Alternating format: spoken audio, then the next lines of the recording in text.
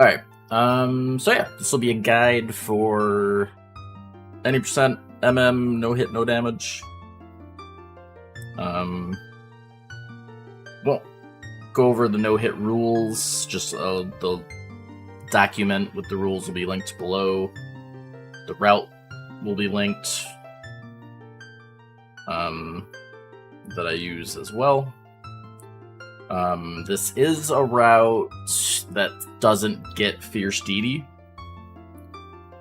which saves a lot of time. And I personally prefer the strats you do without Fierce DD for Majora. So,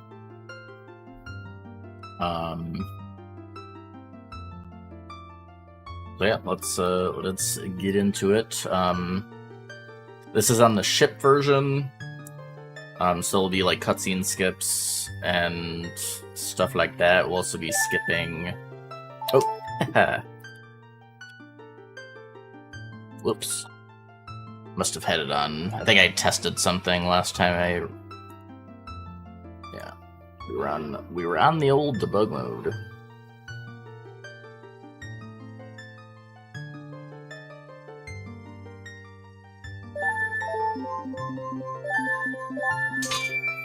Try that again.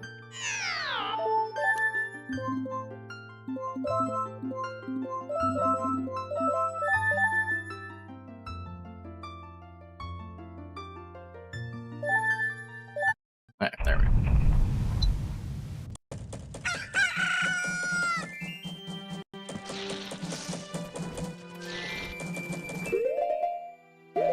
Alright, so first things first, beware of Doggo. Doggo will try to get you, and that is a hit. So watch the Zelda, or the Zelda Doggo. Alright, get up.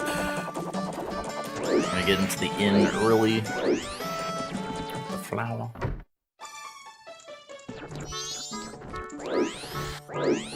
This is not a rando. Not a rando either. Oh. I'm gonna do the long story a couple times. Just get into day 3.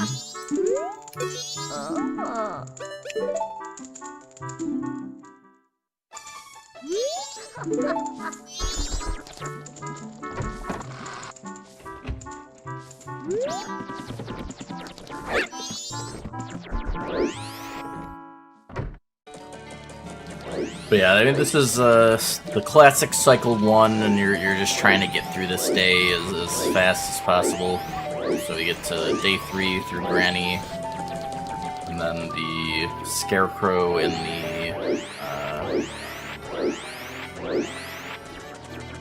trading post. We get you tonight. A quick little dance. How you doing, Silent?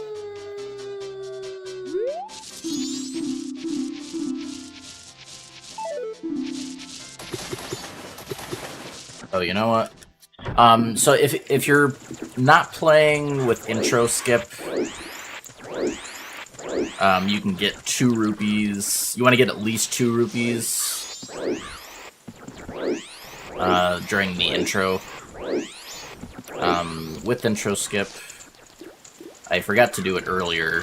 When you come over to here to get up to the end, get these rupees first. I forgot.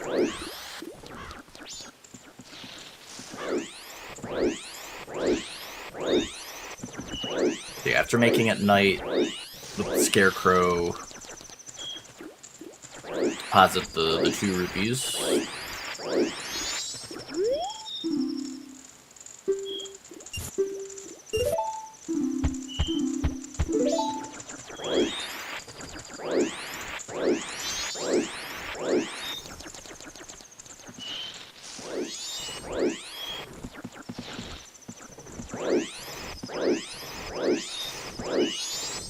Then you go back over here. Getting the Stray Fairy.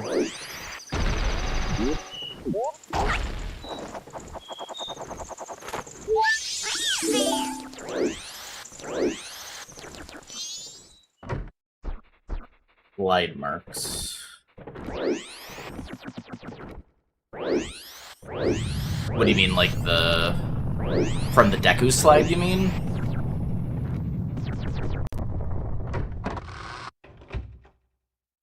Get this rupee chest.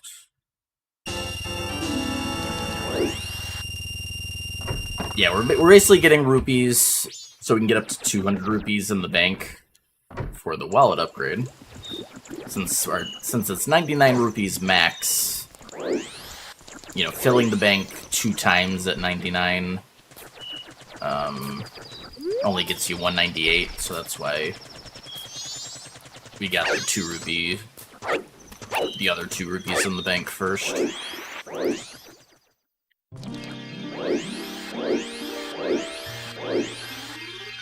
Magic. Oh, that happened again. Yeah, I don't know what causes that. That's so weird. That's happened one time before, but it usually doesn't happen. It's bizarre. The magic meter. It's only like a temporary thing, like it fills it to like double magic. But when you get rid of it, it doesn't, like, you can't refill it past after that point. Really weird bug. How's it going, Herm? Yeah, deposit rupees.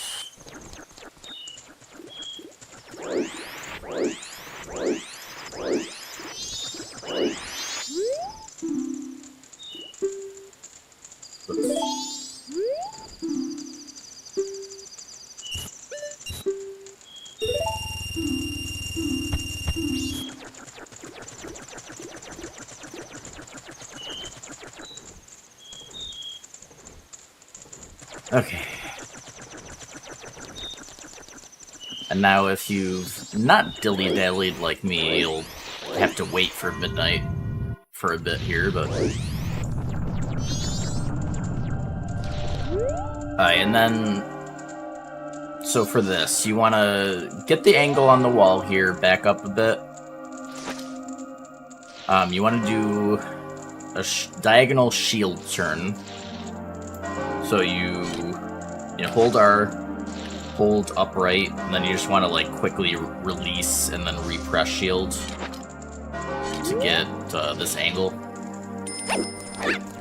Get into the corner, and then we're doing. It's I forget what it's called. It's like a. Yeah, there's a name for the mechanic, but basically, like, when you backflip with Deku, and you're not holding target, if you let go of target, you can, he twists midair. So you can use that.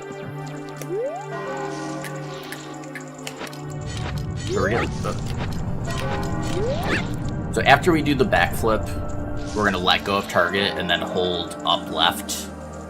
But you have to do it pretty quickly. But that'll make you turn towards the ledge and you'll get a ledge grab. Like so. And it's recommended to learn that. It's not too bad because it skips having to do the bomber code and go get the moon tier to get the flower there to get up here. It saves a lot of time. It is recommended to learn.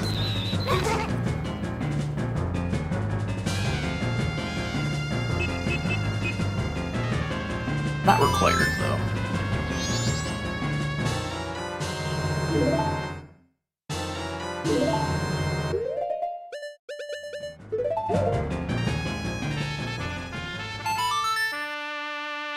Alright, and that was Cycle 1.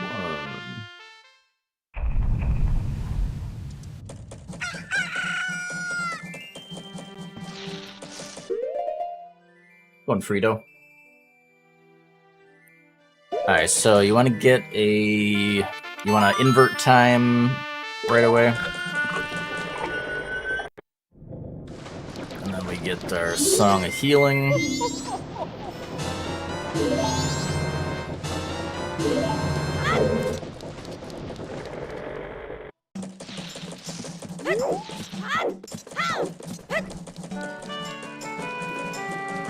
One Dracbatic.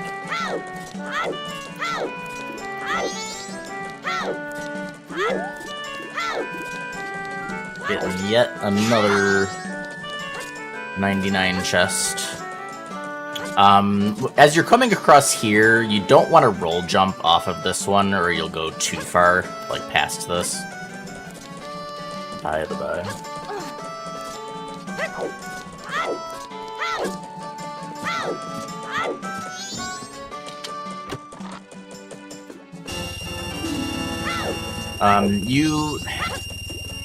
There's like somewhat of a time constraint on this. It's not like...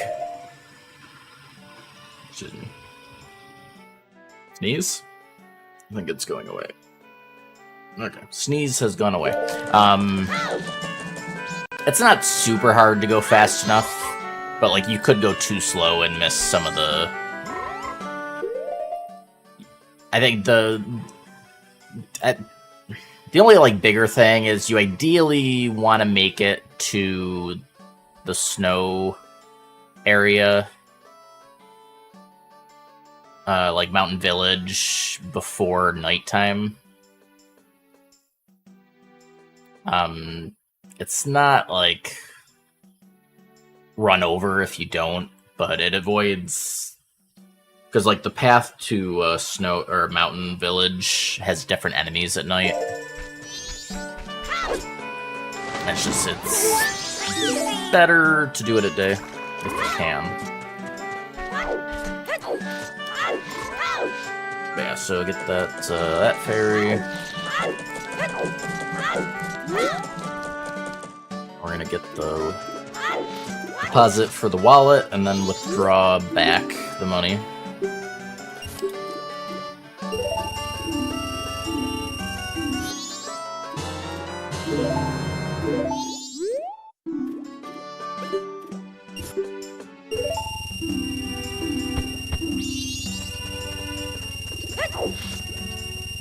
Get some bombs.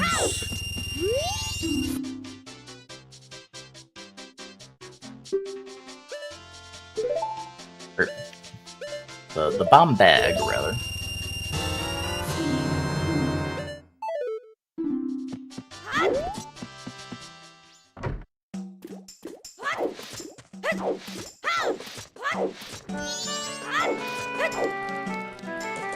You'll want to hit the owl statue. I mean, you can either do it here, or you'll be passing by it in just a bit. But you definitely want to hit that.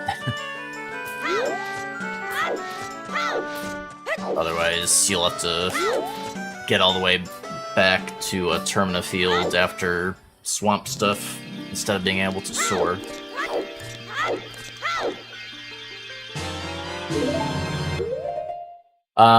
Yeah, I guess another thing too, in this route, I do opt to get the spin attack upgrade. I think doesn't take too long to get, and it helps. It's honestly really just for Phase 2 Majora. I like to have it. I think there might be like one other spot it's like slightly useful. But it's pretty quick to get all the fairies in Woodfall.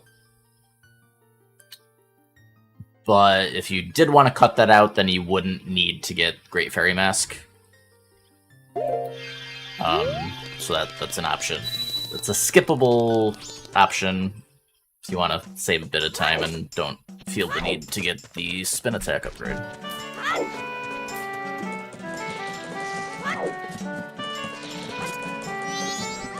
Alright, but yeah, on to a swamp.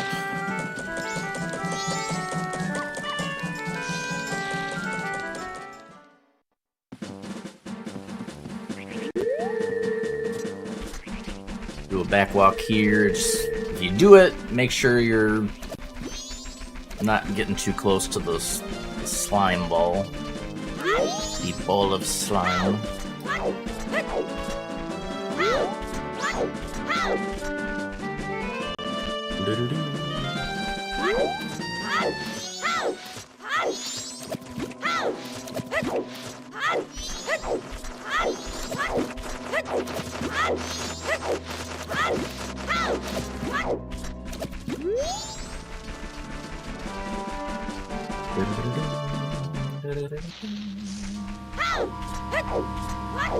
Alright, we get the owl statue here.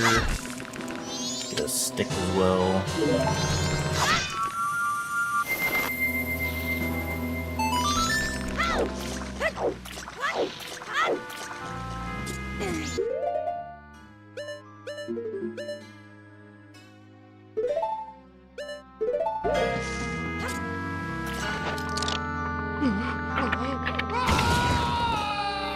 The old laundry.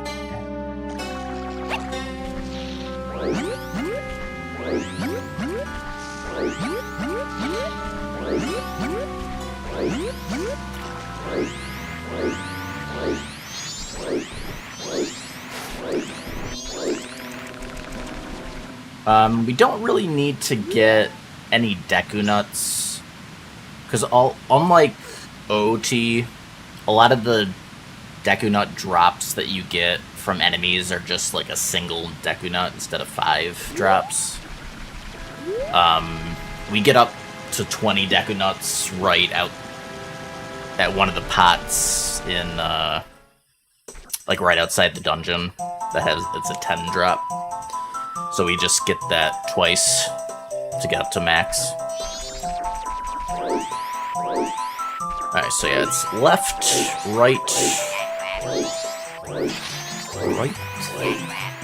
straight ahead. Just stick to the right side and you'll be fine.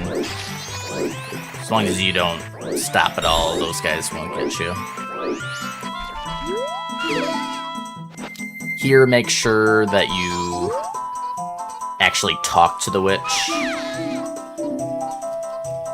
or you won't trigger getting the red potion from her sister. The freaking pot.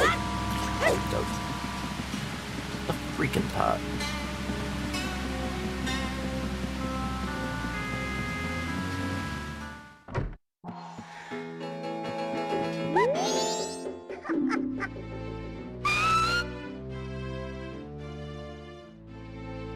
I buy new bed sheets every day.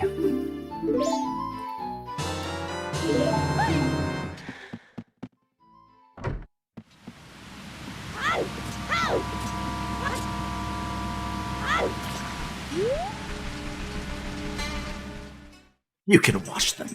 Let's go in ratio.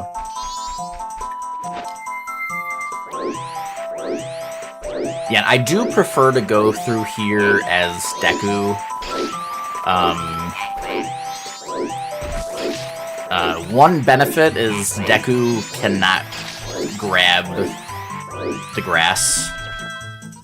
So, like, as you're spinning through, like, if you're rolling through as Link, there's the chance, if you're not careful, you'll, like, try to grab a bush near one of the turtles, which would be bad.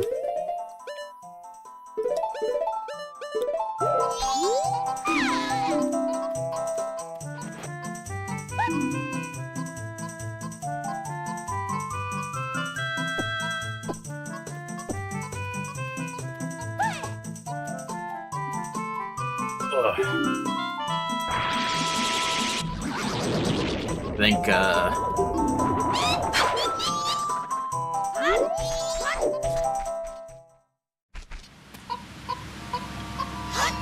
yeah. Alright, I'm back to the tourist center.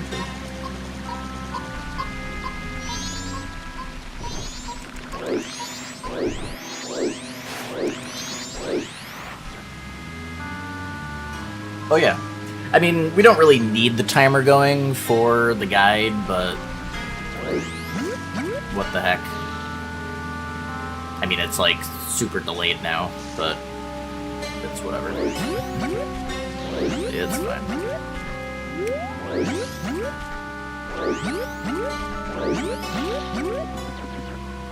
But yeah, how's it going, Frank?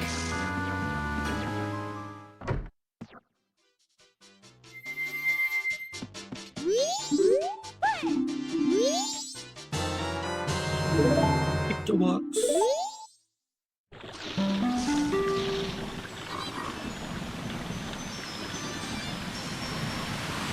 I love the boat speed up on the ship.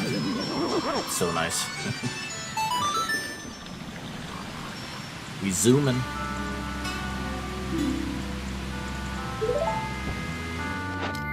Beware of the poison water.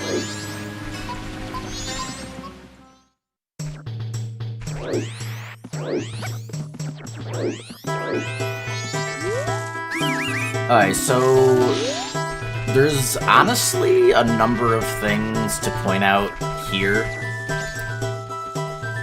that can go wrong. So, if you get good RNG,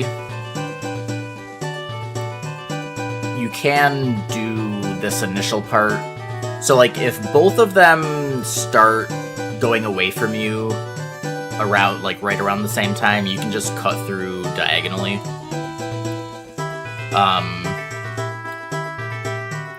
Otherwise, it's not really safe to do that. Like, even now, because, like, you don't know when they're gonna turn around.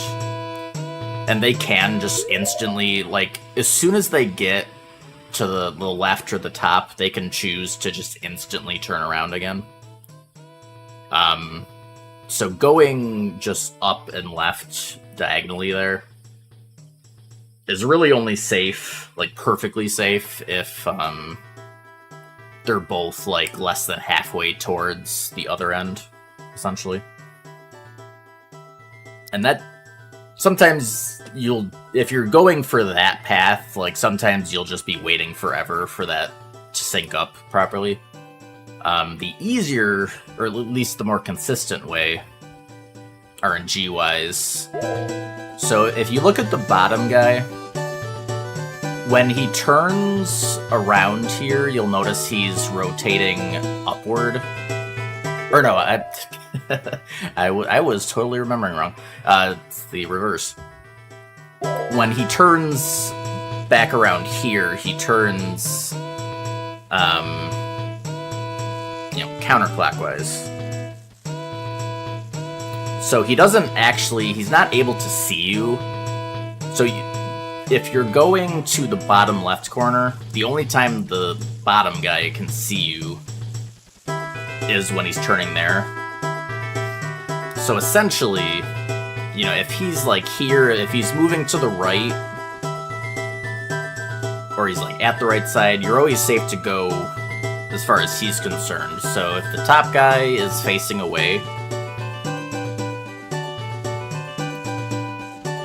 like as long as the top guy isn't at the top, you can just go, and you're fine. You're always perfectly safe in the corner, and then at this point you're just waiting for him to turn around.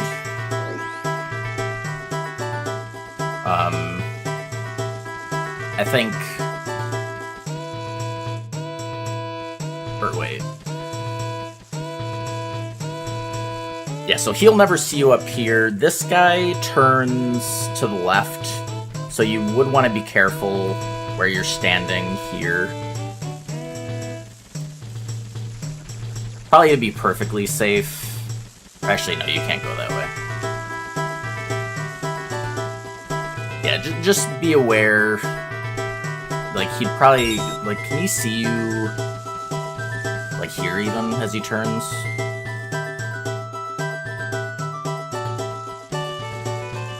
Not quite. Yeah, so I don't know exactly... Like, what about here? Probably could here, right?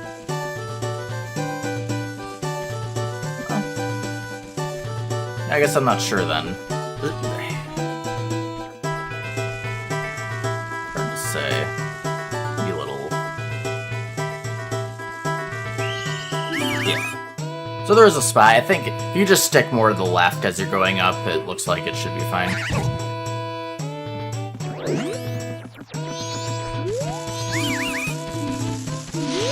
We're doing a guide, fanboy. It's fine.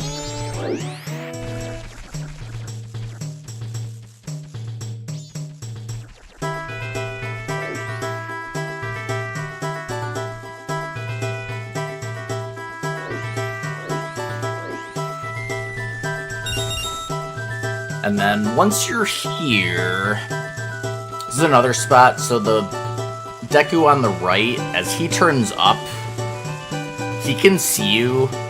So like, you know, for the most part, you're just waiting for this guy to turn down to go. But like, there's a spot here where as this guy right below me turns up, he can see you diagonal there. It'd be pretty unlucky, but it can happen, so... You know, when you're waiting to go across here, if you have an opening, but he's to the very left, I would recommend not going. But otherwise, it's gonna be fine.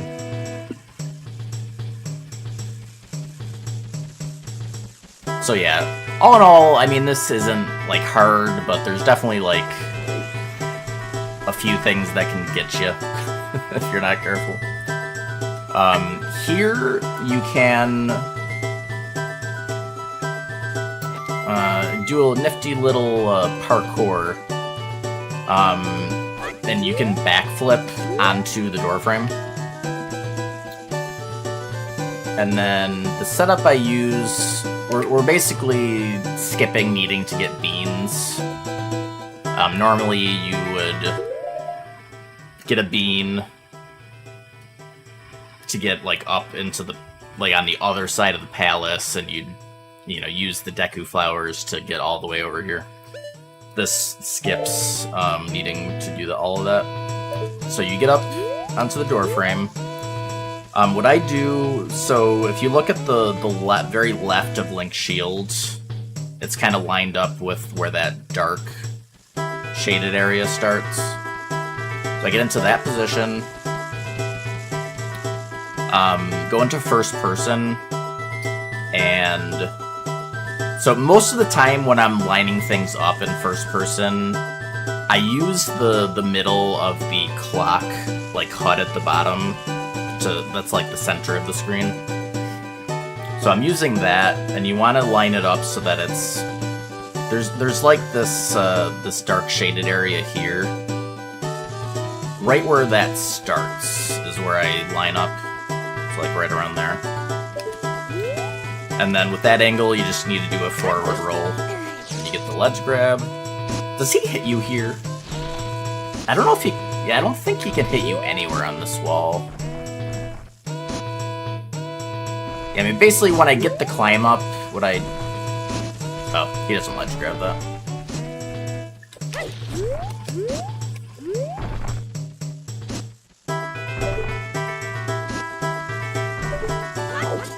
And there's some leeway to that lineup as well. But yeah, I don't think he can hit you at all, so you don't have to worry about that, but just side hop twice.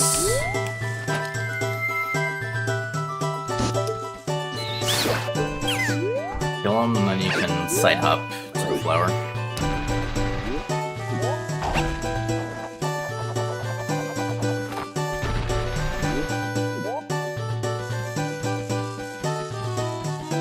Not sure, Knight. I have never paid attention.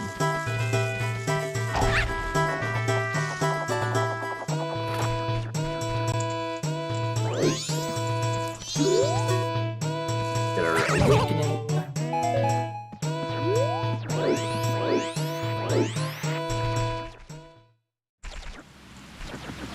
And then another little shortcut here.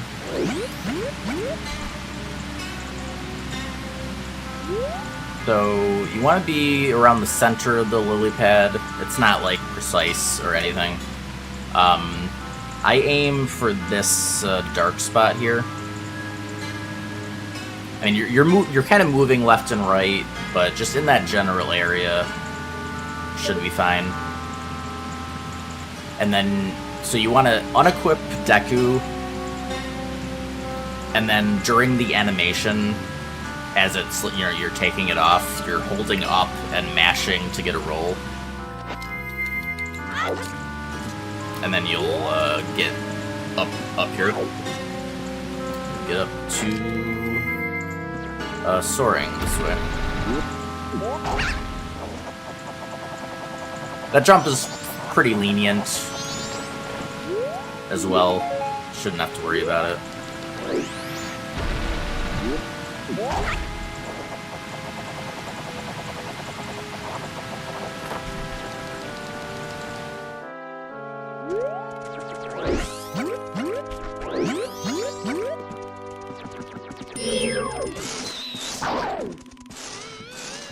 Two bubbles for these guys.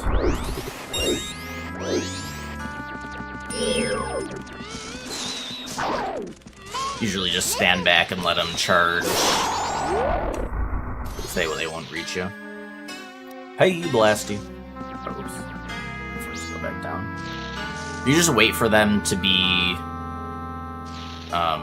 in the ground, and you just rush them. You'll get to them before they shoot. Stick if you want, if you get a drop. Hope you had a good stream, Blasty. Here, you can kind of... I like moving towards that second white line, and then kind of slowly curving to land. And again, you can rush this guy after that.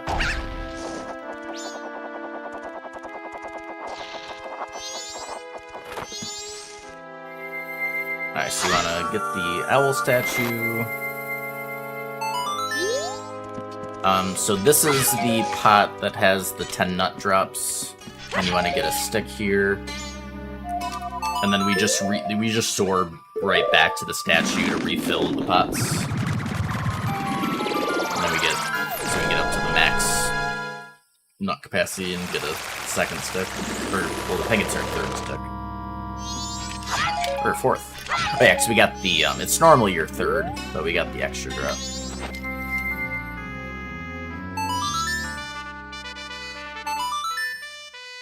Dungeon.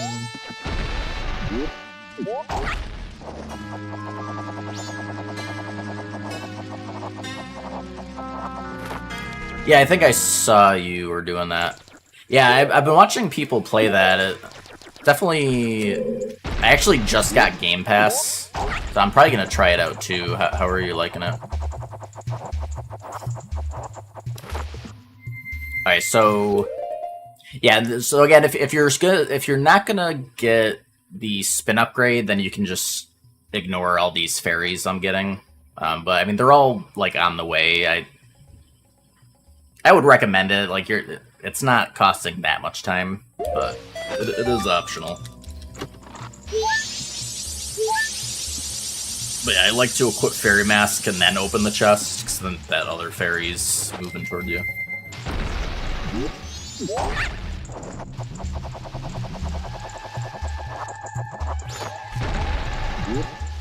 Yeah, I mean, as soon as I saw it had, like, parry, you can, like, parry everything, I was like, okay, I'm on board. Alright, we spin down here first. Parry there.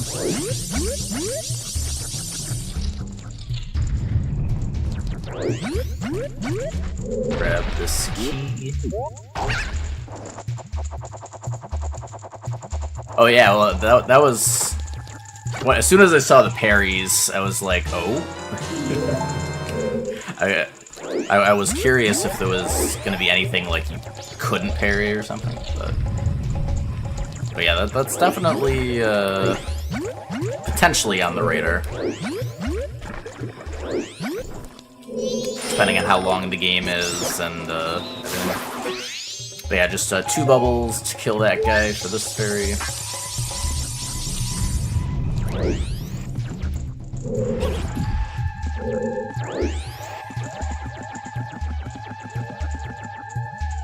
Oh, that's cool. I hadn't caught that little tidbit. I hear... So these butterflies are in like 2 or 3 spots that you have to worry about in the dungeon. They are attracted to fire. So, like in this room, you want to kill them, because if you light your stick, you know, to get up to the web and burn the web, like they'll follow the burning stick and they can hit you. So you want to just a bomb. We'll take care of them.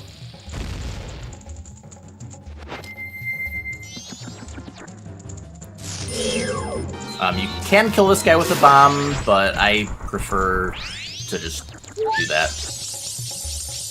And then you don't have to worry about timing the bomb throw. Oh, right. We need to move the block first.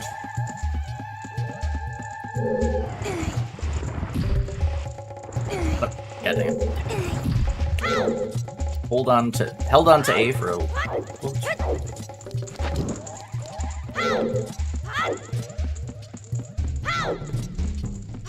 Okay, so now, if you're playing with cutscene skips, you can just keep going. If you're not playing with cutscene skips, then... So the sticks have a burn timer, and when you light up a torch, or even if you bring the stick to a torch that's already lit, it's the same thing, but it refreshes the timer. But if you don't have cutscene skips on, while you're in the cutscene, that burn timer is still going.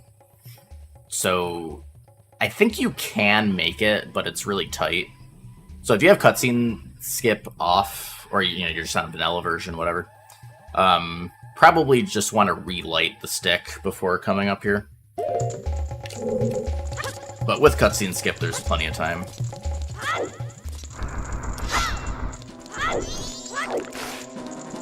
Alright, this room. I like to just stand here and let all these guys come in. Just Deku Nut when they get close. You can inch up a little bit as they're coming. I wouldn't recommend going too fast though. But yeah, I think there's, what, like 6 of them? 6 of them there, and then they spawn in around all the torches. 2 at each of the outer torches, and 3 in the center. You need to not wait too long. Actually, let's see if I can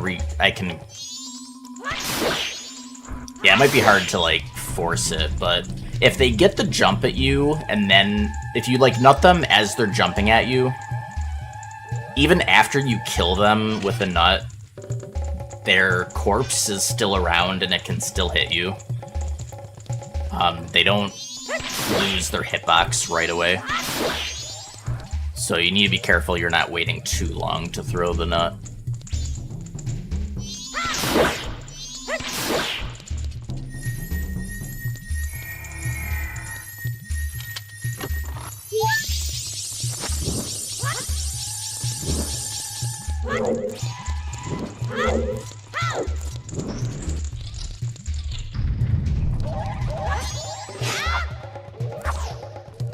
Alright, so I like coming down here for these 2.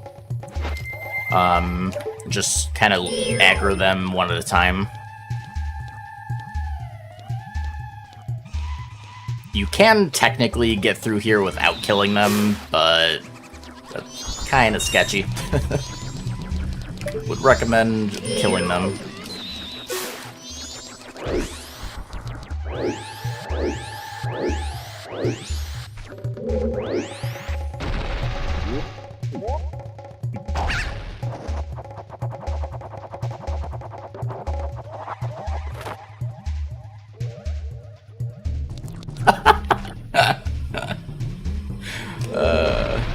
Do it exactly like that. That's the way to do it.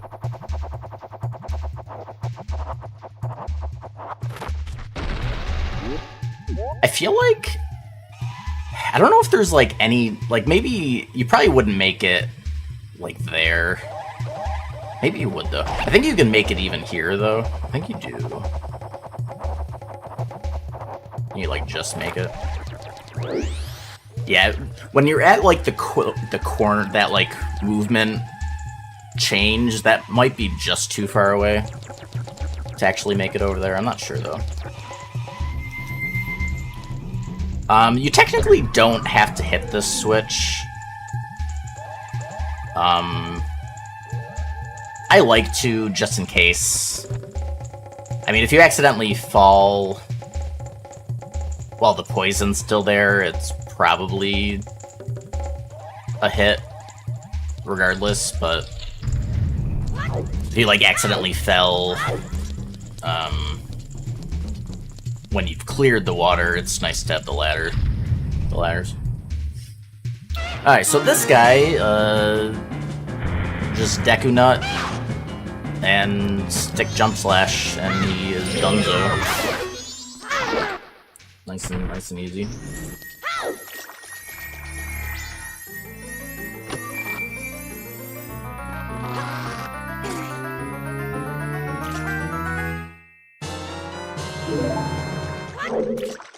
Are you playing on expert out of curiosity, Blasty? I watched a couple people playing on expert. Seems seems hard or like unforgiving.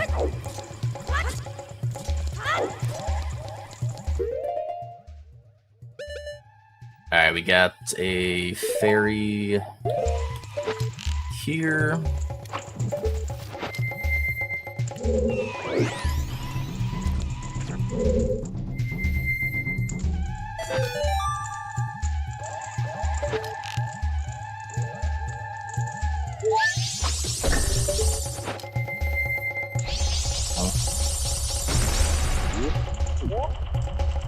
Yeah, no, we'll see. I might just try expert. see how I'm feeling. Alright, so what I like to do on this guy, I feel like it's the easiest way to not accidentally screw him up. You can just do, target him, just slash when he gets close. It takes a decent bit for him to attack, so there's no worries there. But I like to use the Deku Flowers. And you can just pop up under him, knock him off.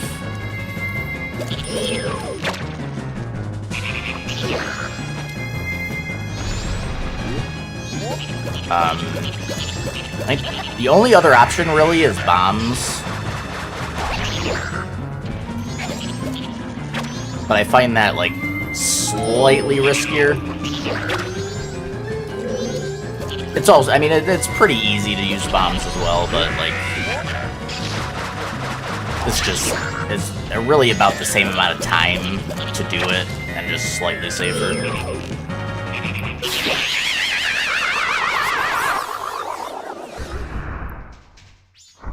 But either works.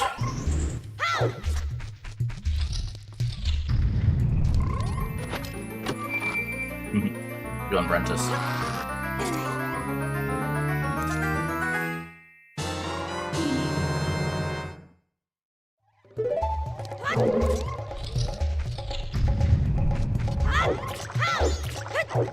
That's fair, Blasty.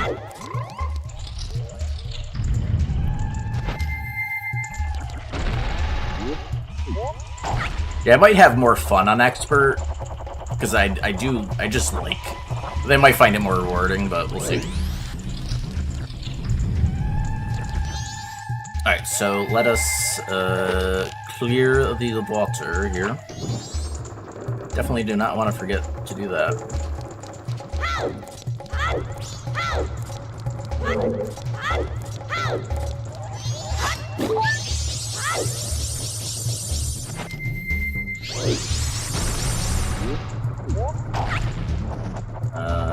Spawn in a fairy chest with this switch.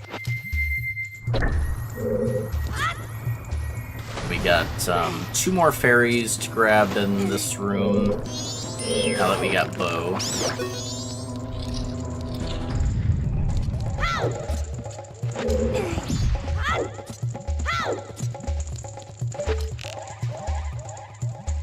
this guy. Whoop. Ah, come on.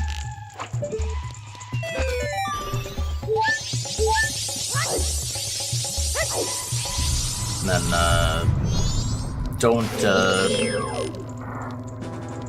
don't like look away as you go through that door, 'cause that guy'll be right there.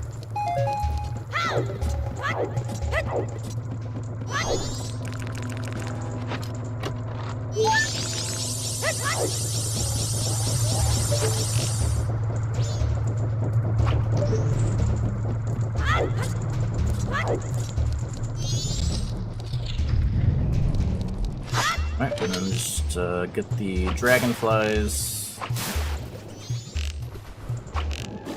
So these two, and you can jump over here. I like to get arrow drop from that grass. There's that guy.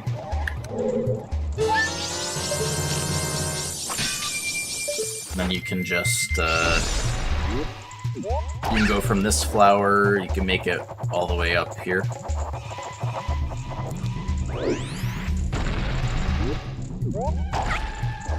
And up to the ball stroke.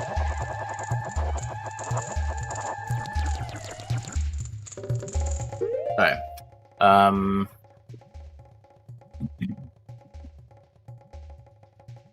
Yeah, I got one pre-ordered. I got the bundle pre-ordered, Rentus.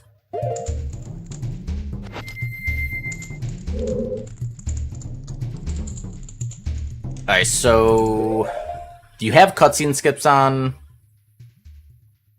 The fight will start right away. If not, it's it starts when you go a bit into the room.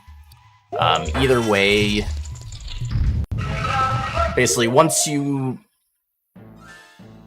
get once he's spawned in, you just want to lock on and then strafe to the left of him. You always want to strafe to the left so that you're not strafing to the side his shield is on.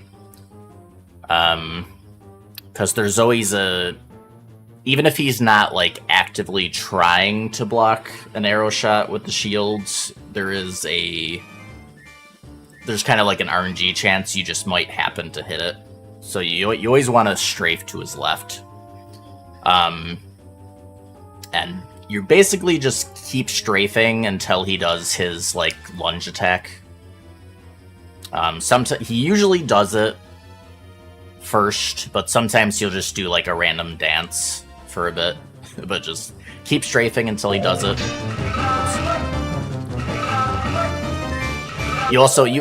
I like to strafe around this ring, kind of like green ring pattern.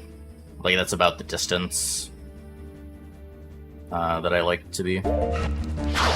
Yep, and then so he does that, and then just during it, you hit him to stun, and now, so there's a stun lock timing that we're gonna be doing. Definitely recommended to learn it.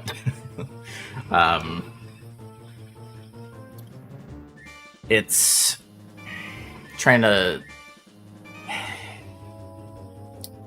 think it like if there's like a specific cue I can give for this one. It's kind of a feel to it, like a rhythm to it.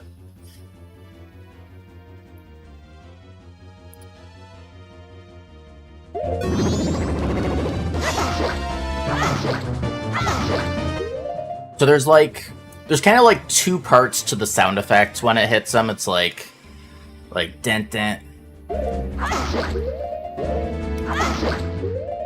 There's like a higher part and then like a lower part. Kind of want to do that and so that those sounds are happening like almost in a rhythm with me.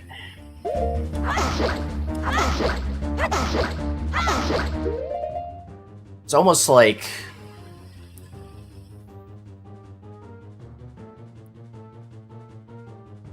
let's say you were hitting them fast enough so that those sounds were happening in like a steady beat.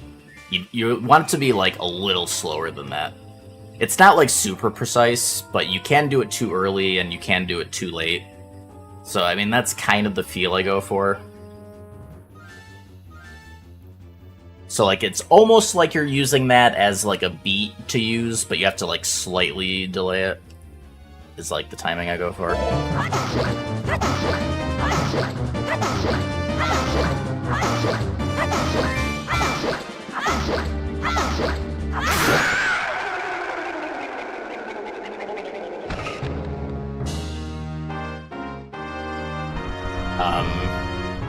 I should have shown...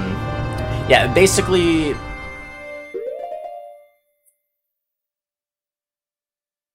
If I soar now... No, okay.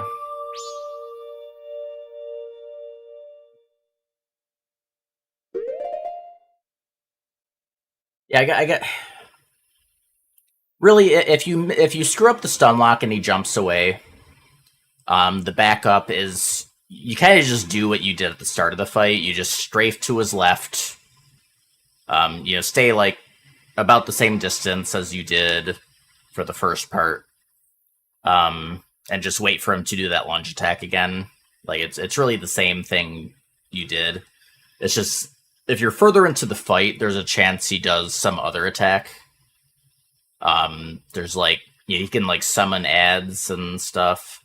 If he does anything where it's, like, him summoning ads, I would recommend just soaring out of the fight and starting again.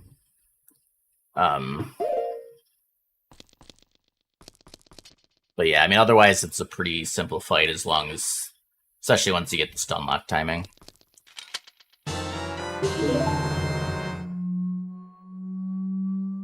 And the stun lock timing, it's pretty lenient, I would say.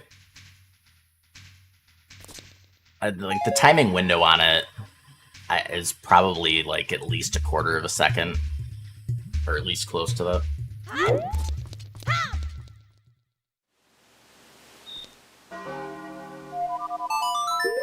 Alright, so...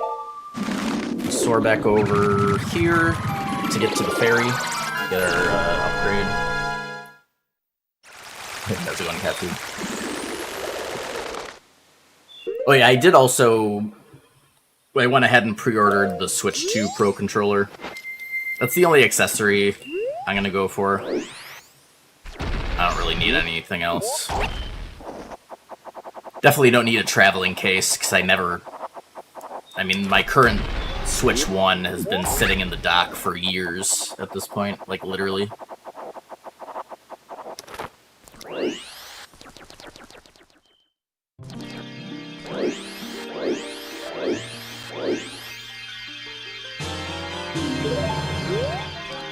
Alright. And then, back to Clocktown. We're gonna deposit, the rupees we have, you know, whatever rupees you do have. Yeah, so since I've been, like, explaining things and going kind of slow, I'd say normally it's around, like, 3 o'clock right now in a run, if you're going, like, moderately fast. I guess I'll show what it's like if you do this at night.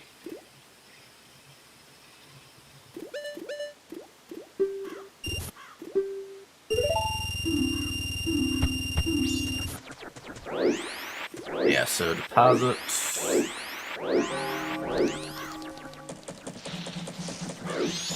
And we're heading to Mountain Village.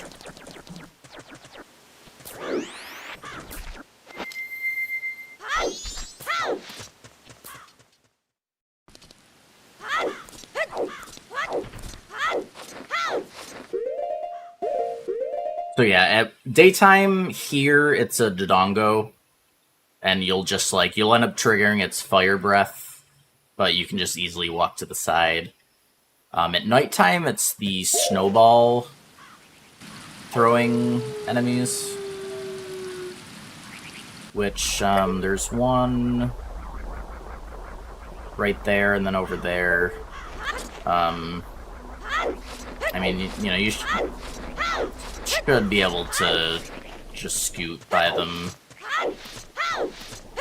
just fine as well. Okay, Eno.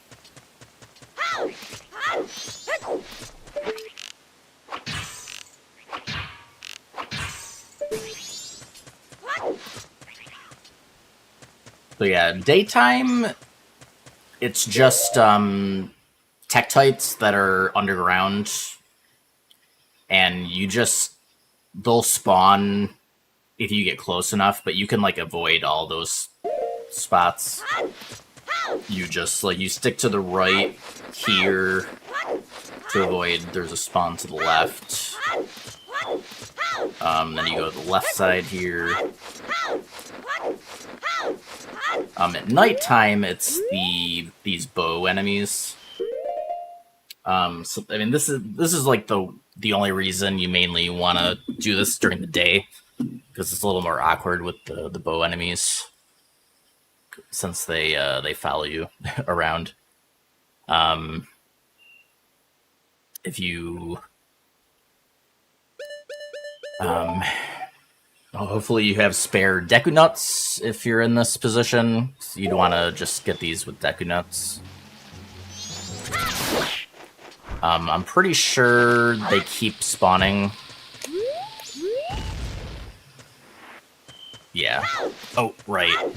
There's a mechanic where if the bomb is not on camera... Oh, Jesus. I didn't realize one came from up there, too. It's been a while since I've came through here at night. Yeah, so you gotta watch out for one there, too. I guess it spawns... Well, I guess... Does it spawn from that tree?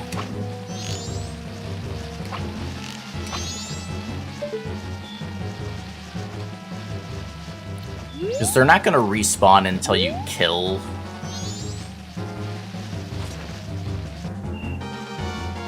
So I don't know, I wonder if it's better to if you can bait it. Oh, they made that jump. Interesting. Oh, snap. Okay, they can make that jump too. They got hops. Yeah, so it's a lot sketchier at night. Yeah, it came from the previous tree.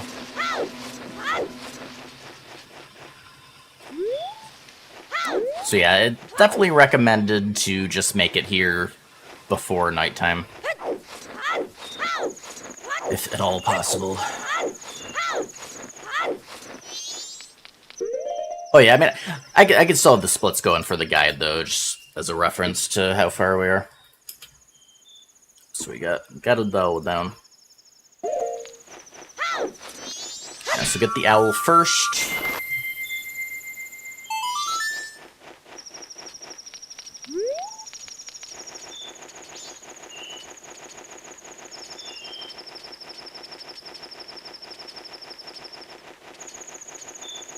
Get to Goron Village.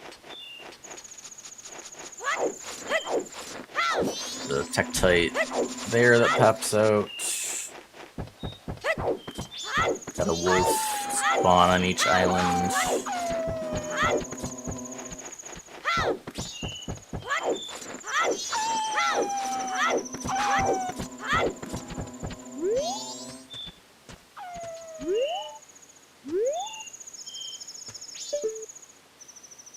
Are the Gwei spawns?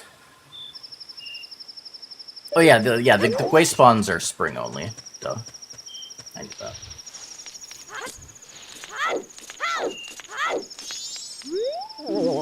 Yeah, I get the door open.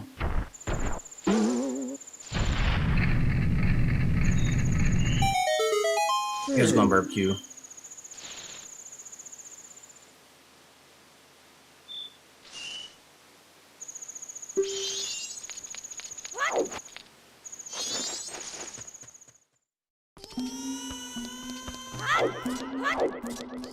I guess one thing to note on that door, it will eventually close. So if you take too long to get there, there is a slight danger. If it closes on you, it'll void you out. So be careful.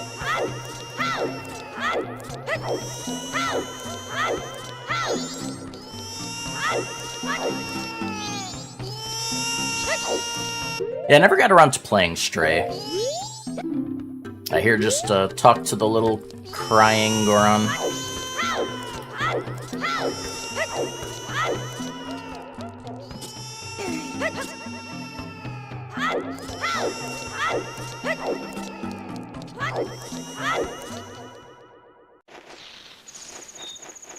Alright, we got a nut drop from that snowball there.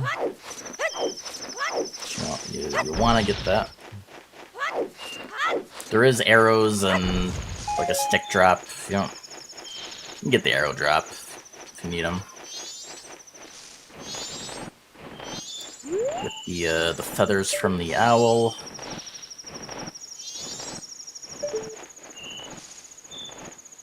For these jumps, I like to just walk and then hold back for a bit, just to stop the slide.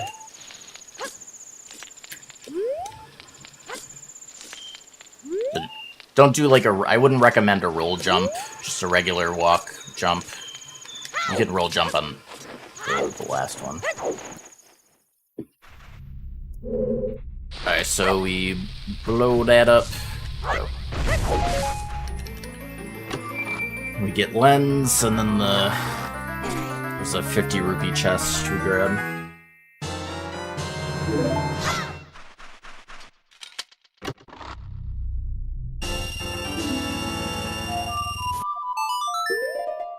We can go warp to Mount Village. We'll go up and get Goron Mask.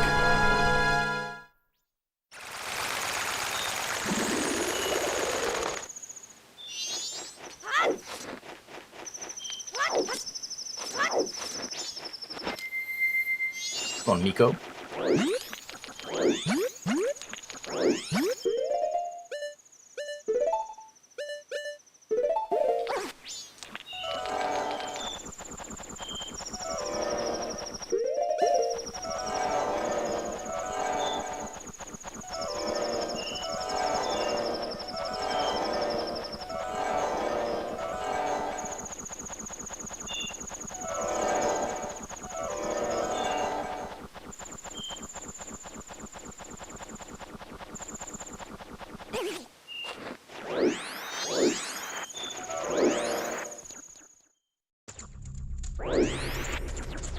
Why is heat a thing?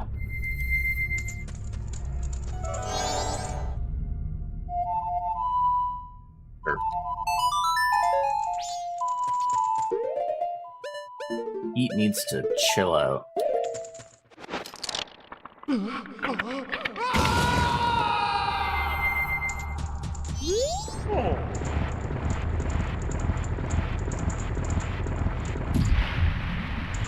Hey, the hot spring water. And then we need to make it to the Elder before this turns into regular water. Otherwise, you're gonna have to get all the way back up here for another bottle fill.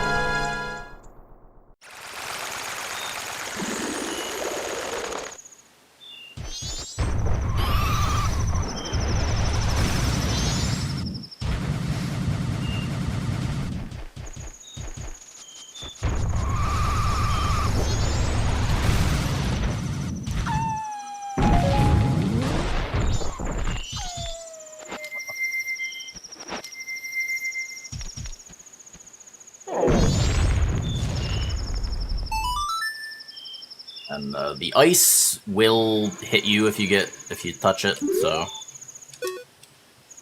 be very careful.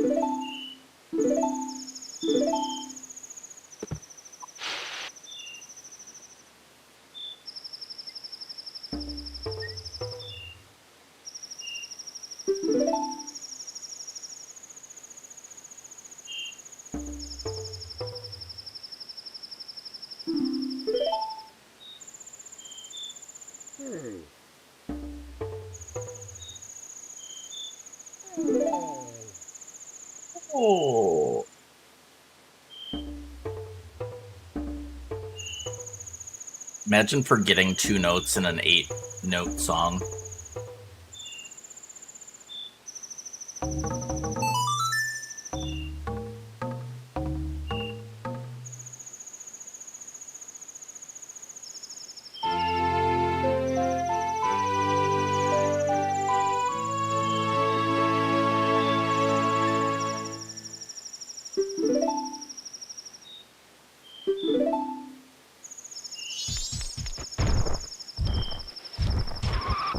Alright, so this is an optional thing, but I do like getting the Snowhead map,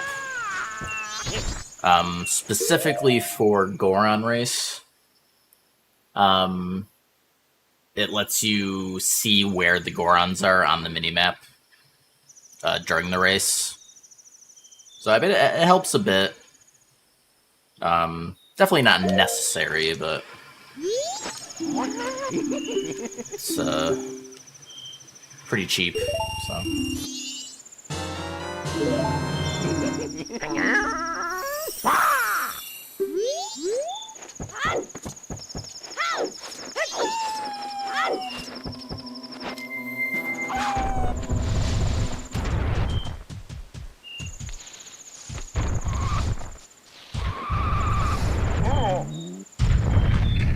Oh yeah, and if you weren't already full on nuts, can get another nut drop there.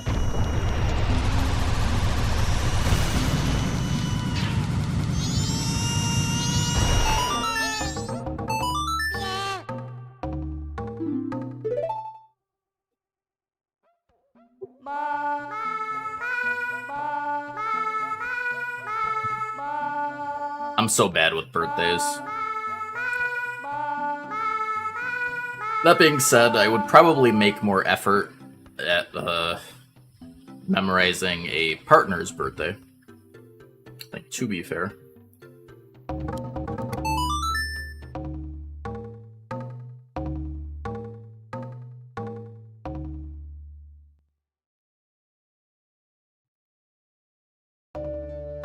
Beautiful singing.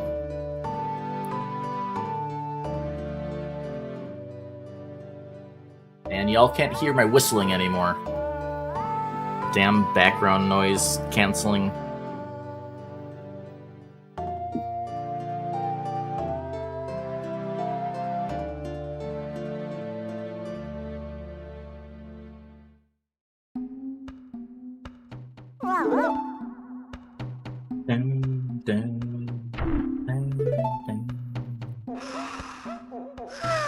Alright, and then we can warp back to Mountain Village.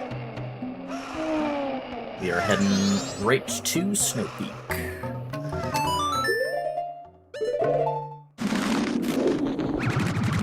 Yeah,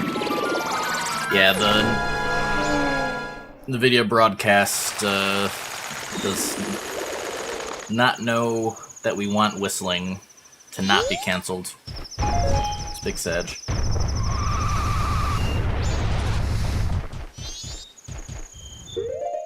Alright, so I think what I'll do here, I'll show what I do for this part. I think there is a slightly safer option if you're not as comfortable with maneuvering with spikes. But what I do, so we're going to be heading towards the first ramp, and if you go right away, it kind of times out with the snowball being in your way, and there's a chance hitting the snowball midair will make you not get across the gap. So to account for that, we just kind of... I time it out with like 3 crouches, and then I start the roll.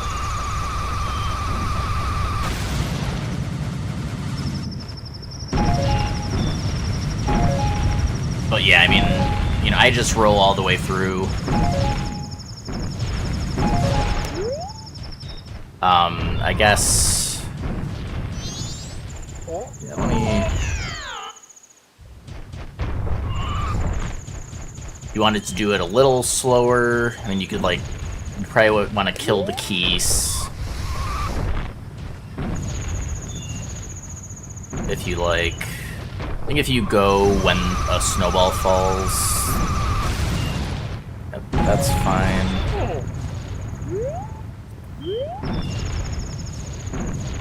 And then... Actually... If you blow these up, does it stop the spawns on these?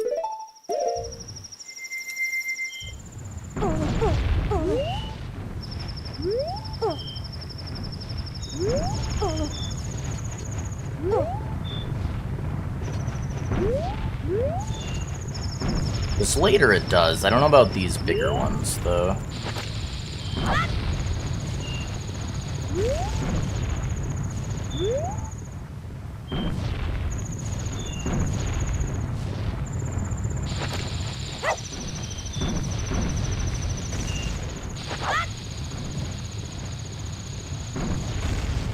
Dang it.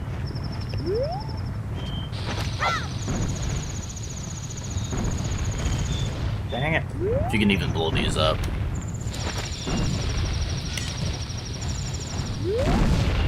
Okay.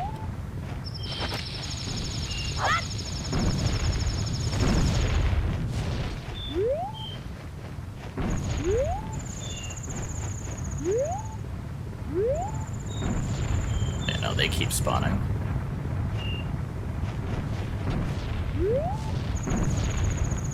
Yeah, so they come in groups of 2, so you just wait for them to spawn there.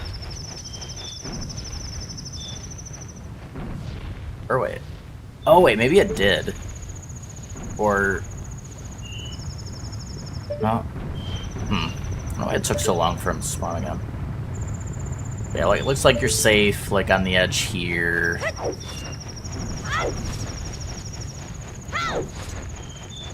Yeah, so you can take it a little slower if you don't want to do the Goron rolling. And then here... it's good to know this setup in case you, like, screw up the rolling and you want to bail on that jump or something. But, probably want to bow that keys. But, I like to get in this corner, line up a roll, and then you can go. Yeah.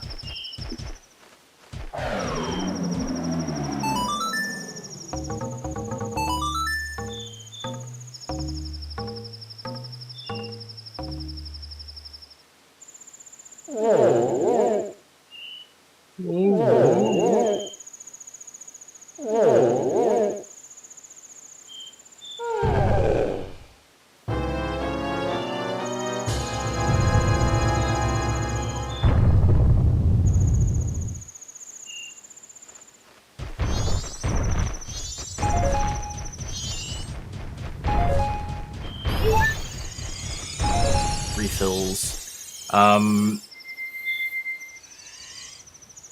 If everything goes right, you shouldn't need this, but if you did end up, like, falling off the ramp, there's gonna be bows all down there, so if you do fall and don't end up getting hit from it right away, I would recommend just soaring back immediately, because, like, you're not gonna safely get back to the ramp. You'd want to just start over at that point. Alright, so here, these smaller snow rocks, if you blow these up, or actually, let me just explain the timing. They won't respawn. I want to throw the bomb right when it lands.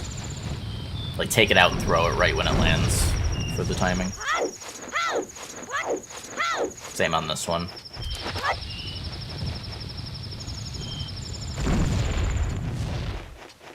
Then you don't have to worry about rolling on this gap. Like, I do this because I don't trust rolling across this thin platform. And then, so here, I roll up the ramp partially. I go until about here.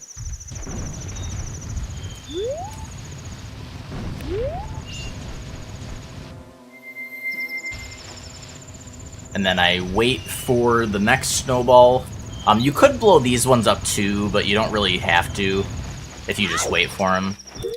You will get a bow spawn here, so you want to have the nuts ready. It becomes hittable, like, pretty much right when you get to them, if you're walking. And then you want to just kind of hang out here. I like to... so in this game, if you're slashing your sword, it won't... You have ledge protection, essentially. So you can just keep swinging your sword to kind of, like, get right up against a ledge. So you avoid this guy.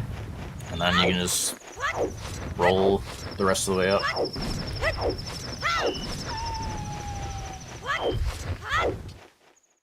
Here, you want to roll back and throw nuts from here as they get close. Yeah, ideally you get them, you're getting them before they jump. Because, again, like in the Woodfall, their corpse is still active, like has an active hitbox still when they die. So if they're jumping at you, when you kill them, it can potentially get you.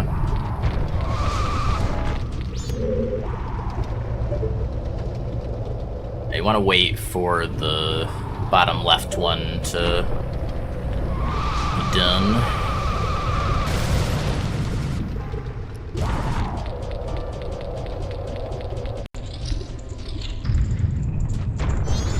Straight across.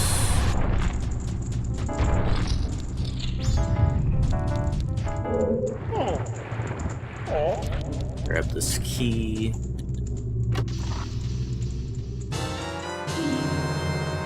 Oh, how you doing, Reppy? I don't know how long I missed you over there.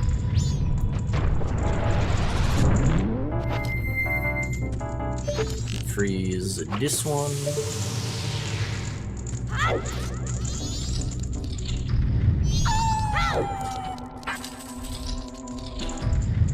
Alright, if you just go, like, from here, if you just beeline right to the chest, then you won't, the wolf host won't follow you or anything.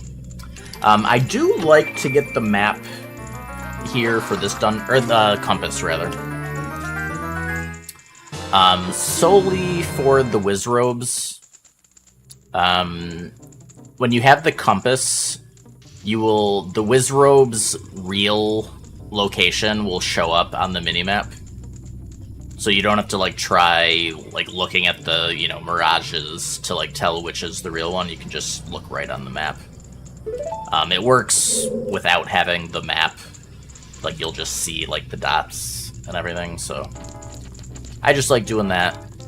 Takes the guesswork out of it. And it's right on the way, so... the map is on the way, too. I mean, if you wanted to get that. But compass is really enough. Alright, so you want to knock these two down.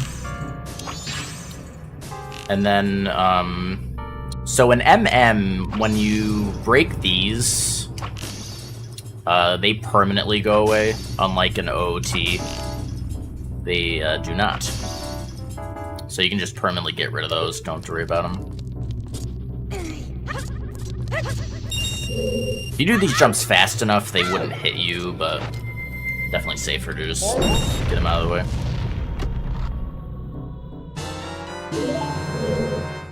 Now here, you definitely, I mean, you can switch to Link at this point, but just beware of jumping off of here, because, like,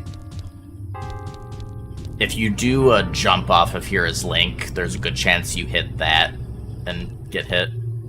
If you do walk this way as Goron, like, you're not going to get a jump, so it's fine. Yeah, just be aware of that.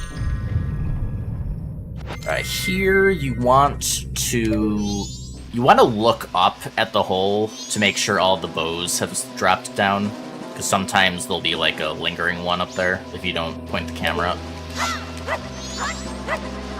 And then use sword swings to get right at the edge here and drop a bomb. Kill all those.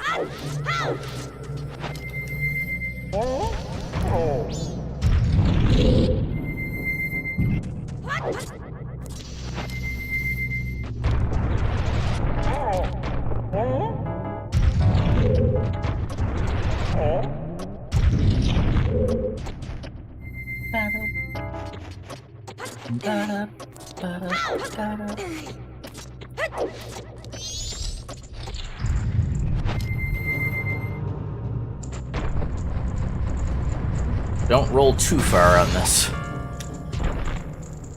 I mean, you can just let go of A once you get the jump over. Just make sure. So magic refills there.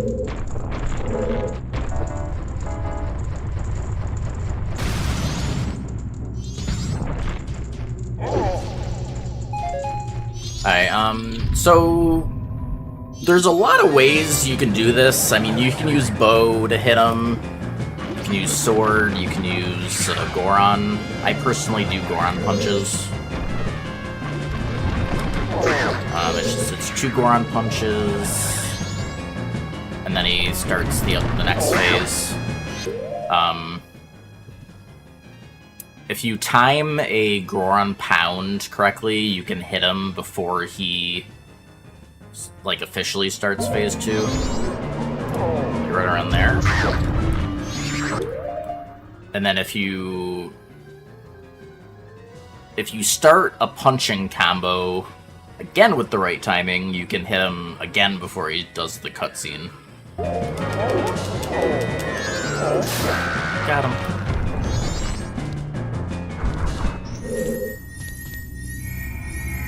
But yeah, otherwise, you know, again, if you have the compass, you can see where the real version is each time, so it's pretty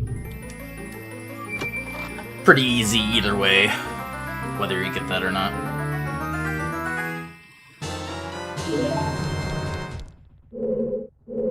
When he's starting the next phase, he's always going to be in this corner as well. So if you're going for that, it's always going to be in that corner.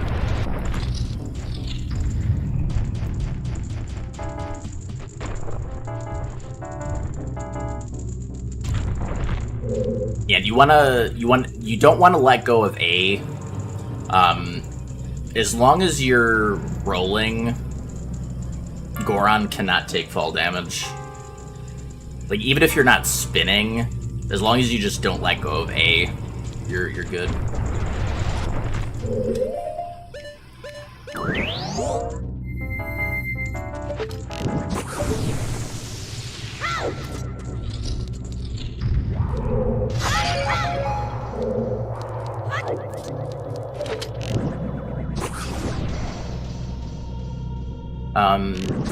Technically don't have to kill these, because you don't need the chest, but they will respawn when you come out of that side room.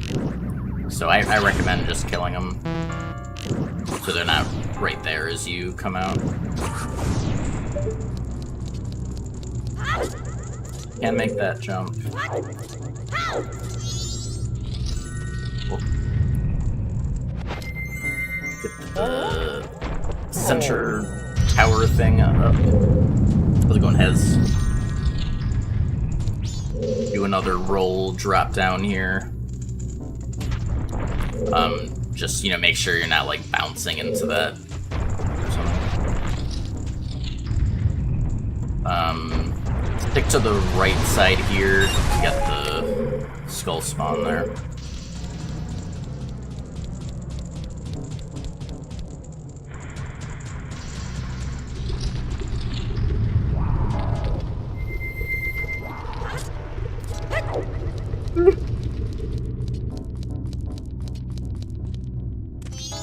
So this bomb shoe is interesting. It's the only Bombchu in the game that, for whatever reason, just doesn't aggro. It's just living its life in this room. If you run into it, it will still explode, though. So, just don't do that.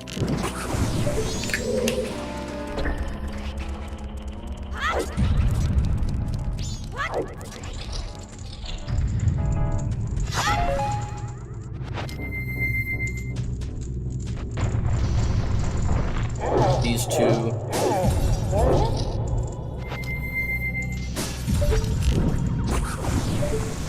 Yeah, everyone in chat has to get a no-hit run first try, or you're banned.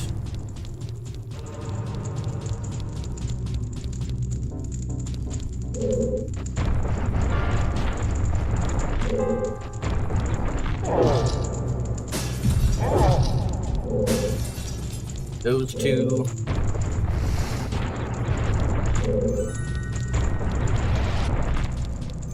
Because, I mean, if you don't get the run first try, you're essentially saying my guide sucks. So...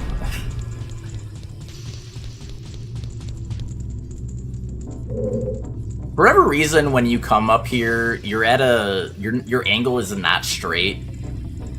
So you either need to correct the angle mid-roll, or, you know, just see up it or something. But just be aware of that. Alright, and then we Deku Flower over to the second Wizrobe.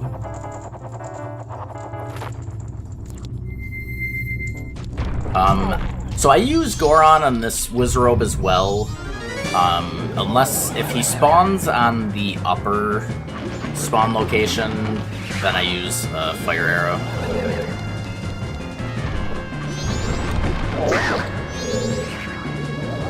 Like so.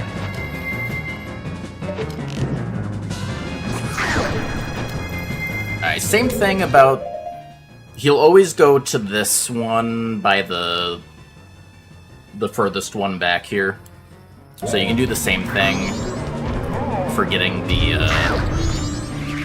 phase change skip. That was like a tad early, I guess? Or no. Maybe, no, a tad late, I think. No,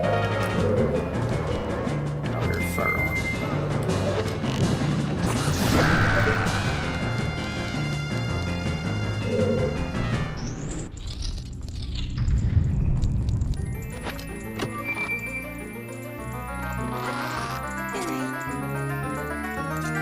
Yeah, I'd say, like, bow is probably the safest way to fight the Wizrobes. Honestly. Like, especially with the compass. Just being able to see exactly where they are.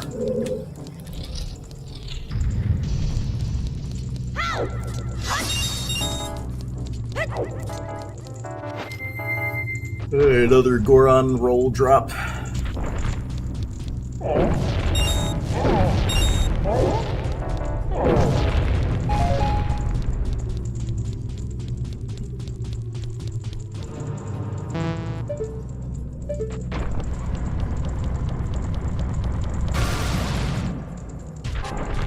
Oh, actually, yes, we've been going pretty slow for the purposes of the guide. Let me quickly... So I'd say the first timing, like, milestone you want to meet was the, you know, getting to Mountain Village before nighttime. The next important one is... so after Snowhead, you need to get... we get Powder Keg unlocked. You need to get the Powder Keg and then be able to get to Aliens on time. Which we're, like, just about to miss because we've been going slow. You know, with practice, it's really not too bad to be able to go fast enough. We've just been, like, you know, been explaining things and everything, so it's going a little slow. Going to go ahead and cheat a little bit, just so we don't screw up the cycle. So we'll just make it like 1 a.m.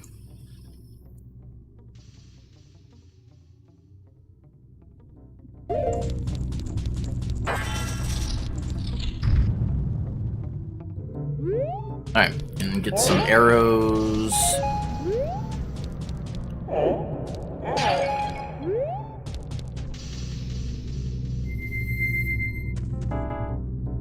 Alright, so there's an optional... Well, we're gonna do basically the start of the speedrun strat, and then go into a safe strat. You could opt to just do the full speedrun strat, and it's like fairly consistent with practice, but he shoots lightning at you, and you have to... It can be a little sketchy sometimes with the lightning.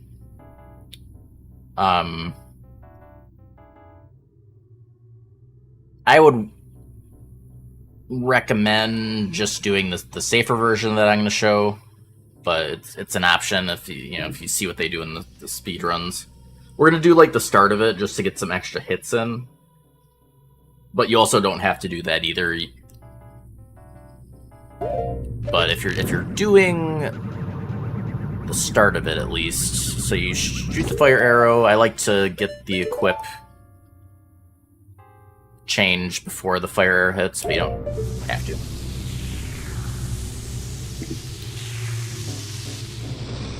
So if you want to get a bit more damage in before starting the safe part of the strat, as soon as we get control of Link here, I'm gonna roll up to this dark spot on the floor here. So this one. Gonna turn left, and you're aiming like just to the right of the wall. You can get like 3 hits in. If you're fast enough, you can get like 4 in. 3's probably safer. But as soon as you get those shots off, you need to roll back into the little cubby here. And basically, as long as you stay in this corner, you can't get hit. Even once he starts, he sends like rocks flying off and bombs later. I've at least never been hit doing this, and anyone that I know that does this strat, I don't know of anyone getting hit. I mean, unless there's like an extremely slim chance of it. But otherwise, you should be safe. And you can get 3 hits in per cycle around. But you should hit him 15 times in total, 15 arrows.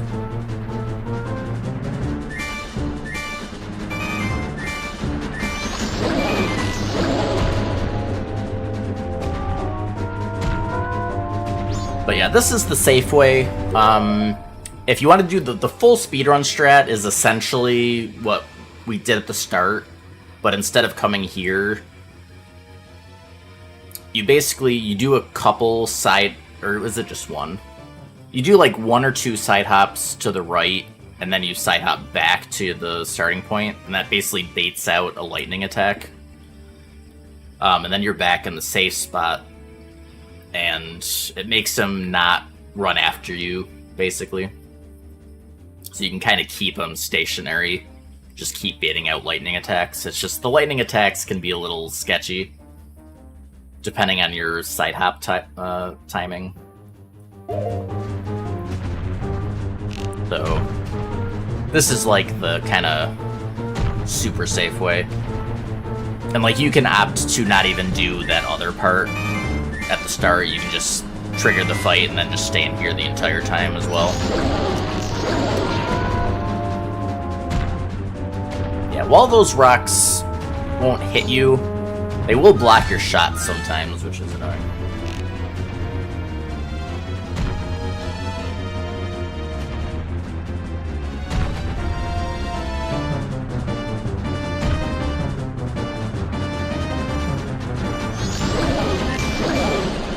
Dang. Missing the 3 hits.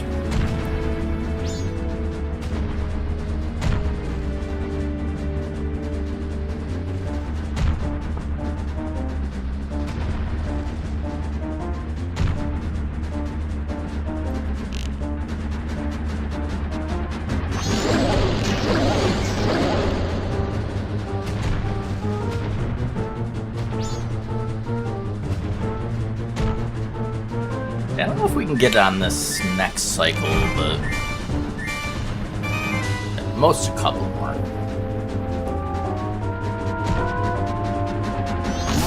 Oh, okay.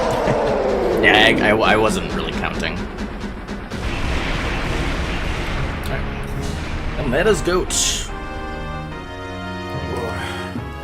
I wonder how this fight would be on the 3DS version for no hit. Because, like, it's totally different. I mean, all the boss fights kind of are. I don't think anyone's... I feel like, when people first started getting more into these, when, like, a lot more people were doing it, when Phil started, I feel like someone was at least starting to work on the 3DS version for no hit. But I don't think they got it.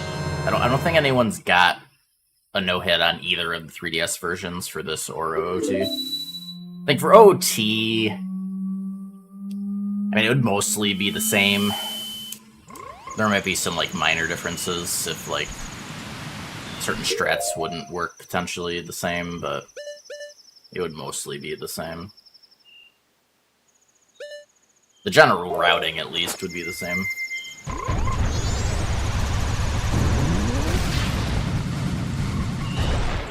No, I think I still didn't give myself enough time for aliens. We were going pretty slow.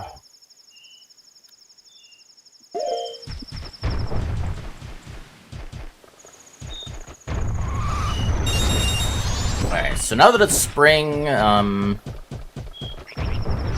not go in the water as Goron. Be careful here. I mean, if you want to be, like, even safer, just, you know, use Link instead. But we're doing the powder keg test. The old powder keg.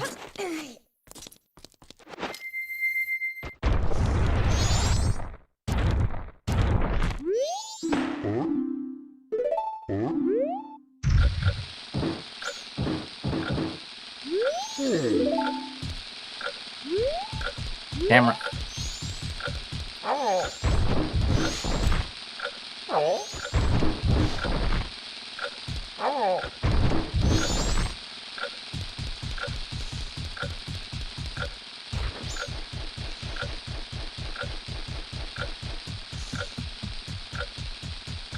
If you go too slow on this, it's not like super precise, but you know, if you go too slow, you definitely can run out of time on this, so just be aware.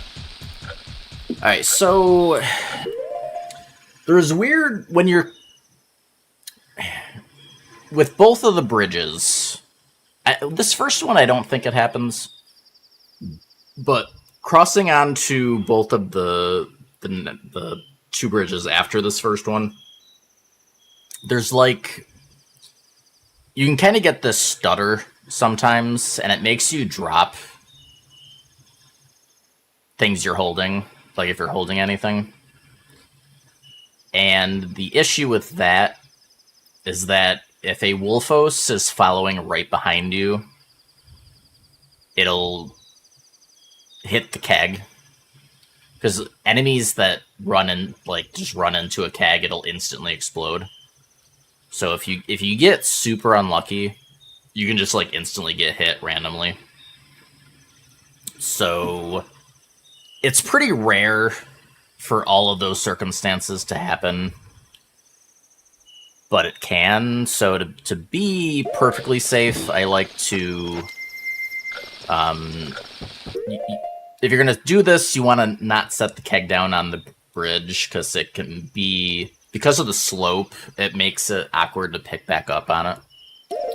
But, I like to kill the Gwei, stun the wolf as it spawns out.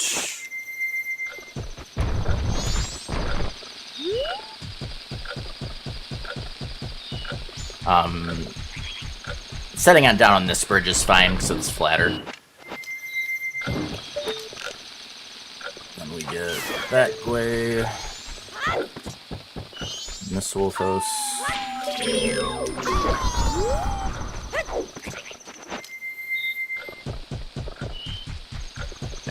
And as long as you did that relatively smoothly, you should have plenty of time still to get the keg across. Or, you know, up there.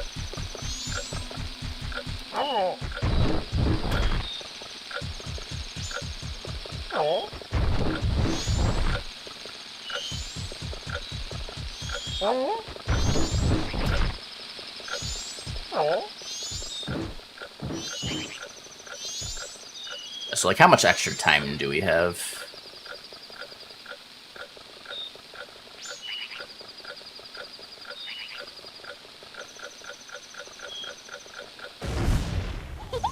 Yeah, so I mean, even with all that, there was still a decent amount of leeway. Okay. So we wait on Goron Race, because we just don't have time to do it right now. If you just roll off towards the tree, you make it on there. Then we just need to get back to the big Goron dude for the actual powder keg.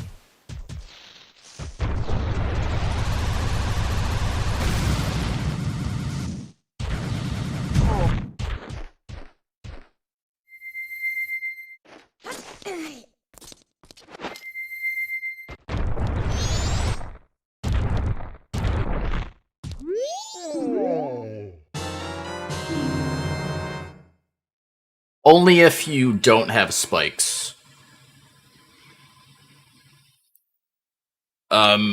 Anytime you hit something with spikes, it's always fine. As long as it doesn't knock you to the ground. Like, some things will be able to just knock you to the ground even with spikes. But if you... Yeah, otherwise it's fine. Like, even if you lose spikes, it's fine, as long as you keep the roll. Like, sometimes hitting the Gorons will make you lose spikes. Because, like, the spikes are kind of considered an attack. So, I mean, that's the reasoning. And also, Goron Race would just be impossible. Like, almost impossible if you couldn't even hit the Gorons with spikes. You need, like, mega RNG to actually win the race if you, like, can't even touch them. Alright. So, let me double check on the routing here, make sure I'm not fubbing this. I'm pretty sure we go,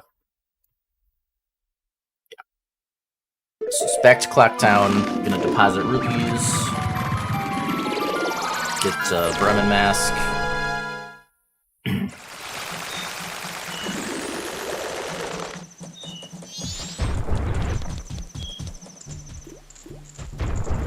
So Aliens starts at 2:30 a.m., but you realistically have about an hour leeway with, like, at least, you know, assuming you have time inverted.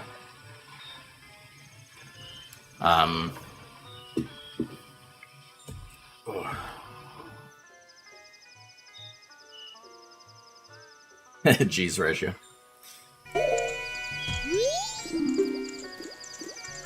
Jesus.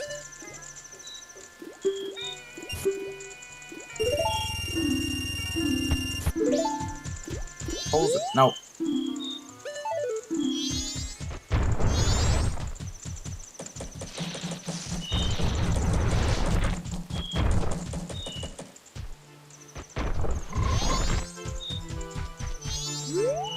Bremen.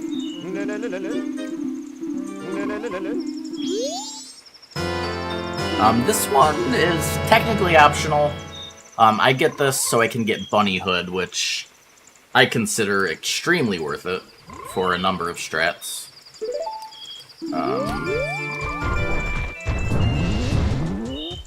We also use it on Igos as well. So, do recommend getting it. Dope. Alright, and then we want to kill the bird here for a Nike amount of rubies.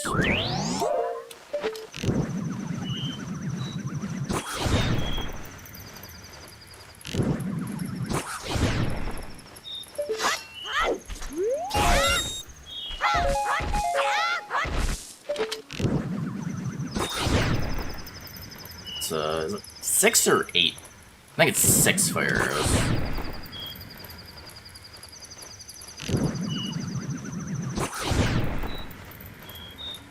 You guys are going barbecue.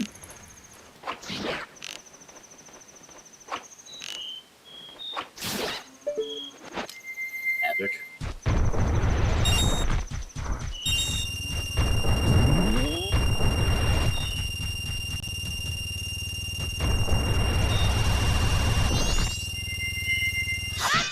Owl. Got magic and arrows.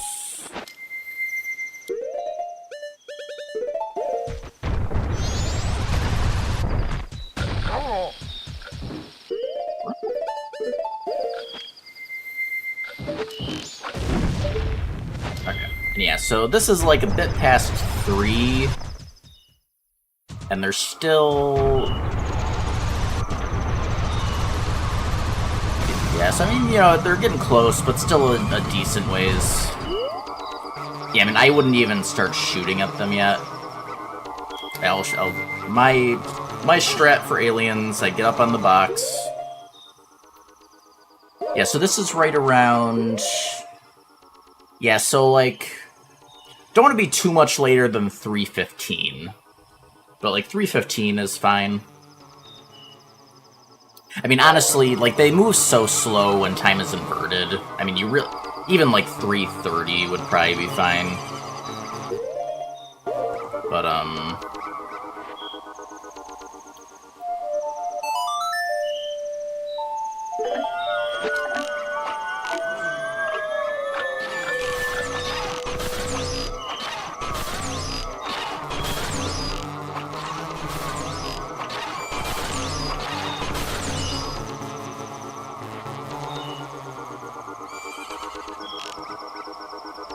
yeah, it was, like, a little late. I usually shoot this one when he's, like, in between the house and the tree. Then I just go around and shoot them all. You can see all of them from this position.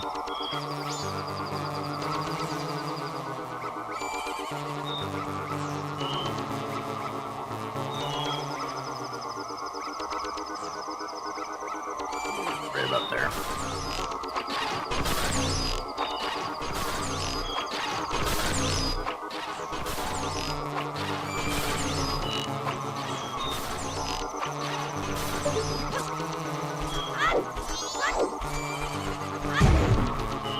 And, you only have to do that twice.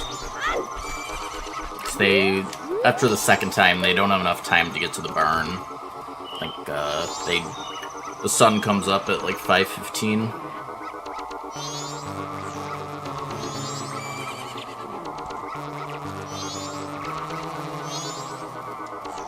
Well, as long as you waited... If you kill them earlier than I do, then you might have to kill them a third time. Like, at least if you do the timing I do of, like, starting killing them when that first one is in between the house and the tree, like, then you two-cycle it. Okay. So, before it gets to day 2, we need to turn in for the Razor Sword. So I'll get back to Mountain Village.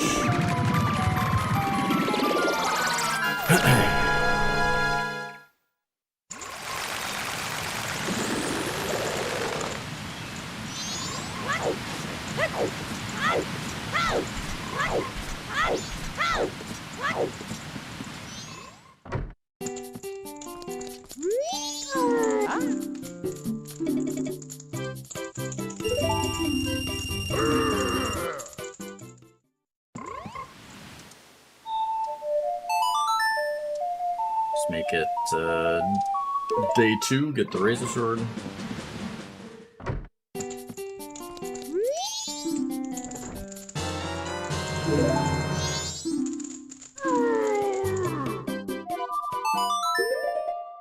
Then we're going back to Milk Road. We're gonna do the Creamia Escort.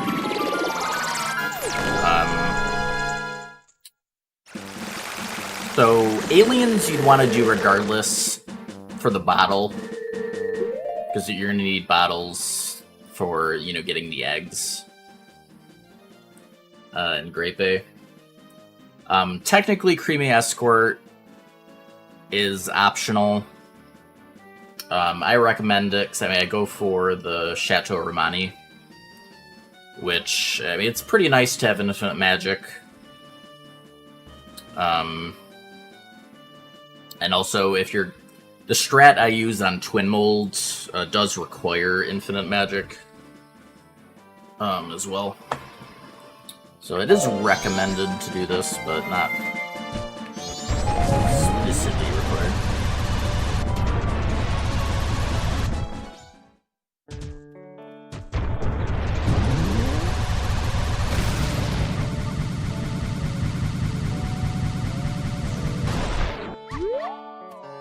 If you're playing with the... Like in Ship, you can turn on the 3DS Song of Double Time. If you're not using that, then just, you know, make it night. If you are using this, don't make it too late, or you'll miss the escort. You just... I think she leaves, like, a bit past 7. So just make sure you're just doing,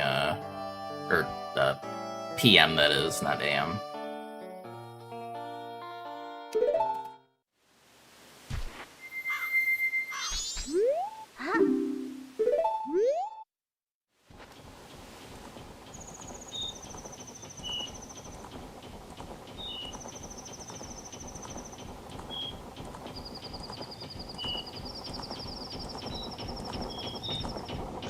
And then, so you can't get hit in this minigame, because they only hit the milk bottles, like, you're never actually getting hit. Just, obviously, if you fail, then you wouldn't be able to... you'd have to do aliens again, like in a different cycle if you wanted Chateau Romani.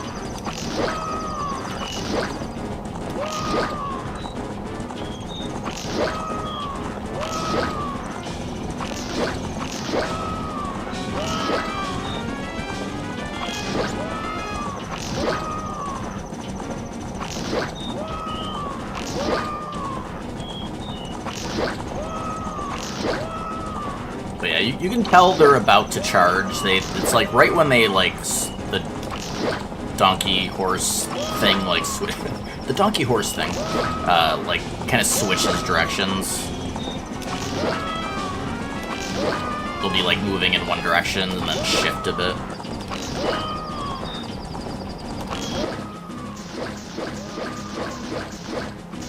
Also, don't miss the opportunity to pelt them with arrows during that cutscene.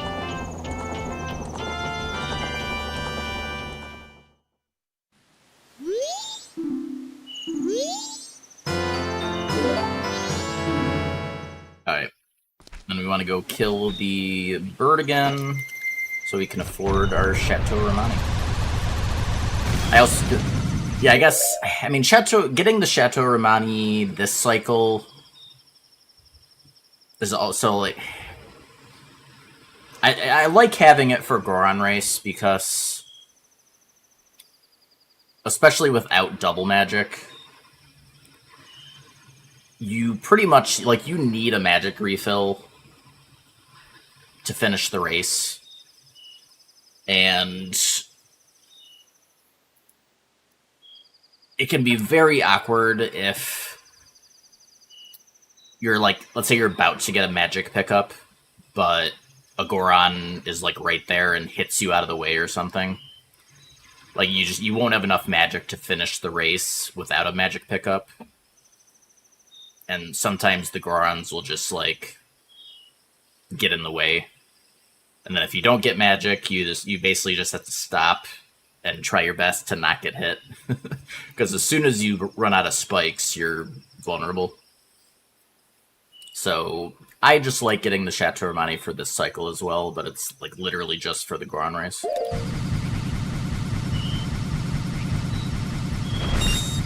But it doesn't take too long to get. You just gotta kill the bird, and then you can afford it.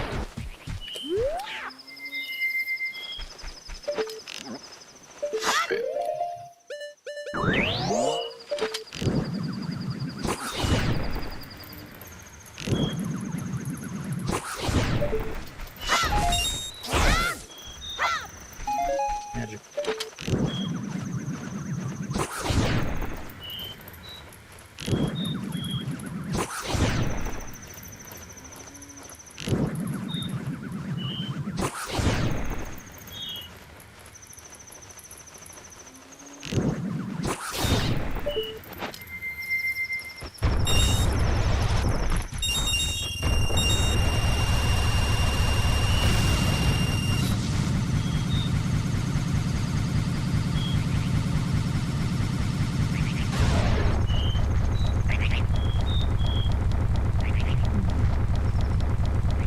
Also, don't worry about that Gwei that circles town.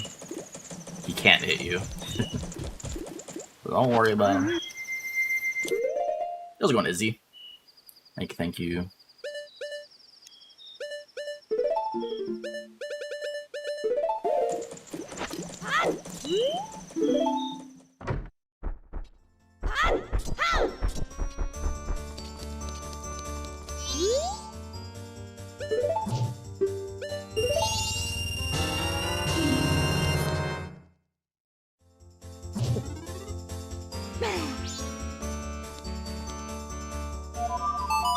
Alright, time for Goron race.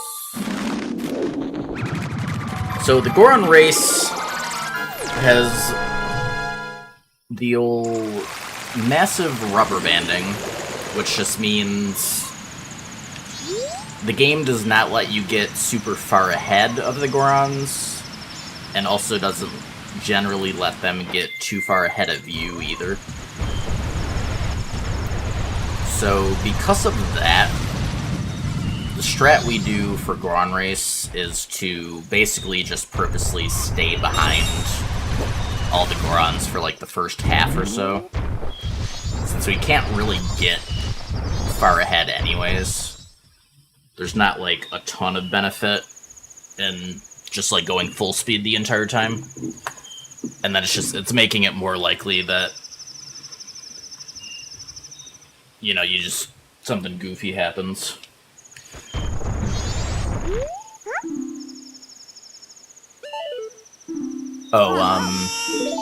You should invert time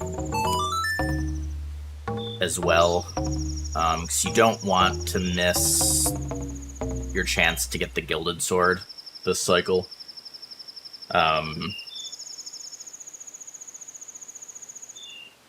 And, like, there's RNG in this, like, you're definitely not guaranteed to win first try, so, recommend inverting.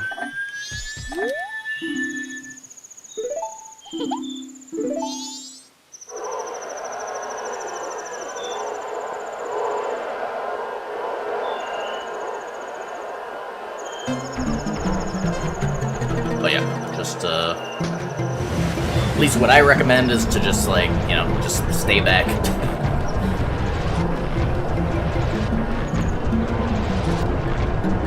Because whenever you do hit a Goron, I don't know that it's fully RNG. I think it might be at least somewhat based on like the slope and like the geometry, like when you hit them, but you know, basically you can lose your spikes when you get hit by them, so you kind of want to just limit that as much as possible. And there's a lot of like slopey areas in the first half, and there's like a tree area that you can bonk on and stuff like that. But yeah, so like once I'm past the trees, like right here is where I start going for it. Sometimes you lose the spikes there, which is annoying. But yeah, we make our push here.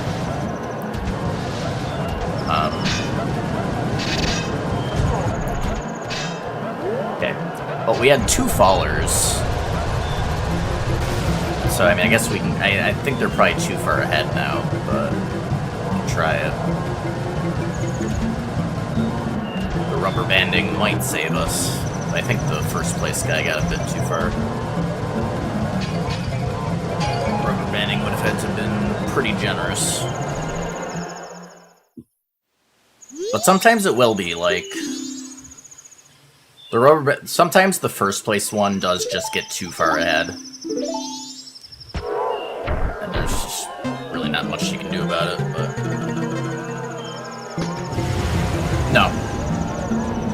No, we just bonked on the post.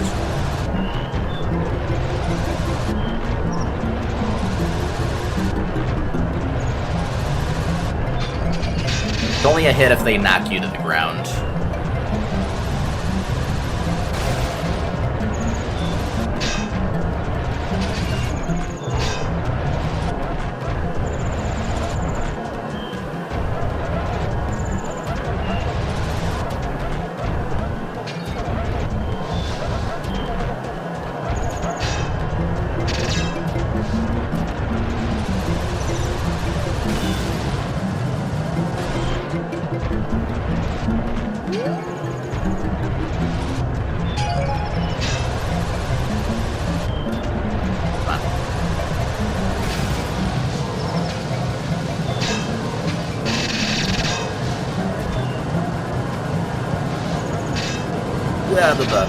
Oh, you bastard.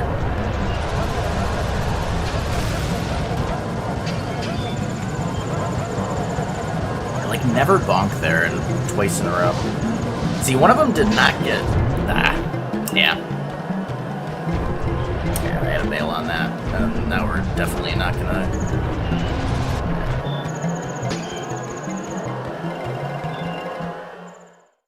Ugh.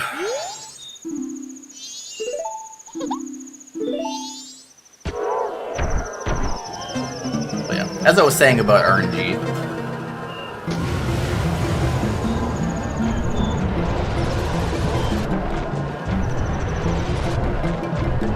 not always XOR.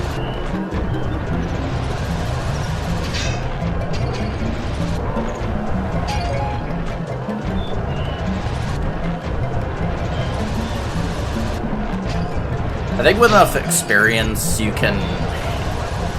I don't know that it's fully RNG. I think it's based on, like, the terrain you're on, like, the slope of it. You know, maybe if you're, like, airborne at all. I'm not sure what factors into it. I mean, there might be some RNG to it. I'm not really positive. But I feel like I remember speedrunners, and, like, maybe Phil saying it's not, like, fully RNG. You can kind of get used to, like, how to avoid it.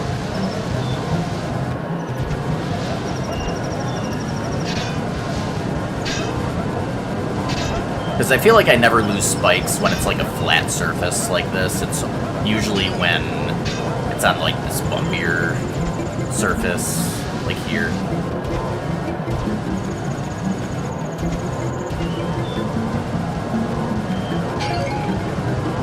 We're just gonna get it.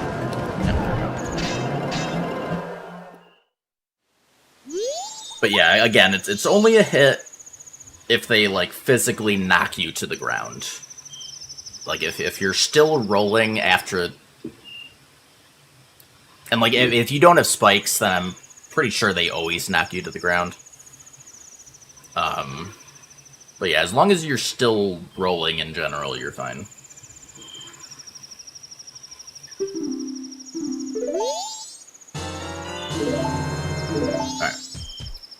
Alright.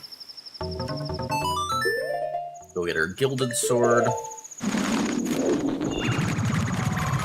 Yeah, like dog race energy. Run Dark Link.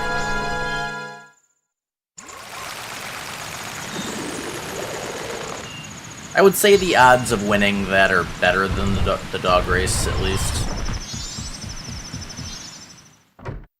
Overall.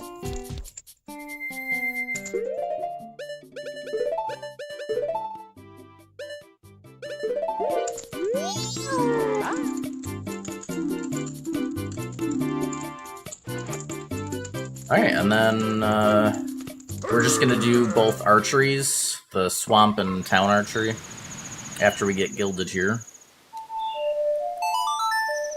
And then we'll go to the next cycle.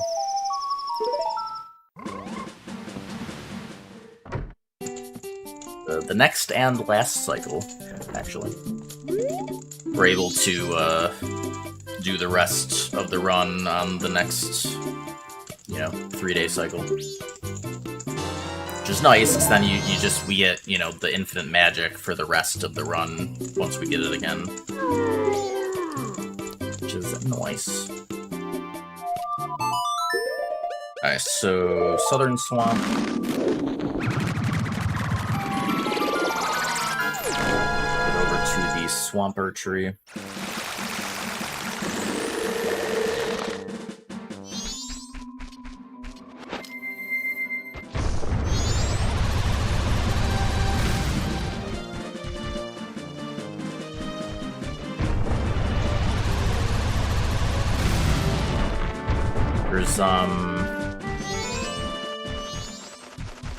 There's a bat there.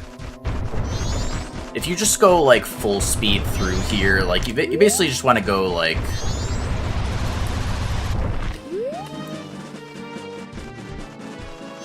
If you just roll through here, you're gonna go in between the two Dekubabas, and, like, the bat won't be able to get you in time.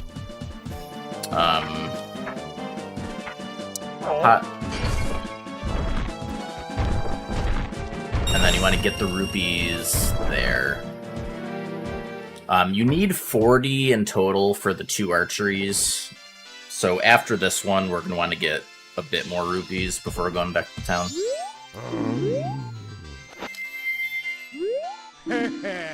Heh.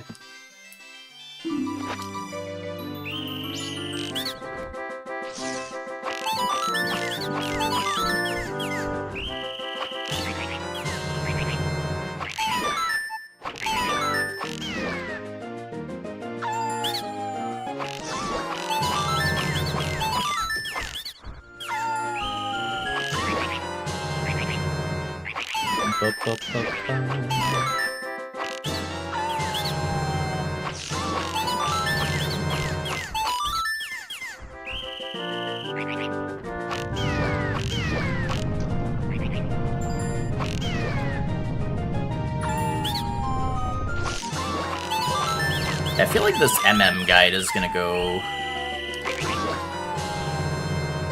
decently faster than the OOT one. I feel like a lot more of the MM run is straightforward. There's not as much to explain.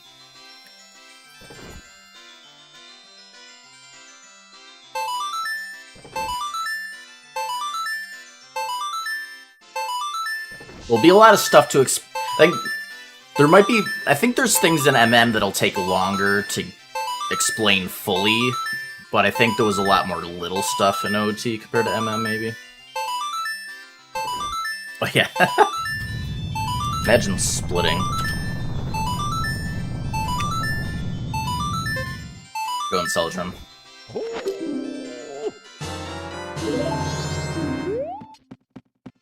Just need more roots.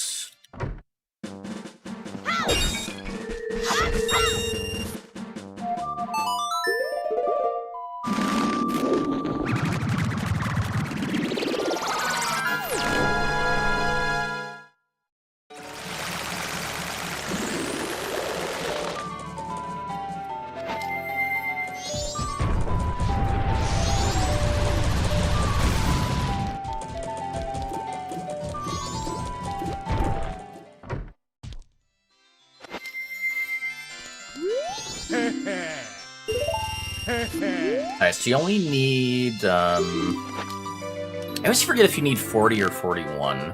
It's just 40, right?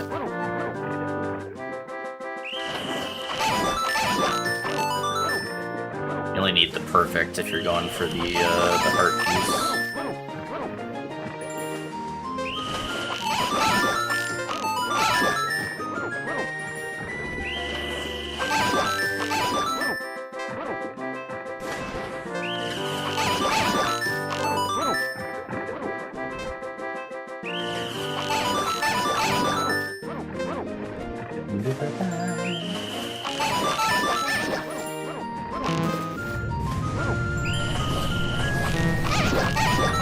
I like to hit some of the bad ones just because then we can just end the game earlier after getting enough hits.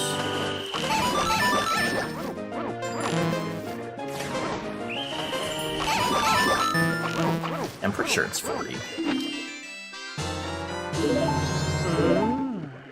Alright. Song of Time.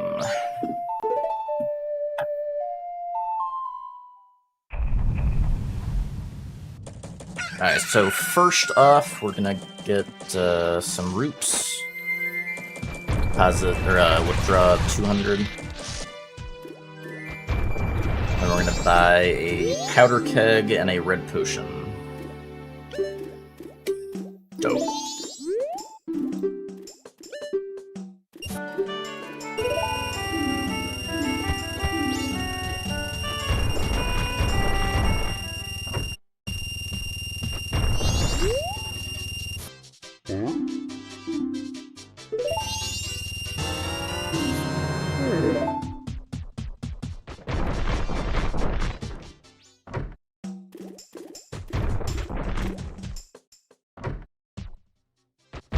What don't get? Hi. Hi.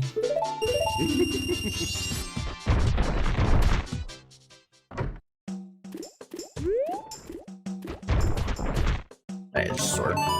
You can sword right after getting the red potion. Gonna get Epona Song.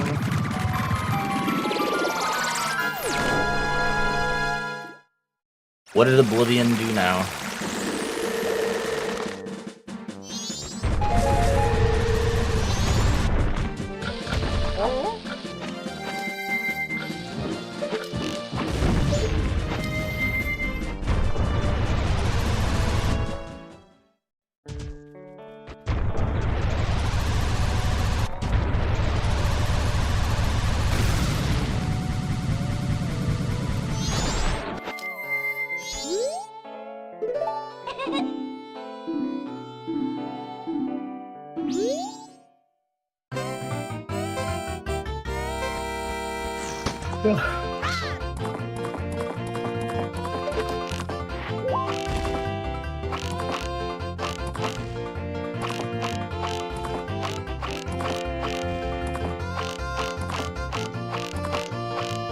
Please.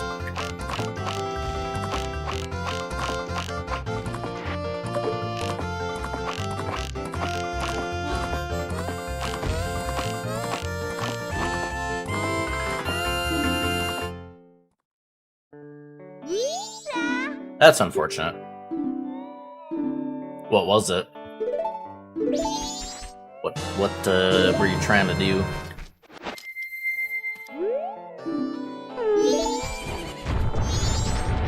Alright, let me get the bunny hood.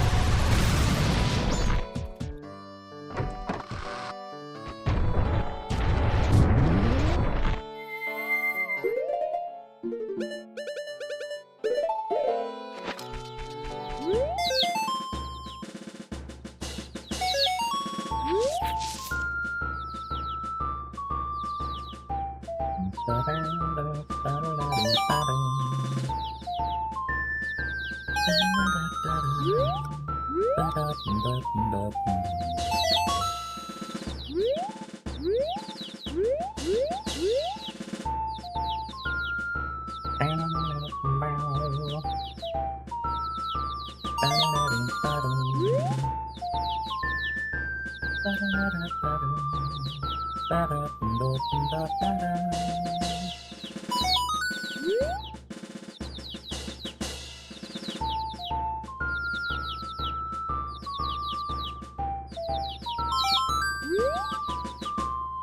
was one over there.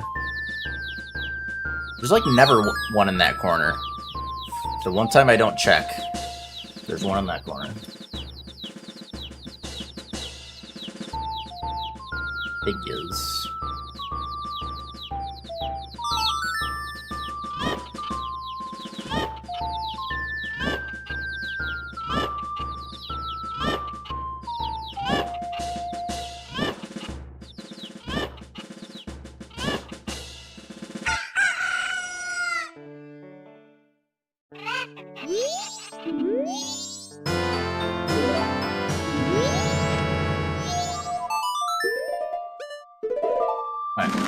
Do the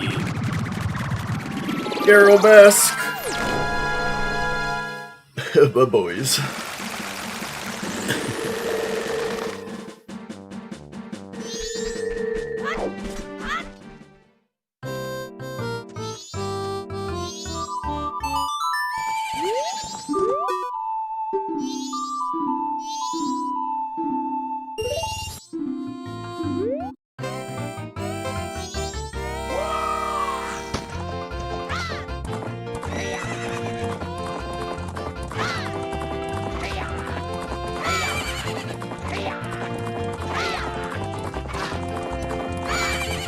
Main thing here is just definitely better to not run out of carrots. Like you want to save one, because then the rest respawn faster.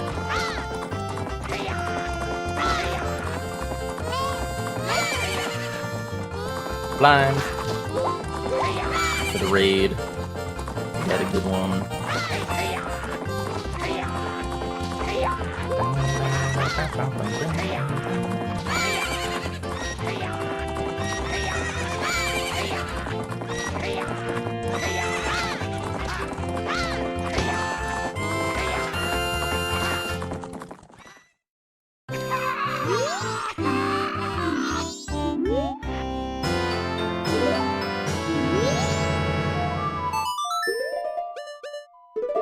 Alright, I'm gonna refill our nuts at Woodfall.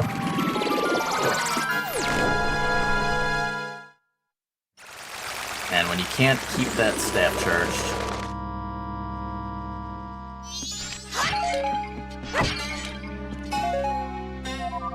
yeah, just warp there 2 times.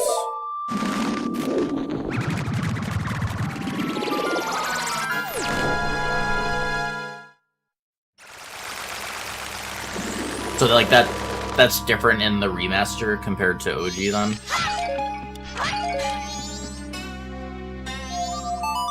Alright. Clocktown, gonna get another powder keg. And we're going to do the kind of graveyard stuff. The Captain Hat, Songstorms.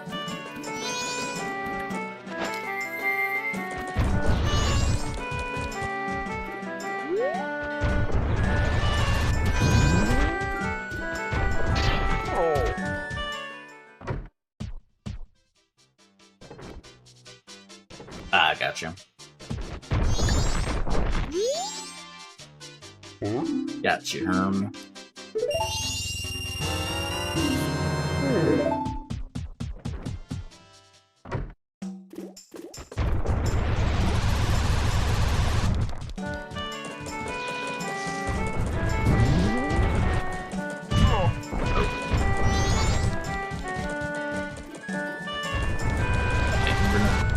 Want to make it nighttime here,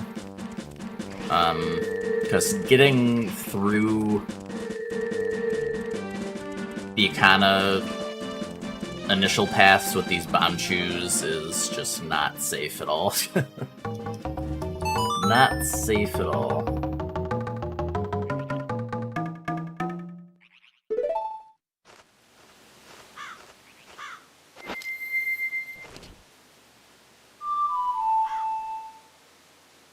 Just still, yeah.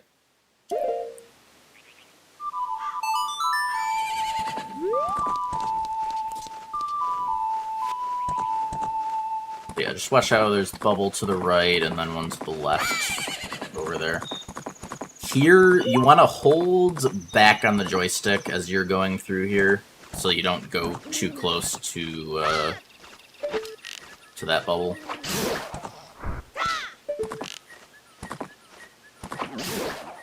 Just want to bow all these mofos. Here, you don't really have time to try to kill any of the skulls after this point because of the fence jumps. But it's... I mean, I've never had an issue with it. You just want to... You jump here, and then you just do a hard left when you kind of turn that corner. Just right over here.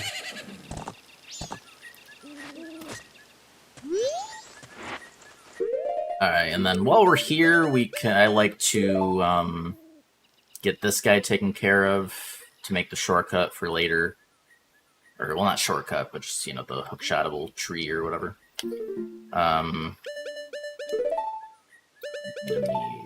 Lens and potion.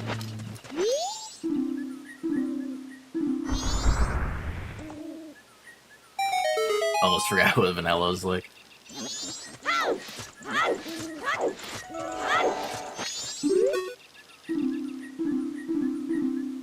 And then, yeah, so Stone Mask here is, like,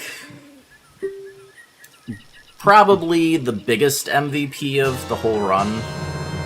It's very OP for no hit. There's some spots in the run that would be borderline and probably not impossible, but there's like one room in inverted stone, or no, it's uninverted side, I think.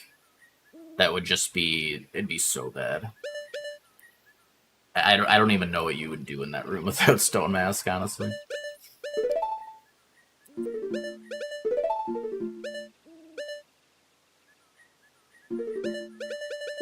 As well.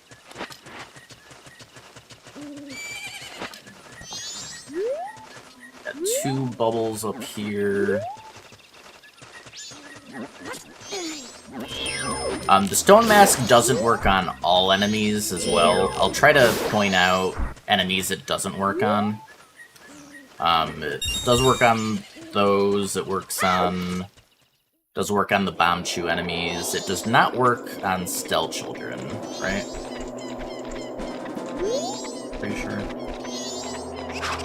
Yeah. So it doesn't work on Stealth Children.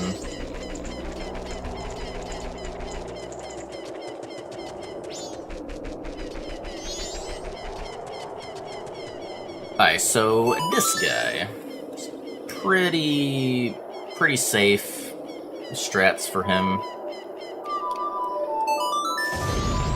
So as soon as you get control, you want to lock onto him, get an arrow shot, do a quick spin for these guys. If you have trouble with the quick spins, I mean, you can always just manually charge 1, 2. Should be fine. And then hitting him again, you should be able to get to him. I like to run back after each hit.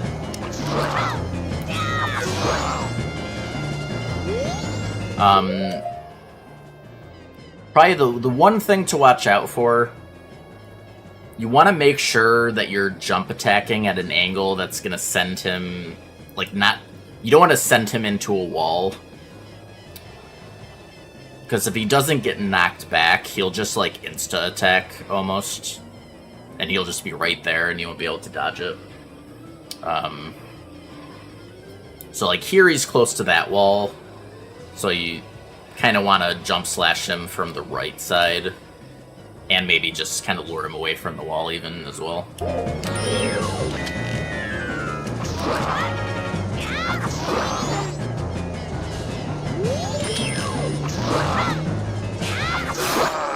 Yeah, so with Gilded Sword, it's 3 jump attacks to where he starts doing the jumps, and then 1 more after that.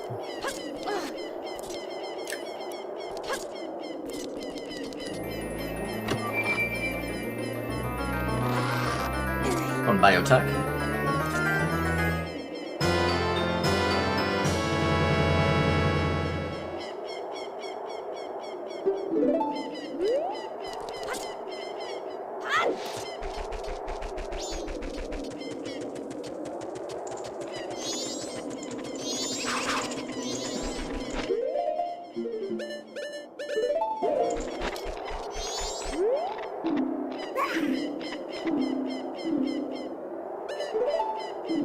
Captain's hat on down.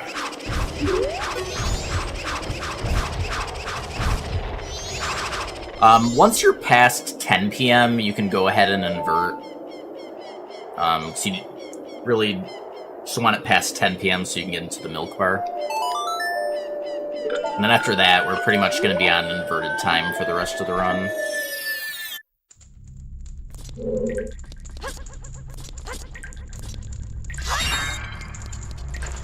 Oh yeah, don't forget to put Stone Mask on. Going in here with all these bats. Or you might have a bad time. A bat time.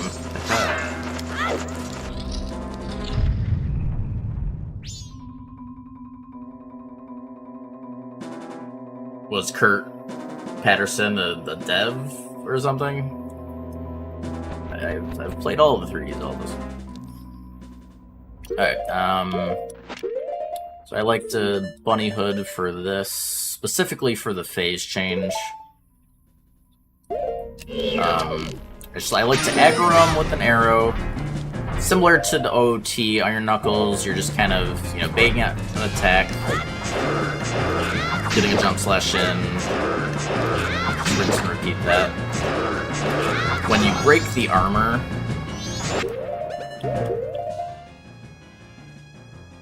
I like to hold down during the cutscene so that you're just immediately bunny hooding the heck out of there.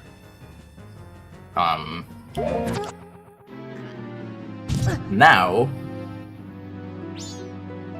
I guess has that really never happened before?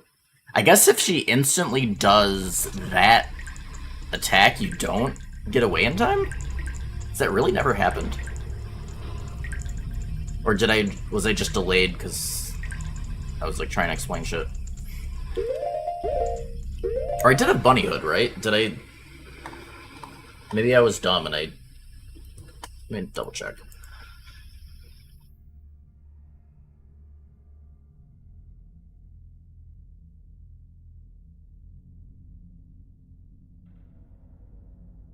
Oh no, I didn't have bunny hood on. Okay. I equipped bunny hood onto the C buttons, but then I didn't actually put it on. Okay, yeah, so I just did it on there. Because I was like, how have I never been doing that for jillions of runs? Okay. Let's do that again. Time, let's actually put bunny hood on.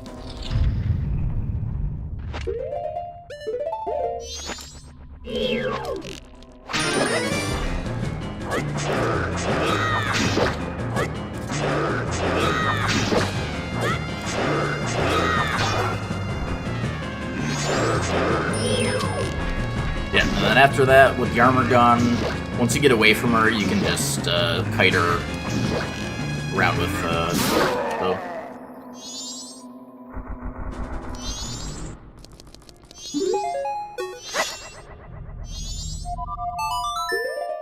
Alrighty, and then gonna go Milk Road, kill another bird for money, Chateau Romani, then we can go and start on Great Bay.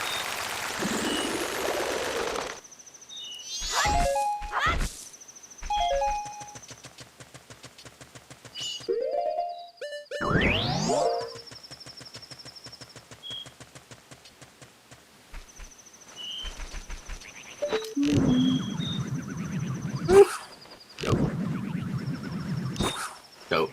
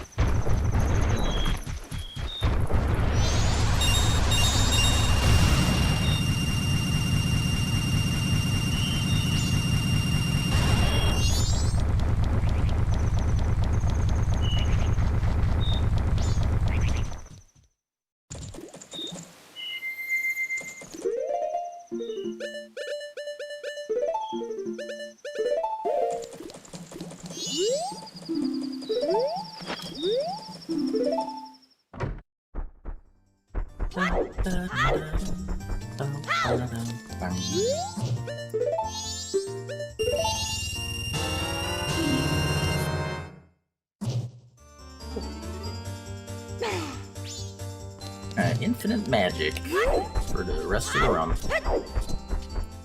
Love to see it.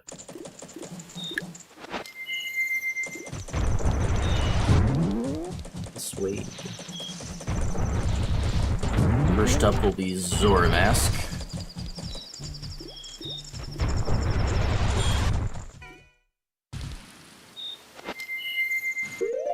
You want to ride in with Stone Mask on, so you don't get the leader spawns on the beach.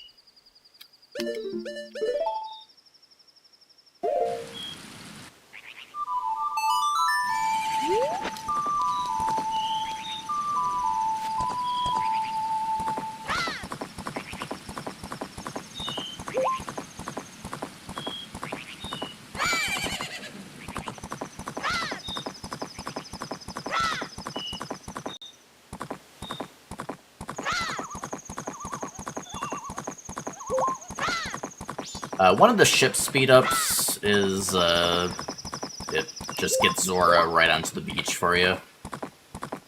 But, those not on ship, you'll have to push him to the beach yourself.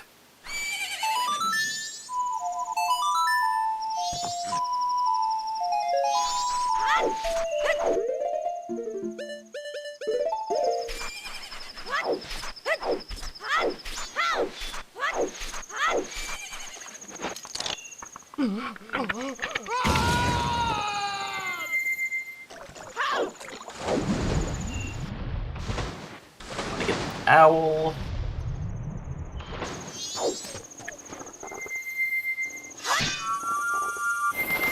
We're off to Pirate Fortress.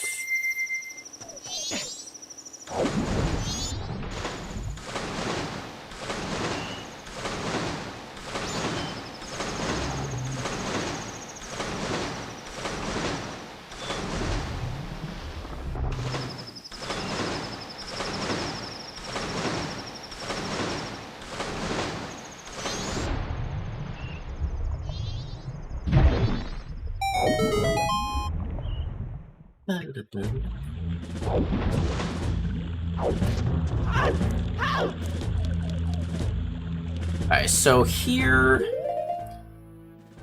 I start going for the jump like right when the pirate is like lined up with me.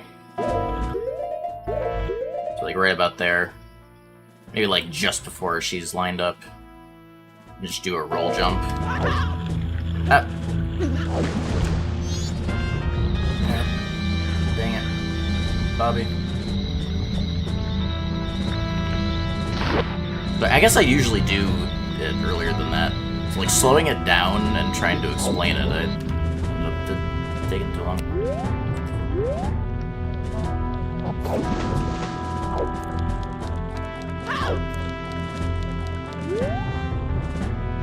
Unless, I mean, we gotta dive.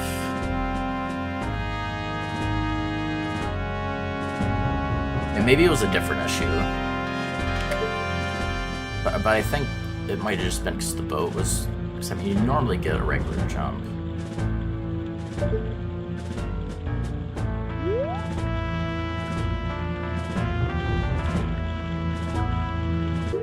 Yeah, maybe... I think doing it when the front of the boat lines up with you is probably the play.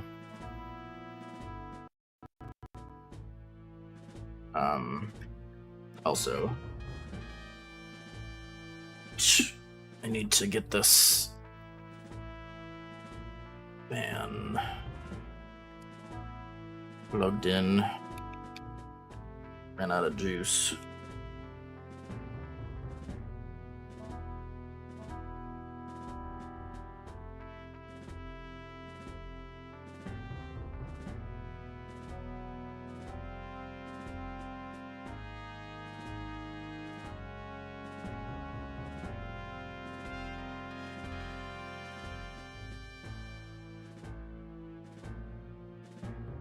Oh. As.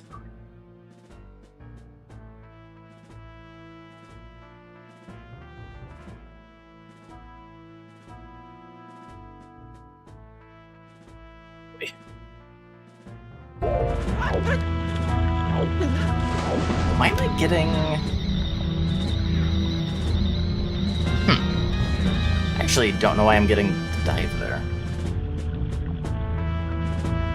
Never had... They're confused. Is that an issue all of a sudden? Am I, like...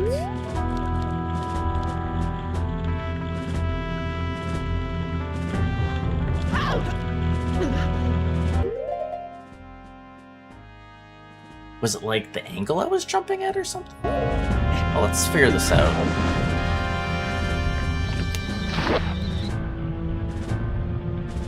You do accidentally get in, whoops, into the water. I don't know if they can see you on this ramp, actually. They might not. I'm not sure. I don't know, let's see.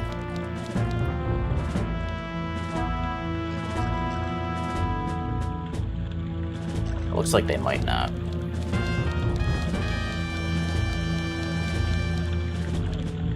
Maybe it's the angle. If you're too perpendicular to the... Like, you might want to jump more at a... closer to a parallel angle.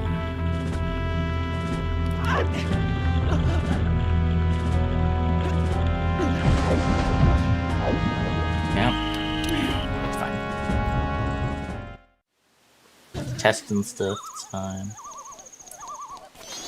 I guess I just happen to always take an angle there that doesn't have the dive issue.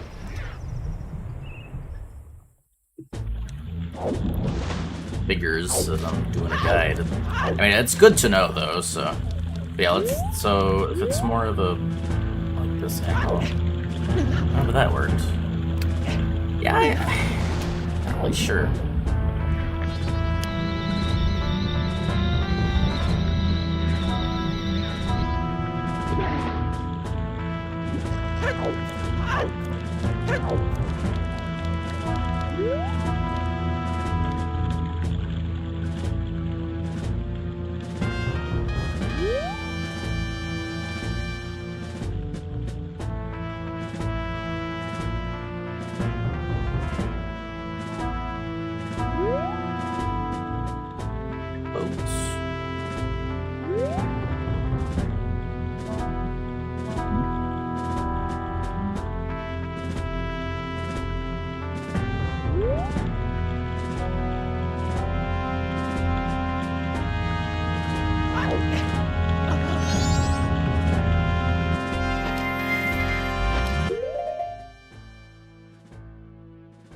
Yeah, I mean, the good news is, if you do get a dive, I mean, we have infinite magic.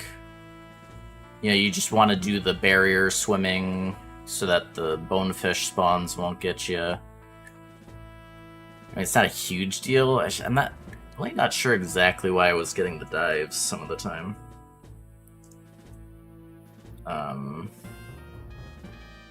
Usually not an issue.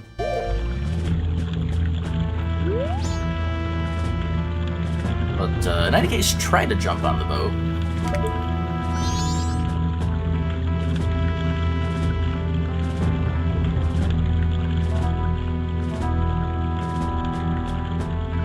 Not sure biotech. I would probably go OOT, but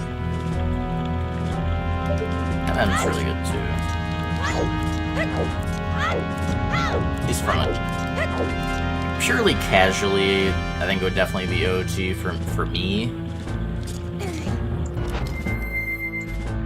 But as far as challenge running and stuff, I think they're pretty close.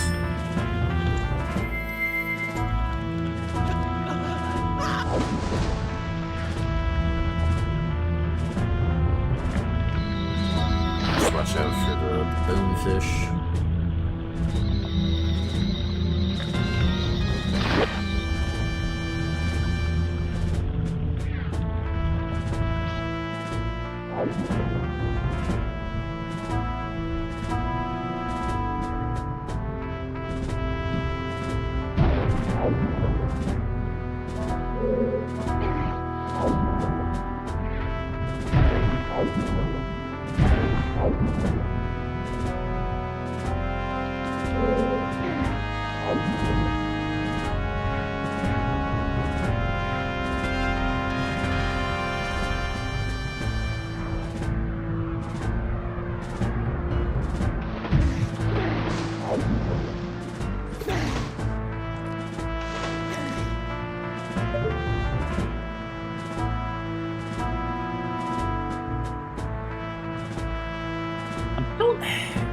Trying to like think. I think I still would consider these as a void.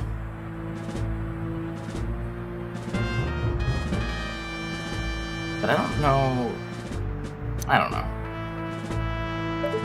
What does it look like when you? Does it? Yeah, well, there's that.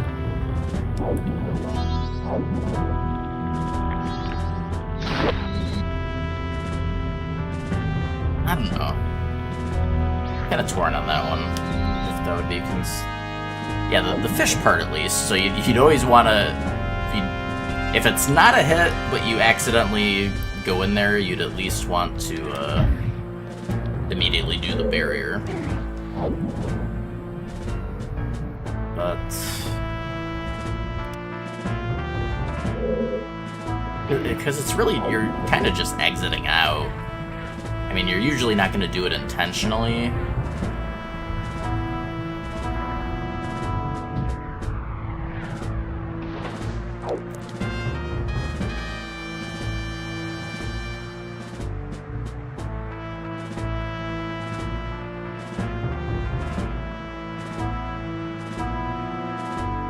Yeah.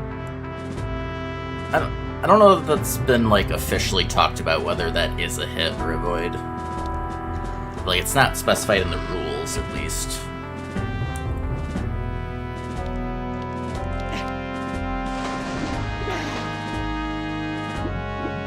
I would probably lean towards not being a hit, honestly.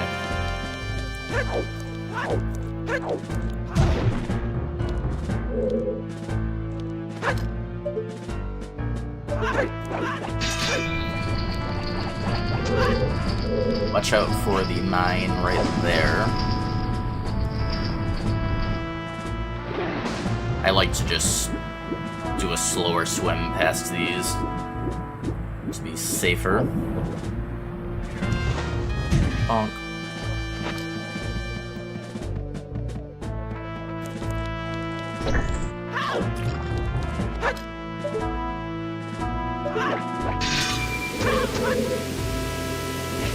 Here, make sure you're not waiting too long to jump off of this, or you can hit one of these if you're too high up when you jump. It's going air. Going pretty good over here. Just making a guide on the MM no-hit run.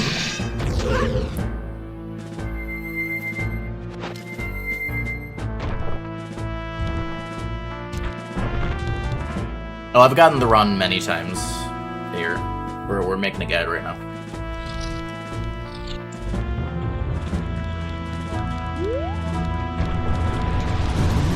We're explaining all the things. Alright, so get that stone mask on. So, actually, I didn't... Well, actually, yeah, I guess it wouldn't have come up yet. So, with the pirates, like, if you have Stone Mask on... Actually, I can't remember. I guess if you, like...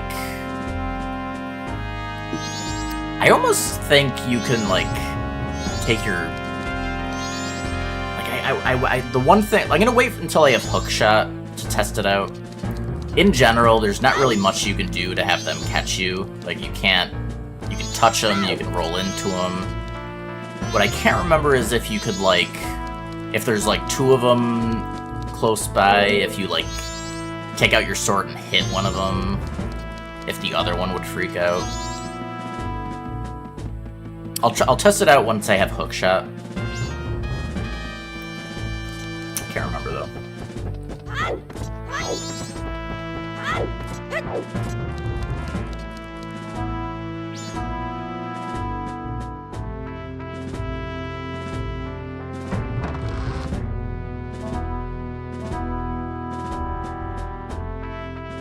Interesting. Brother.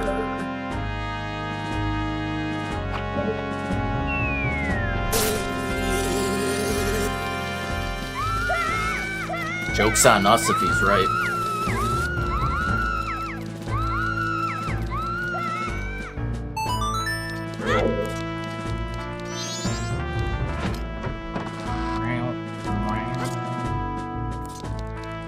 Also obligatory, not the bees!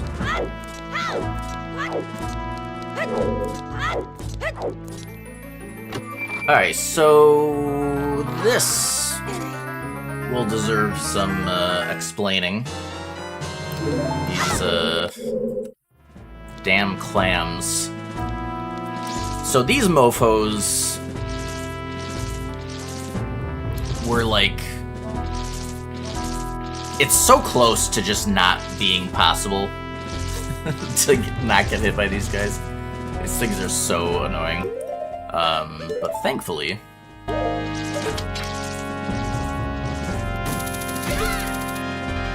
yeah, I definitely ain't clicking on that link.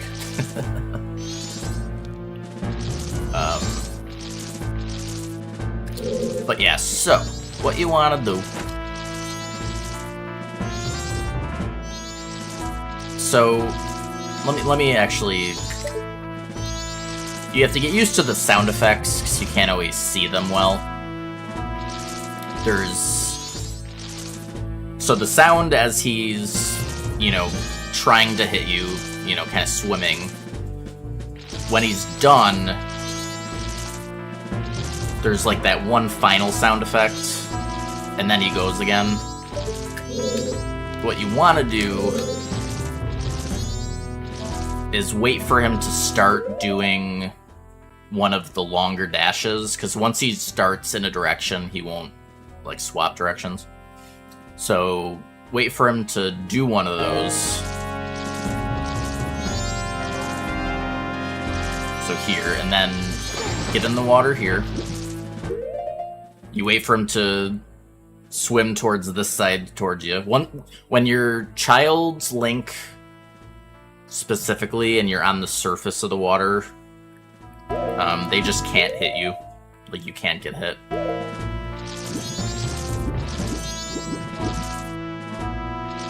Like, they will not be able to.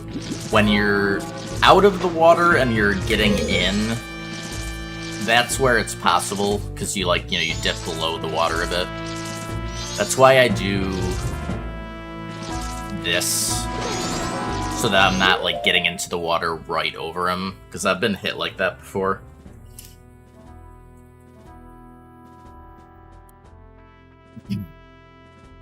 But yeah, so get in over here.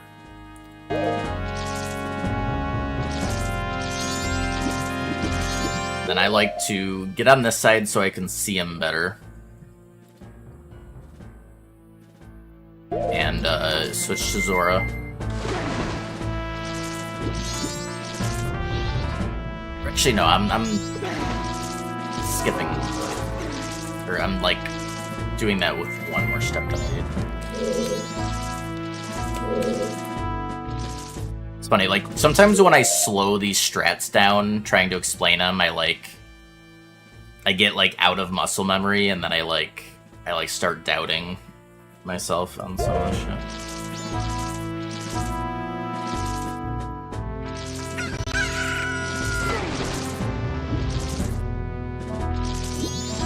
Yeah, right, so as soon as you pass him, basically, you get switch Zora. And then when he goes again, then you do the drop down. And then right after this dialogue goes away, I switch back to Child, and you'll be able to get the ledge, you know, grab before the clam can get you. So it's like, it's not too bad with practice, but there's not a ton of room for error on this strat.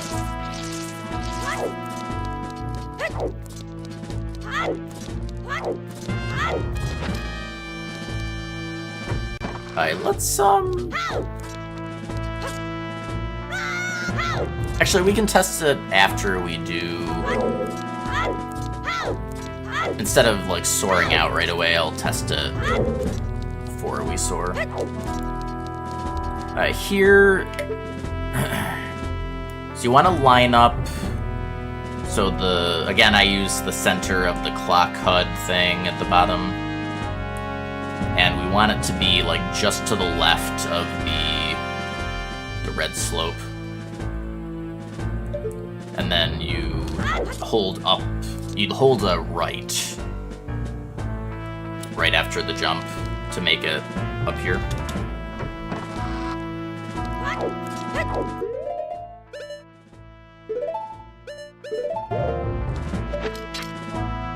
Got another clam.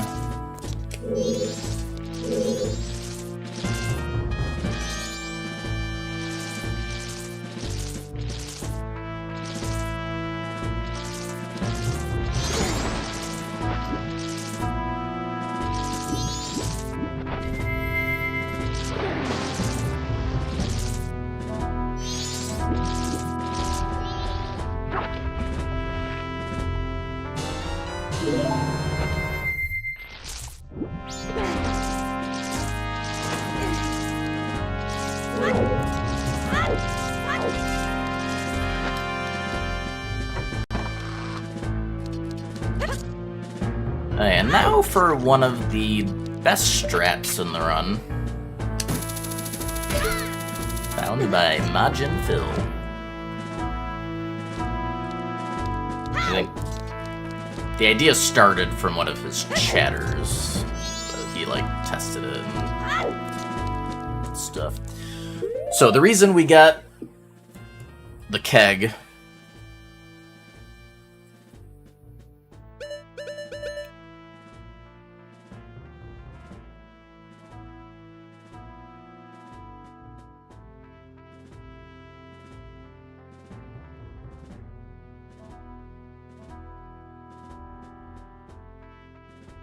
Okay.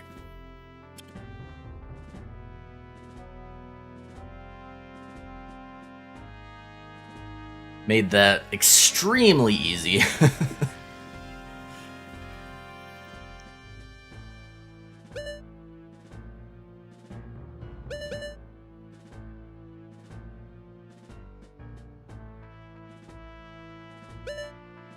The world may never know. Alright, so the strat is called Keg W because it's hilarious. Oh. Alright, so what you want to do first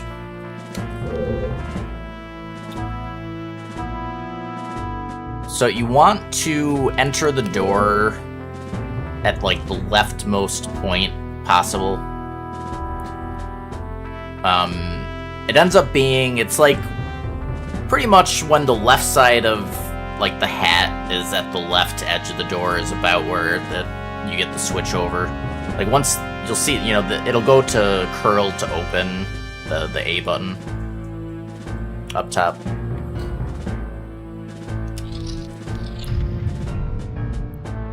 And so you want to hold target, take out the keg, and you want to, like, nudge up and throw the keg quickly. You don't want to walk too far forward. Like, you basically want to nudge up so that you get the throw, but you don't want to move too far forward. If you accidentally set down the keg, you have time to pick it up and try again.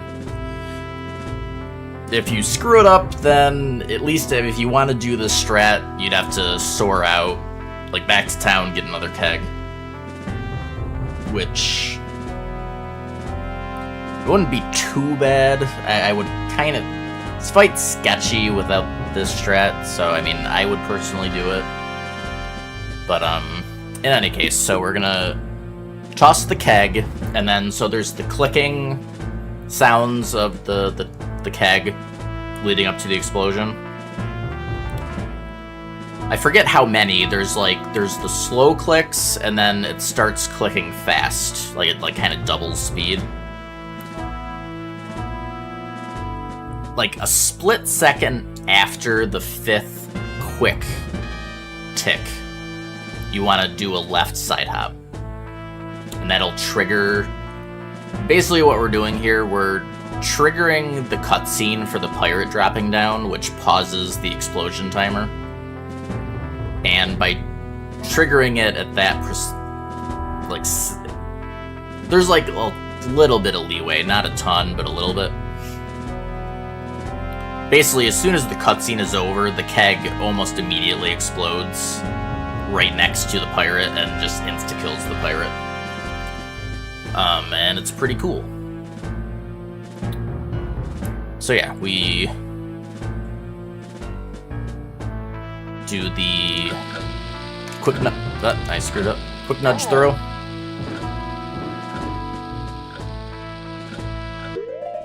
So that was the first quick tick. So that was 1, 2, 3, 4, 5. Well, yeah, and I screwed it up. Alright, just to show it again. I think I might have... I think pausing...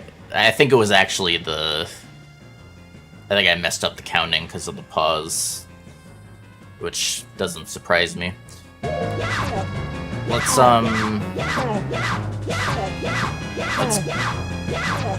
just let her, send me out. We'll do that again.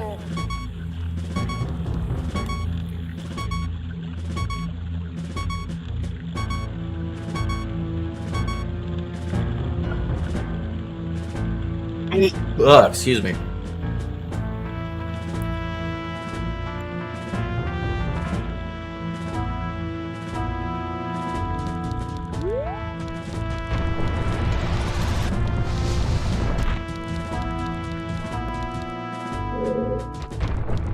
Save states don't work well in ship. I don't even know if MM ship has any save states.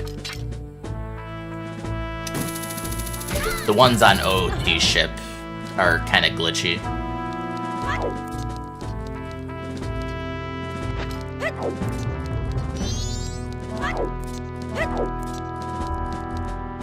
But yeah, I can...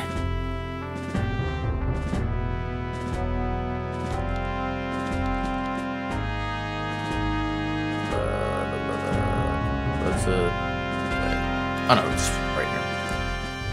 Items...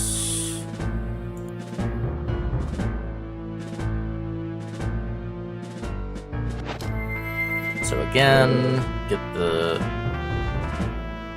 leftmost open position here. So this time we won't pause during the countdown, but yeah, you got the slow clicks, then it's the 5th quick one.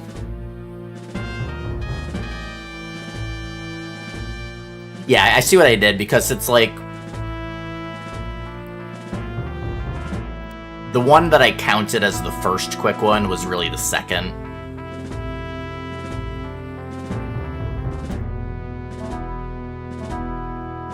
Or maybe it's... Like, the way I count it is, like, you have the slow ones. The first time it's quicker is I guess the second. So... Might be easier to just think about it as the 4th, I guess. I think this, my way of counting it was a little awkward, so in trying to explain it made me screw it up. Alright.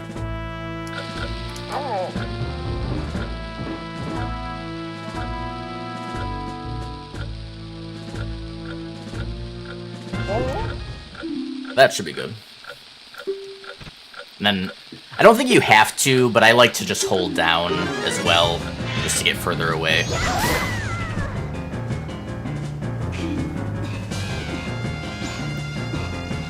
Yeah, because I think what I end up doing, like, I'm counting each tick, and then if the next one is faster, then that's the second one. But I do it kind of weird. It's probably simpler to just wait until you hear a quicker one and then start counting there, and it's the fourth one. Thank you for that Prime Chicken Win. Doing the thing. Enjoy the emotes. But yeah, that's if you do the side hop too late, then the explosion will happen during when the pirate drops down and just, won't do anything. If you're too early, then the pirate will get far enough away from the keg to avoid the hit. It's not like frame perfect, but it's like a little precise. But there is the good visual cue, audio cue. I'm smart.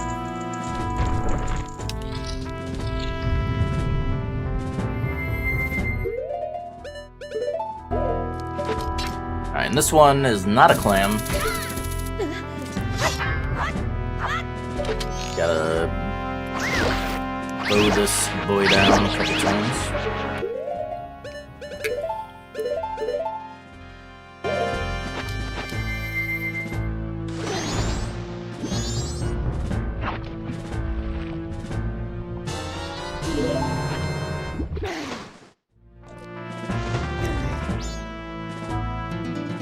And we gotta bring these eggs back to the lab. You stop that, Herm.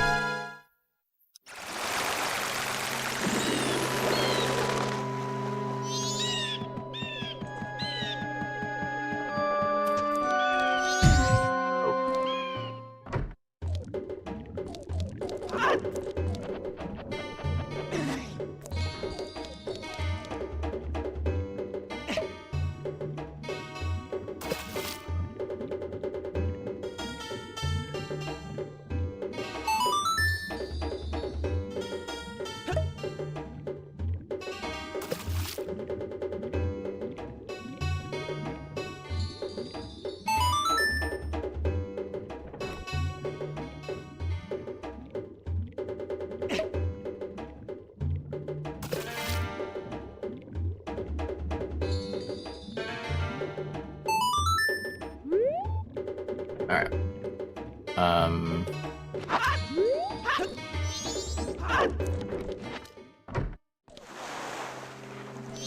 So I normally do Pinnacle Rock next, but it doesn't really matter. You need a trip to Pinnacle Rock for the 3 eggs there, and then there's one more in Pirate Fortress.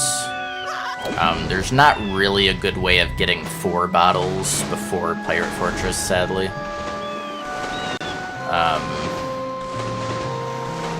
To do that in one trip, so we do need to double dip there. Alright, so like I'll show this off walking. I normally swim this for it to be faster, but it'd be easier to show the pathing. So you're basically following the signs. You go to this one first, and do not be fooled by this sign. It's like you're intended to go to this one, is the one that one's pointing to. So there's that one to here, and line it up that way. Another way to line it up is the fish are like in between the signs.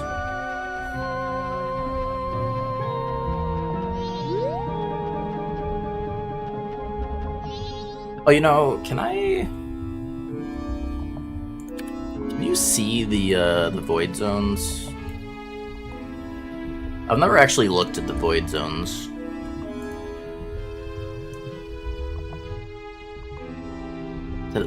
Water box?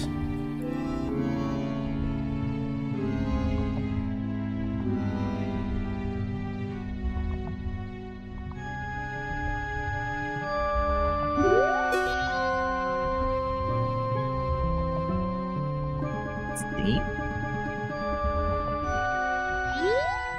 Yeah, okay. I never, like, actually checked how much leeway you have here. So let's do it from the start.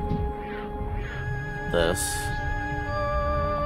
Yeah, so I mean, like, fairly generous leeway, but not, like, a ton either. Yeah, so you just... You know, again, I usually just swim it. But... definitely fine to walk it, too.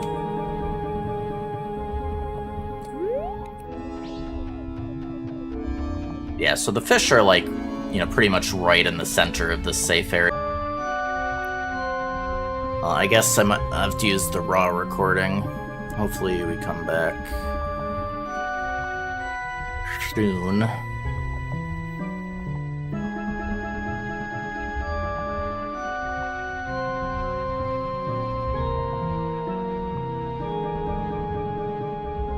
Oh, are we back? Could be back. Well, I guess might have to just use the raw, or like the local recording for this one, which is fine.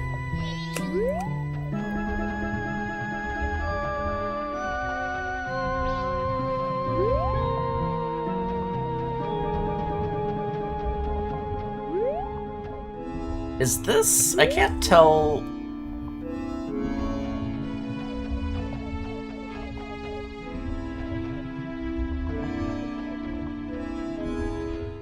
Okay, yeah, I was just double checking.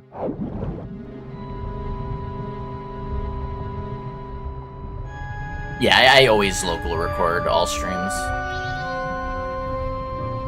Yep. But yeah, so just follow those signs. Obviously, you won't be able to see the path like this, but once you get used to where the signs are, it's not too bad to swim through like this, but... and yeah, so... Yeah, I had never really looked at this, so once you get to this sign, you really can just, Yeah, this sign is actually kind of mean. Because, like, all the other signs point directly where you want to go, except this one. If you follow this one, you get boned. It's kind of mean. But yeah, once you do get to this one, then from here, you can just directly go over here. Okay. Alright, let's get off. Alright, so here, I'm gonna go down, right down to this one.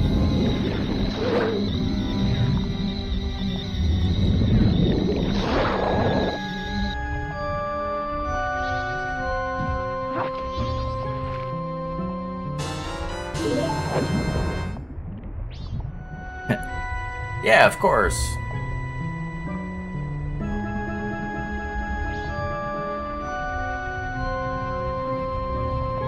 Straight across to the bottom one.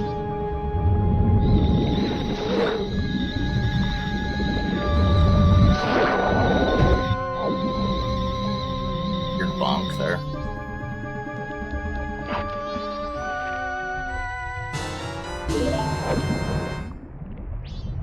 Okay, and then, so, swim straight up for a decent bit and then kind of curve over towards this one.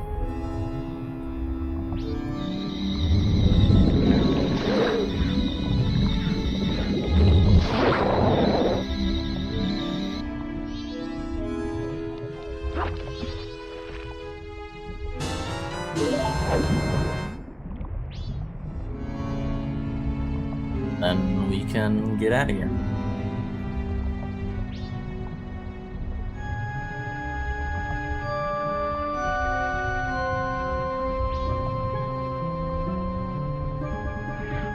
So yeah, we now know we can go right for this one. Then it's here. Again, you can just go to the fish.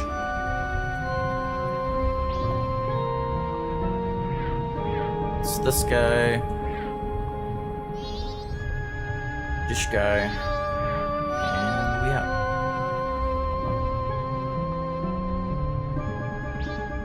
Alright. Yeah, and then we gotta go turn in these eggs, and then just one last one and Pirate Fortress.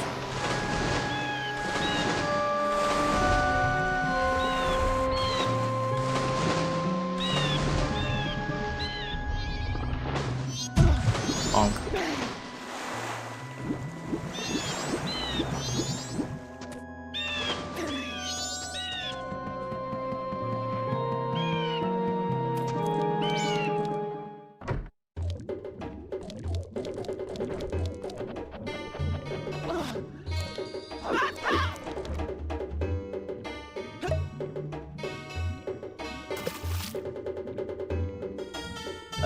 Depends if you like fish or not, Herm.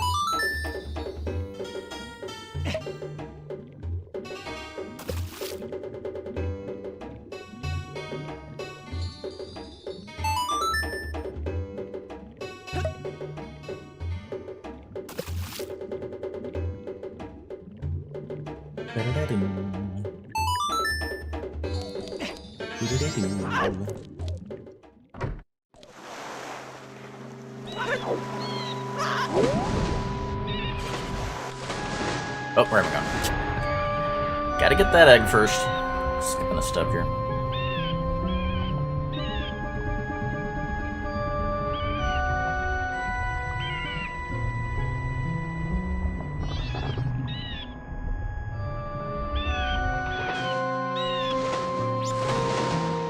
Going, Javon. Putting words in my mouth. It's so unbelievable.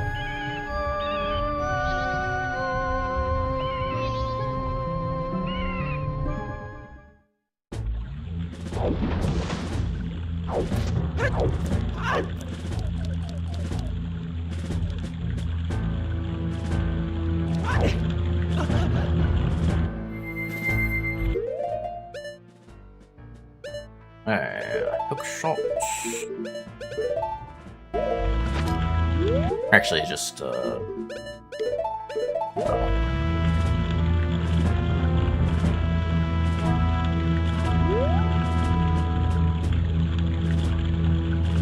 yeah, I never tested the thingy. Well, we can test that now.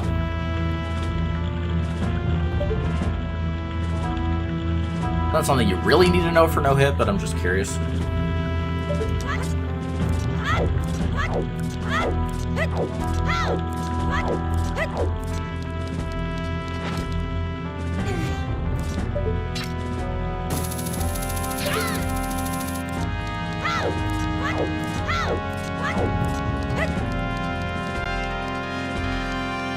So yeah, if another pirate sees you, I feel like I have a memory of them not caring.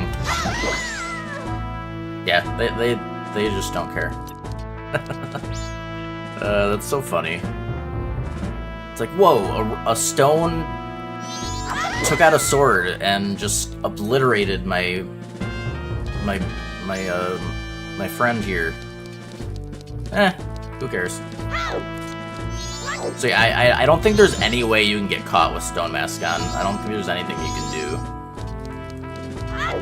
that get them to catch you. Nope, you can touch them. They don't care. Alright, so we got a nifty little skip we can do here.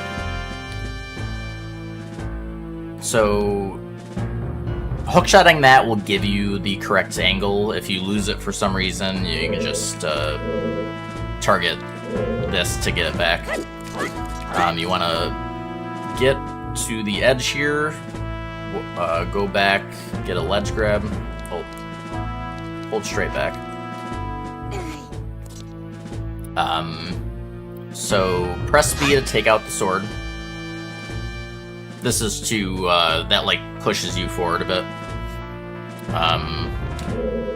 And then, so you want to do a left side hop and then, like, immediately hold up. And basically, you kind of, like, you slide off of the slope, but by holding up, you kind of have forward momentum with it. And with that, it's just enough to land in here. If you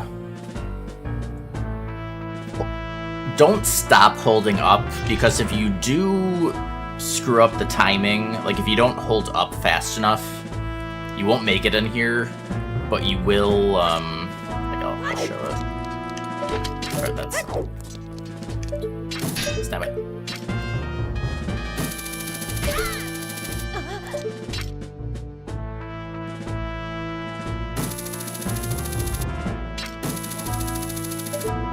When the game lies to you.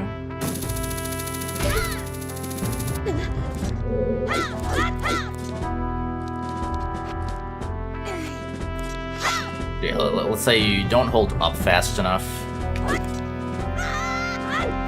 Oh, even that worked. Oh, okay, I mean, it's pretty lenient then.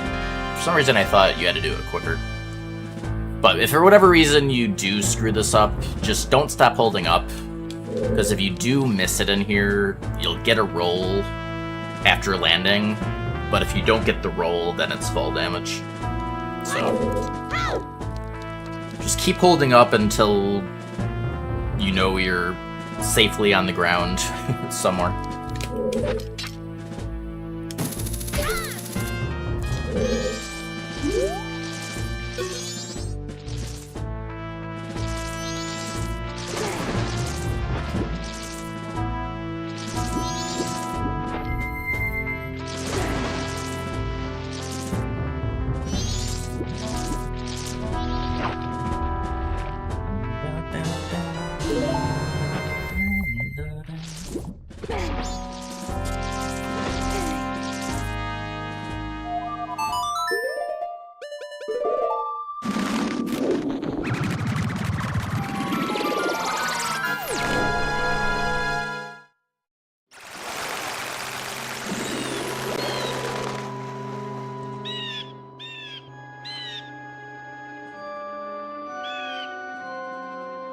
Hey, how's it going, zombie?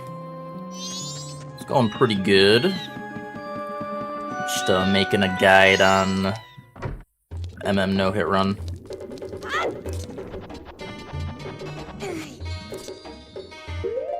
Oh, you know... Did that kill the YouTube stream? I totally forgot when the internet drops that I don't think it always restarts. That might have killed the YouTube stream. Oh, no, it's okay. Okay, so it was... Or maybe the Stream Elements plugin is better about restarting. I think the old plugin I used, it like never worked. If it even cut for a bit, but maybe it's the Stream Elements that's better about it. Either that or it came back quick enough. Or actually, wait. The YouTube stream probably never went down. So we might not have to use the local recording. I forgot. Because I didn't lose internet. I think that was just a Twitch issue specifically. Yeah, I forgot. We've had the issue where it's like just Twitch that has the issue.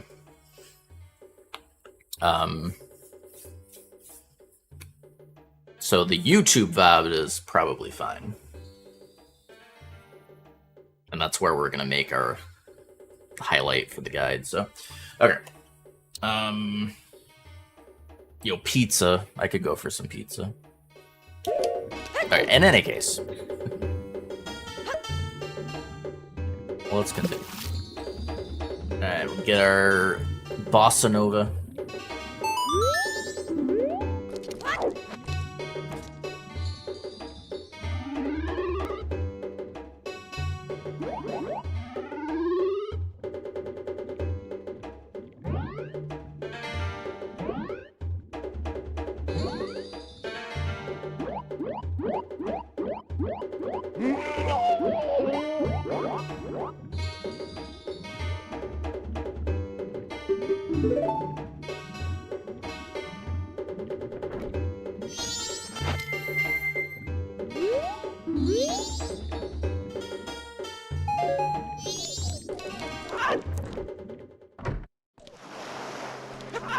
Alright, off to the dungeon. Alright, so I don't know if it could happen here. There's... It might not be able to happen here. I'll show it over here, just so it's good to know about in general. So, there's this thing that can happen with Zora swimming. If you... So, like, here, for instance. I forgot that could happen. I forgot you could, like, chain them. But yeah, if you, like, swim down into a slope like that, you can get this massive pop-up. And... If it's like the slope and the distance is just right, you'll actually get high enough to take fall damage. I think for the any percent route, you typically like don't really swim in areas that this could happen, because I don't think the slope is big enough there, like over on that part. So even if you got a pop-up, I don't think you'd take fall damage.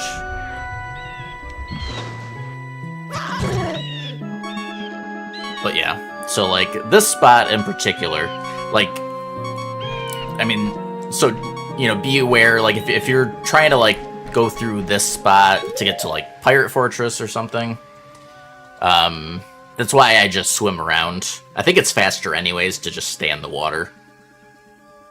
But, yeah, that's a thing that can happen. So just be careful getting out of the water in certain spots. Let me refill health so we get rid of the beeping. But yeah, one of my hundo attempts died to that. Like 5-6 hours in or something. I forget how much time, so that was fun. That's how I found out about that. Yeah, here... Yeah, I feel like it's not sloped enough here. I don't know that you can even get that, like, kind of straight up pop-up. I think you only get that when it's, like, a more pronounced slope, like over there. But maybe, like, just right you could. I'm not really sure. Oh, right. You want Stone Mask for here. Don't forget the Stone Mask.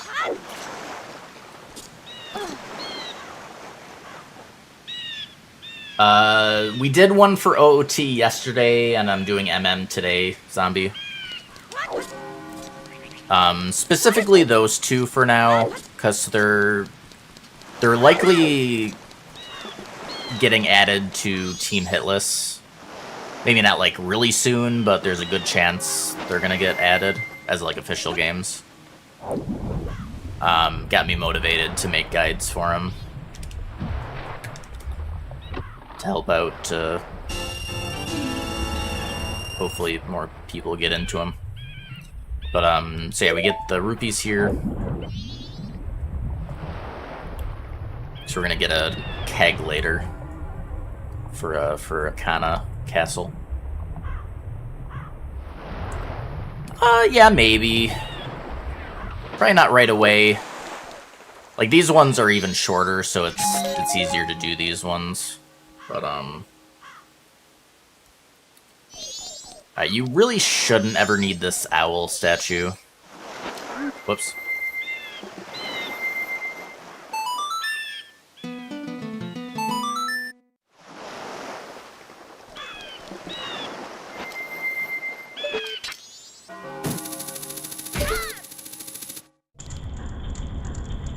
Okay. So... First things first, turn the switch over here.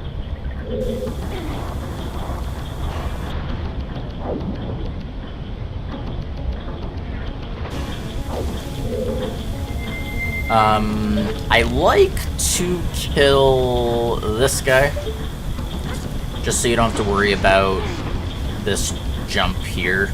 You can angle the jump and avoid where he would drop down, but you have to wait for the platform anyways. So, like, it's no big deal to just kill him while you're waiting. Then you just don't have to worry about it. And you can't, like, forget either, accidentally. Though I don't know who would forget purposely. But yeah. Alright, then going...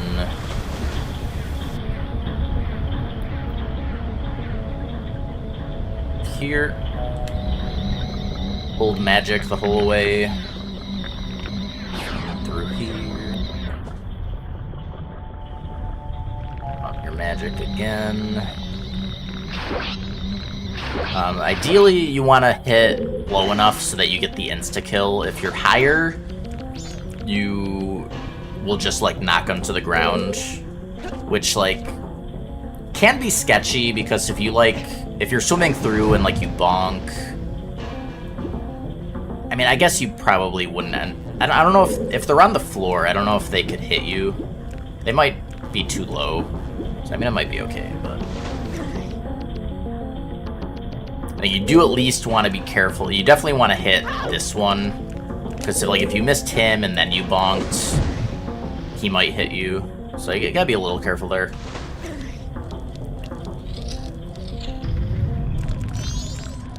Here. Now, so going for this key chest, sometimes these guys will just randomly drop down to the floor. So I prefer to kill them before I drop down.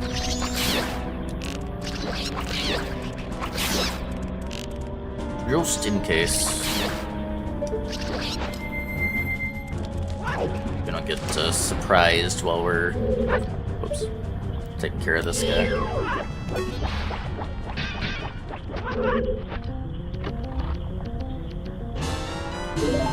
I believe there's... well, you don't need the magic, but there's arrows if you need them. Alright, and then right off to Wart, which we have much better strats for than we used to.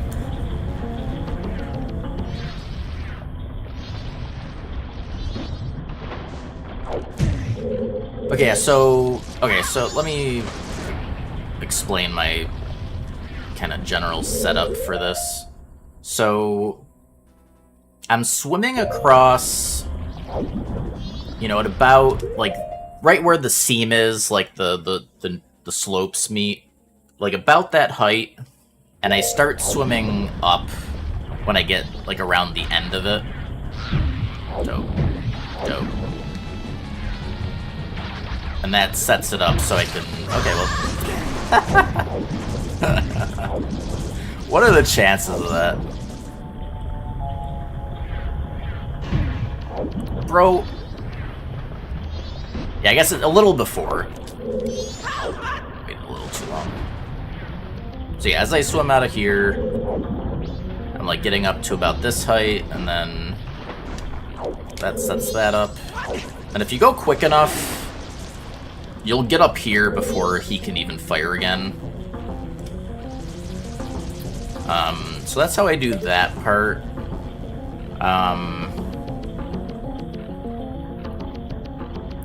I'm sure there's other options for that as well.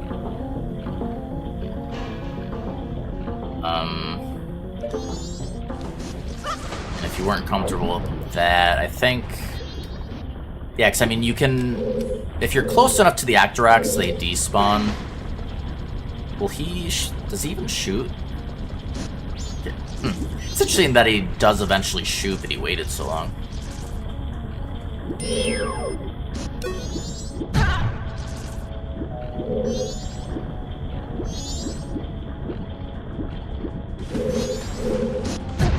Okay, it does pop up like there. But yeah, I mean, you know, maybe come up under him. Yeah, but no, then he hits you there, so... Yeah, I mean, there's probably other ways of doing it, but I mean, that's at least how I handle that. It should be... It's worked fairly consistent for me. I mean, let's say if you wait too long and you bonk, you would just want to, you know, immediately start dropping back down, and then you just try again. Or, actually, wait a second.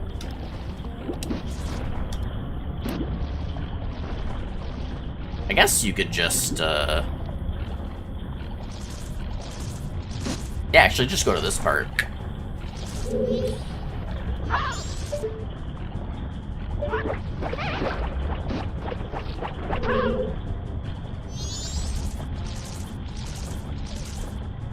Actually, you don't even have to kill him, you just wait for him to shoot, then go up. Whoops. Don't try to swim, though. Yeah, actually, yeah, that works really well, actually. I never thought about that. Okay, and then normally you wouldn't have accidentally triggered the bomb chew. You just bow down the bomb chew.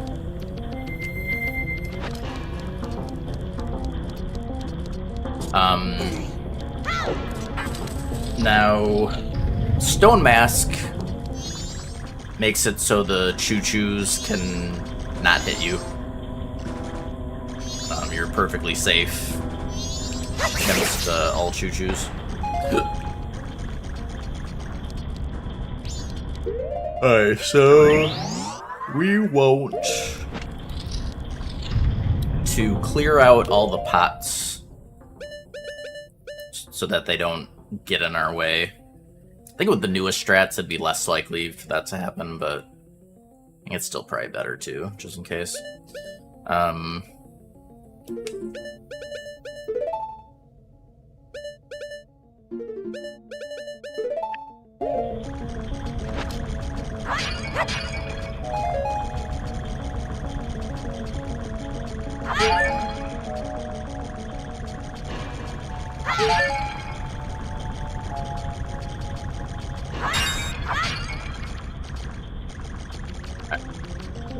So the idea is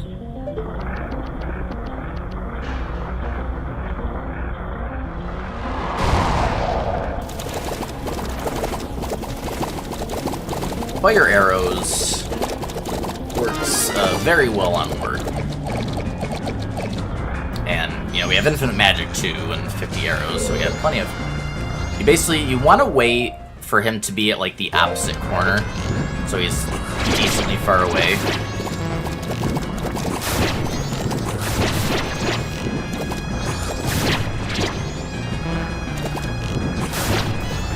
And start knocking off the eyeballs.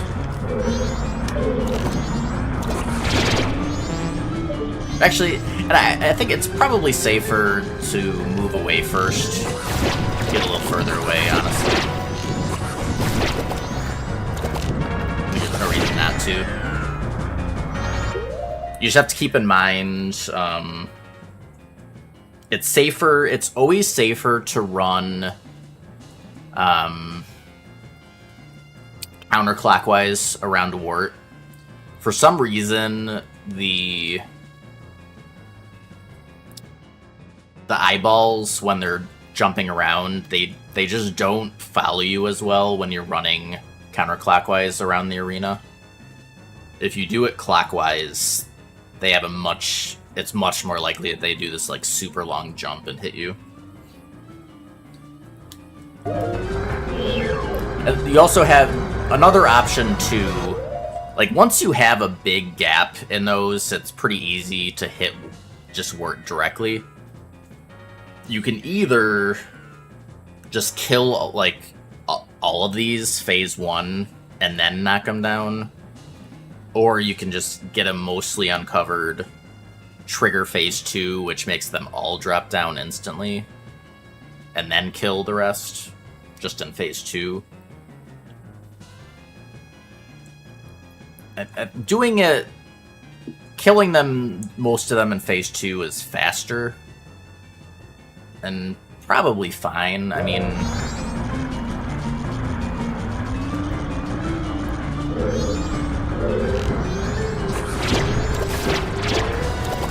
Oh, interesting. That did not knock down that many.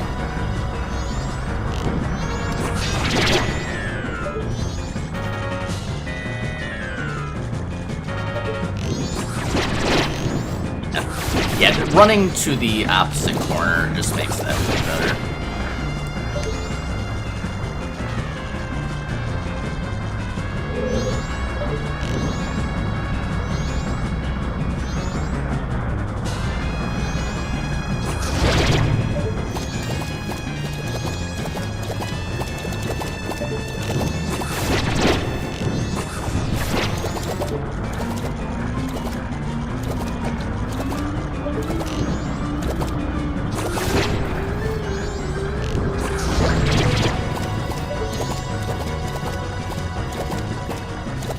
Yeah, just keep hitting them. I think I would personally just, you know, get like one or two good openings and then just go for eye hits. When you do knock him down, they're all, like when you hit him the third time, they're all just immediately gonna all drop down. So you don't want to do that when he is too close. I mean, you really don't want to hit him with fire arrows at all when he's too close either. So that you're not, you know, they're not dropping down like too close to you. So yeah, just wait until he's also ideally not going to be like towards the left side of the room when you hit him, so that you have room to run counterclockwise. Also be aware, like, you know, he can cut you off if you're not careful. Yeah, so like this is good. Alright, now, once he's down and zigzagging around the room, Wart himself cannot hit you if you're against the wall. His collision just does not allow for it. If you haven't killed all the eyes yet, you want to just kind of run around the room, kind of grouping them up a bit, then you can just start melting them with fire arrows.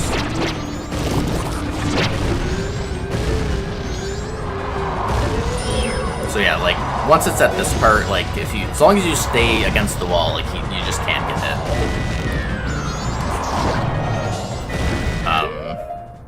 I like to switch to normal arrows here, because fire arrows don't actually do it. Like, it's 2 hits regardless. So I just like to have the faster shooting speed. But yeah. It's, so that's the general flow. Just, you know, wait for him to be further away, knock eyes off with fire arrow, run to the other corner so they're not, like, as close to you, and then just melt them. More fire arrows. And then once you got good shots at the eye, you just need them 3 times for phase 2.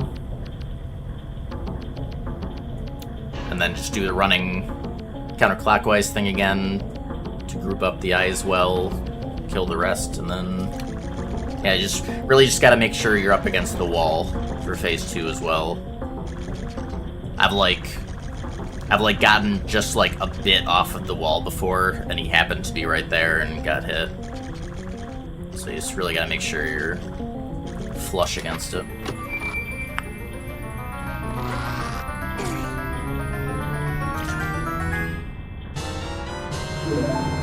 Alright. We'll get Stone Mask back on. I think we're gonna want bombs and ice. Whoops. Nice fat finger.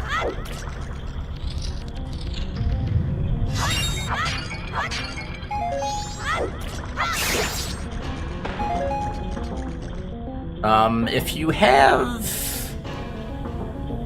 like 20-something plus arrows, you should be good. I mean, that's probably still always get like 1 arrow drop here. But there's gonna be more later we can get, so you don't have to, like, farm the choo-choo multiple times. If you're, like, below 20, I'd probably at least get close to 30 or something. Dope. And again, the bomb shoes will not aggro if you have a Stone Mask on. But you can run into them still and make them explode, so... Octoroks ignore Stone Mask, so you do still have to be wary of those. Here you want to trigger the Octo and then, like, wait a bit before jumping. Otherwise he can snipe you as you're getting onto the ice block. Here I just dive off and keep holding down and swim to make sure you end up, you don't, like, get above the surface of the water so the Octoroks can hit you.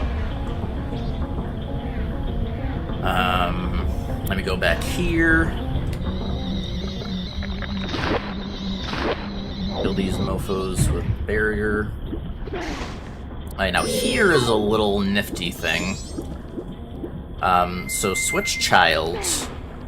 The way that when you switch to Zoramask at the surface of the water, it places Link so that the, like, the positioning is kind of based on, like, the feet matching up position-wise, so it ends up, like, Link's ends up being higher because of that. Like, you're, like, higher out of the water, and then you're just able to grab, ledge grab. It's pretty nifty.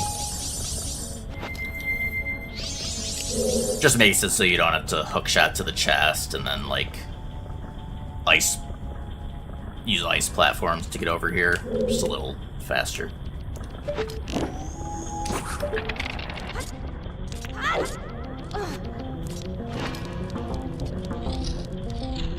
You want to have Stone Mask back on.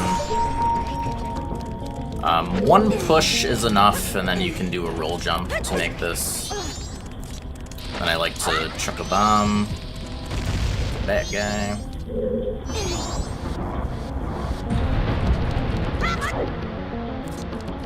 Then you can get more arrows. Like that box and that barrel have arrows.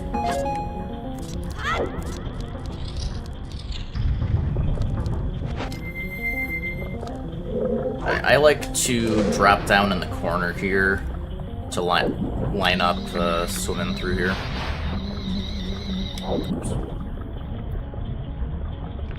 And these will be back. I guess if you wanted to, when you first come through here, you could kill that one. And then, because they spawn in a chest, they are permanently gone. So you could do that if you wanted the first time through. Is an option. Alright, another nifty little... There's a lot of, like, nifty parkour shenanigans in this dungeon. If you put an ice block around here, you can simply jump off and make that ledge grab, skipping the frog fight.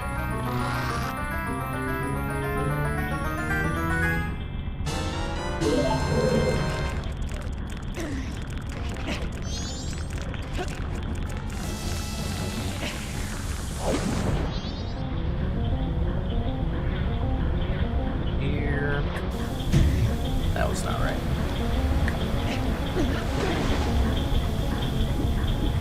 There.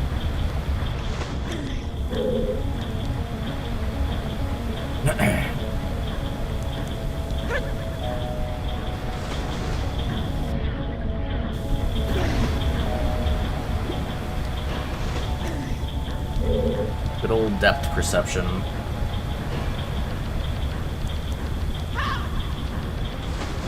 Okay, stop trying to do that at a weird angle. Apparently, not good at it.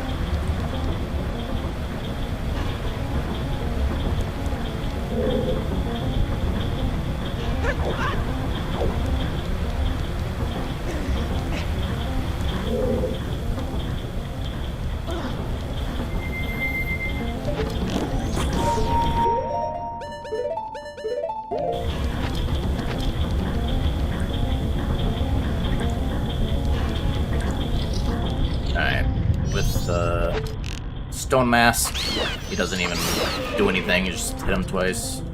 I like to kill this guy as well. For later.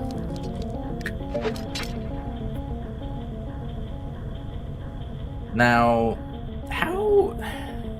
So I'm pretty sure if you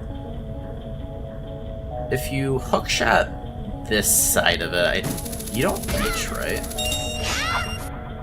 Yeah. I guess you don't take fall damage, though. So, I guess it's not a huge deal.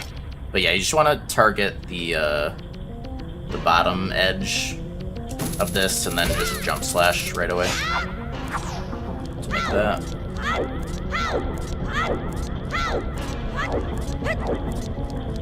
And then get against the wall and get a roll jump. Make that jump.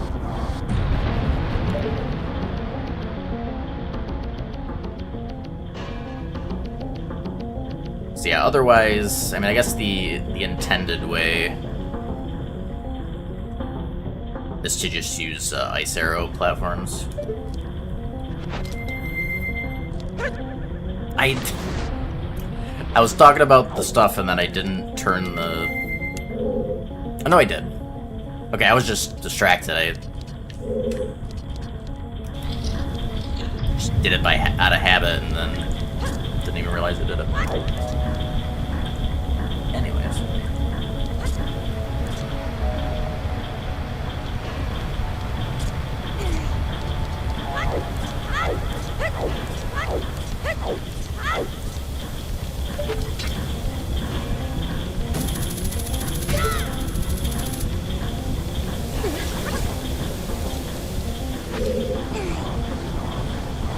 Which in the water direction?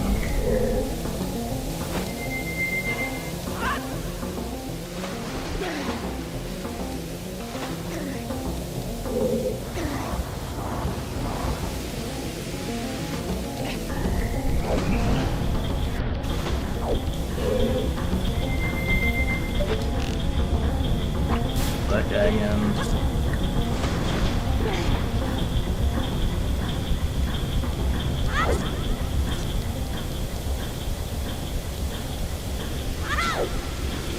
Yeah, I don't do a roll jump there.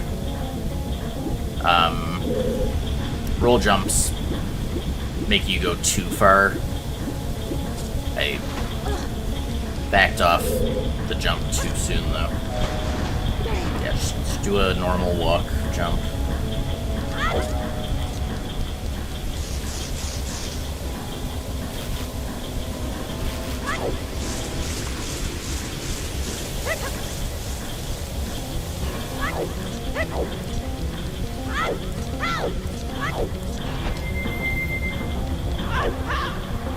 Not a ton left.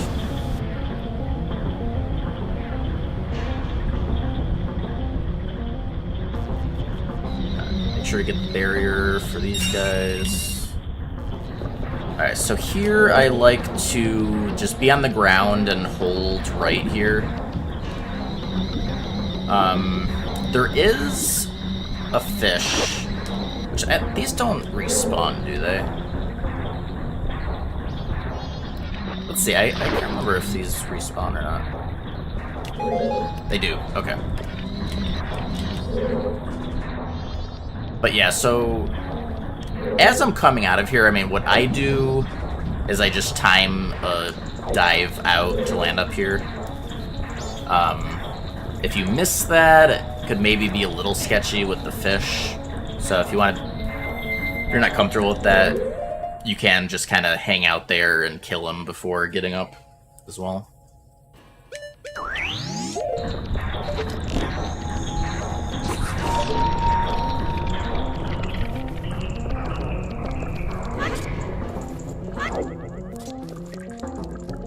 Hey, I was going to reload. Thank you. Get that stone mask back down for all the choo-choos.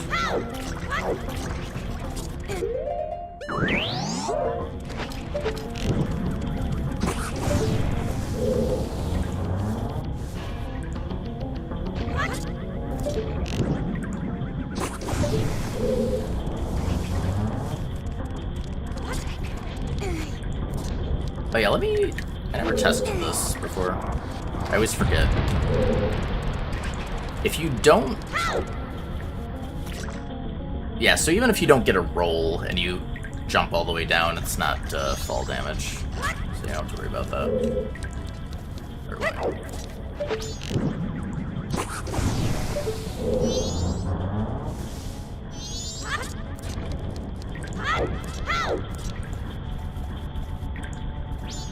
Oh boy, lol.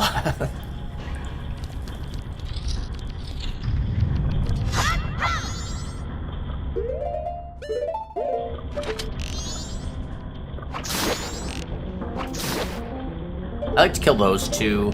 Realistically, you probably don't have to kill that one, but you do want to kill the higher one. Can kind of get in your way. It's definitely possible to, that the fish is, like, right near the surface. Because, like, normally you'd be like, you know, even if you barrier right away, you'd be fine. But it's possible for the fish to be near the surface of the water, and then you'd, like, land on it instead of getting into the water before you could get your, like, shield up. So... better to just kill him. Oops.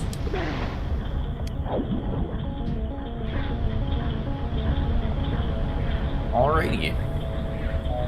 To Gyorg.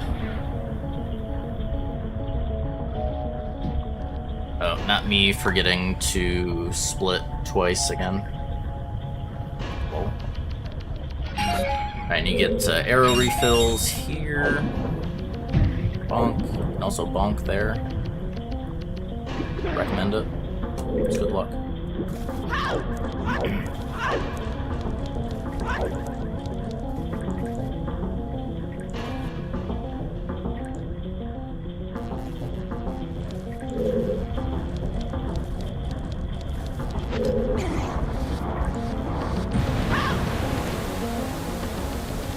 Again here, just don't do a roll jump or you'll go too far. Alrighty, Gyorg is a fun one.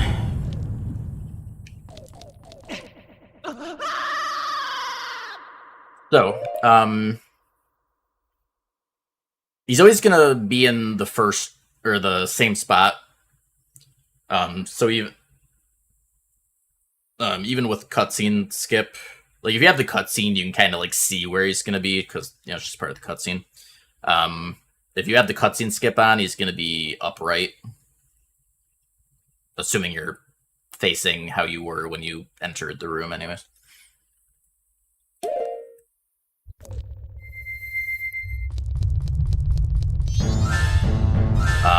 If he gets super close here, I like to hit him. Because it's really scary to try to time that properly. Hitting him makes him back up further before coming in. Alright, so... But yeah, you want to hit him with an arrow, like, just before he's about to, you know, get to the center. Basically what we're going to be doing here, we're going to be jumping in, try to jump in, like, around where his head's gonna be. And the idea is we're gonna be floating down, you know, with barrier active. As soon as we hit him with the barrier, we want to start floating up again. Like, the whole time you're gonna be holding the shields for the, you know, the energy attack or whatever. So as soon as you hit him, when he's at the bottom, you know, and then he's going to start going up. So you want to, you know, float back up to hit him again. When you hit him again, then you sink back down, and you just keep going back and forth like that.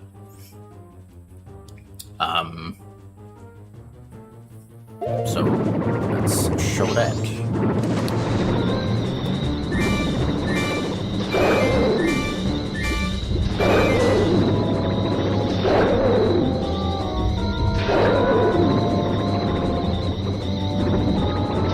And so on that hit there, when it's the last hit before phase 2 starts, you need to be floating up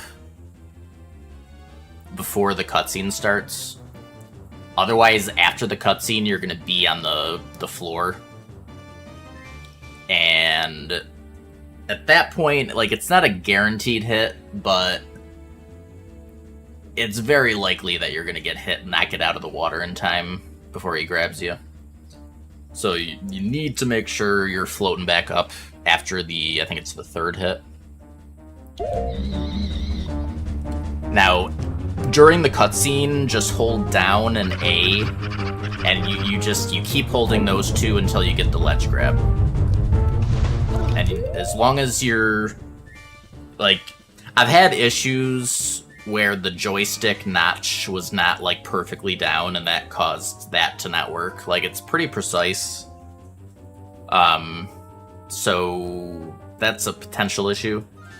But you really want it to be straight down, and then just hold straight down an A until you get the ledge grab. And then a lot of times he's, like, I also don't like doing this at this angle, because at this angle he's gonna get a pretty early jump. So it kind of messes with the timing. So I typically hear just like hitting him before he dashes and just repositioning, like over here.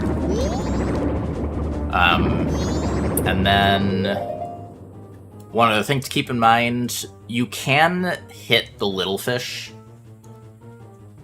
So if the little fish are in the way, I mean, you either gotta just like spam arrows in case they block a shot, or just like hit them and try to reposition so they're not in the way. But yeah, they can block arrows, so.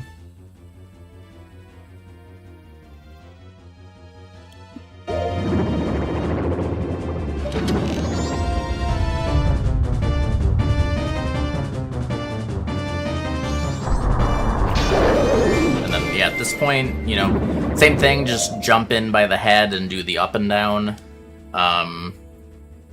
Just obviously, just be careful. I mean, if for some reason, I don't think I've ever had the fish close enough to be an issue. I guess if they did somehow get close enough to like be blocking you, you just have to reposition. But yeah, I mean, as long as you can just get into the water and then immediately use the shields, like the shield will kill the fish, so you don't have to worry about that.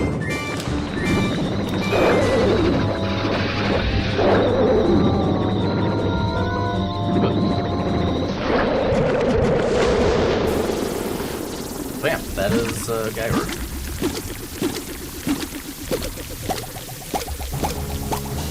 As you're doing the up and down, you want to try to just make sure you're like staying like flush against his head.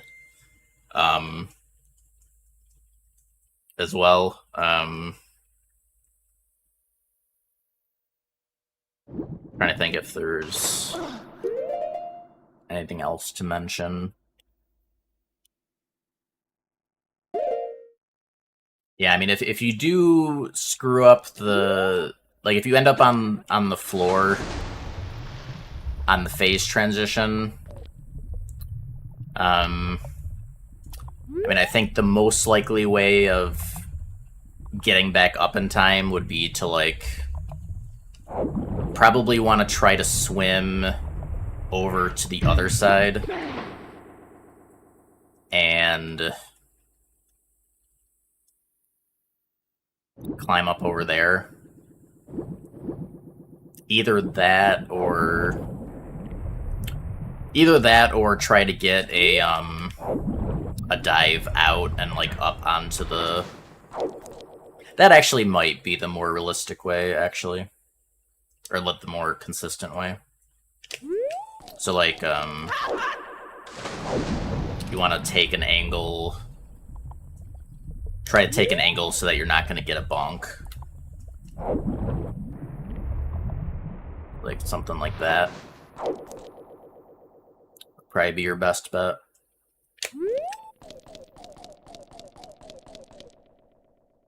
But, yeah, you really gotta...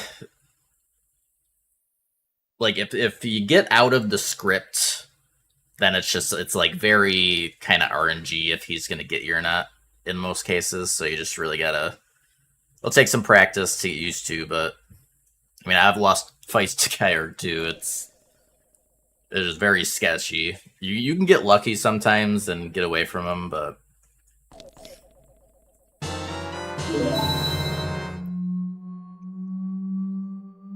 yeah, flops around and shrinks.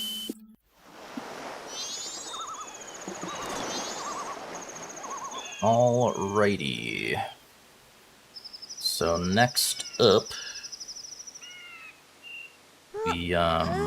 after we go, right? Yeah. So we're going back to Deku Palace. We need 5 beams for Beneath the Well,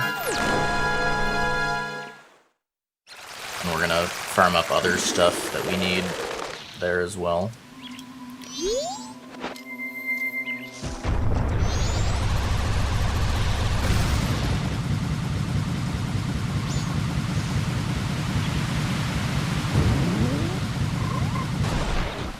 Yeah, it's funny, the water is like just shallow enough that Goron can just stand in it, so he doesn't void.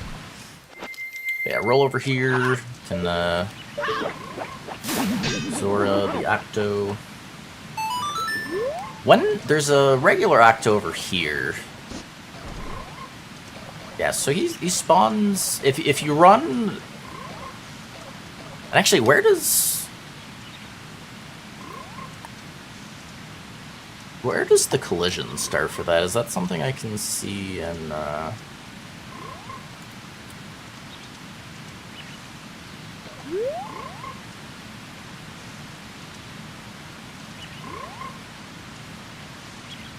or collision for that? I don't know if there's a way to see like where the boundary is, like where the poison water actually starts. Is that a water box thing? I don't know if there's a way to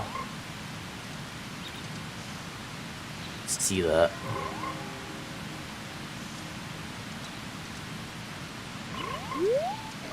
But I guess either way, it's like nowhere. Oh, maybe it just doesn't start until you transition to the next scene. Yeah, okay, so there's actually a lot of leeway there, so you don't have to worry about the poison at all. I always thought it would start, like, somewhere over here. But, okay. So yeah, just, I mean, I guess in that case, you could just go right to this lily pad even. Could you even go to this one? Yeah. That's funny. The more you know. So yeah, just go up to one of the lily pads that are safe and just switch Deku. Hop on. So I do like dashes off of these, and you can make it pretty far. If you're not comfortable doing that, you can always just do there's like walk-offs and just do the shorter distances. But you can do the kind of spin for the greater momentum, and you can make these pretty easily.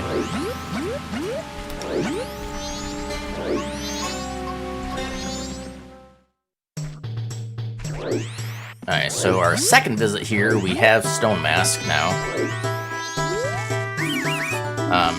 The only thing to keep in mind, unlike the Pirate Guards, if you touch these guys with Stone Mask, they will still catch you. So you can't run into them, but otherwise you're good.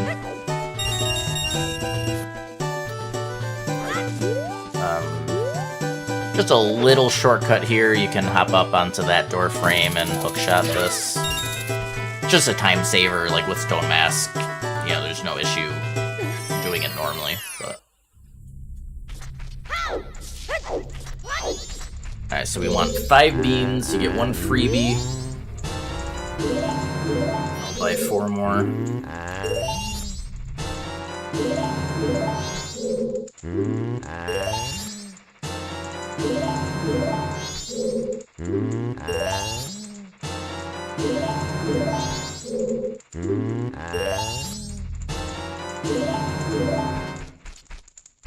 Alright.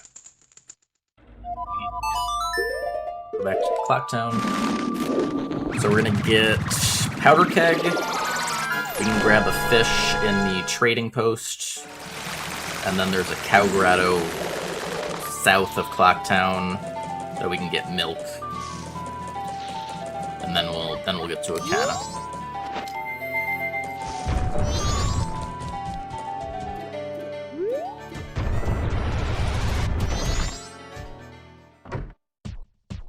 Egg.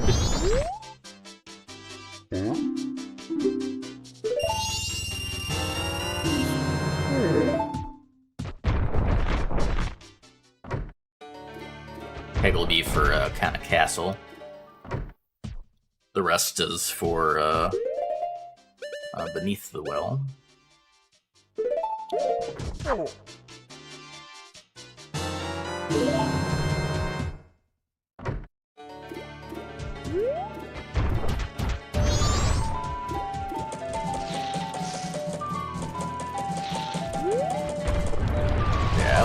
South exit. Cow Grotto is right here. Just bomb in. Whoops.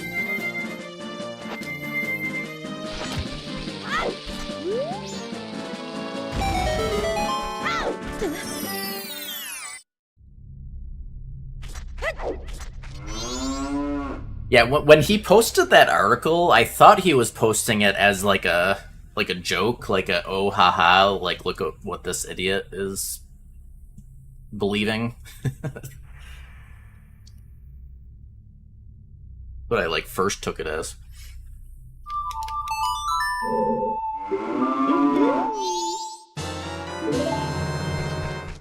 Well, of course, with trolls, you never know what they actually believe. But, you know.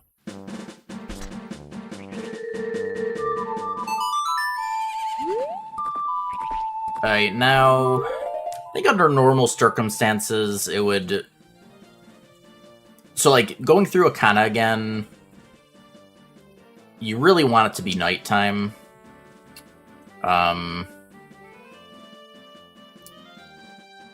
There's probably still plenty of time. Like, if you were to set it to night 3... Well, yeah, I don't know.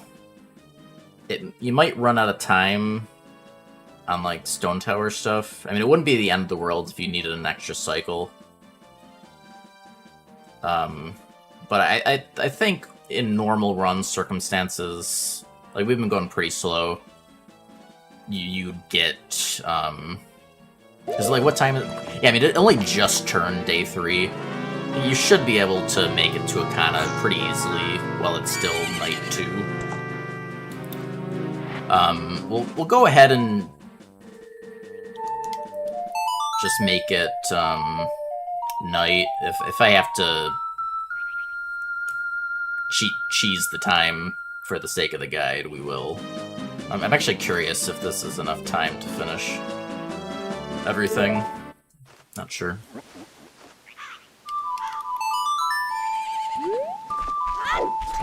But yeah, off to Akana.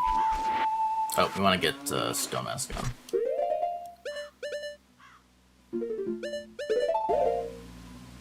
Get it on. I pressed it when it didn't let me equip it or something. Alright.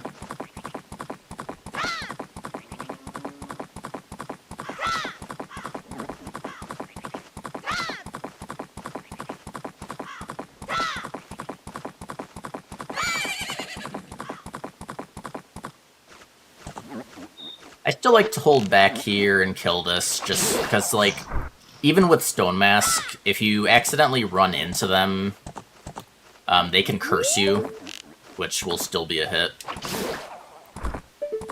So, like, they won't aggro, but running into them is still a no-no.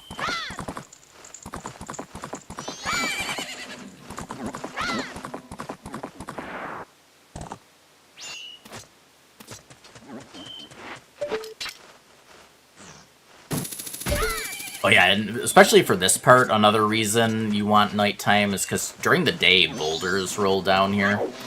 I don't think they're, like, really bad to avoid.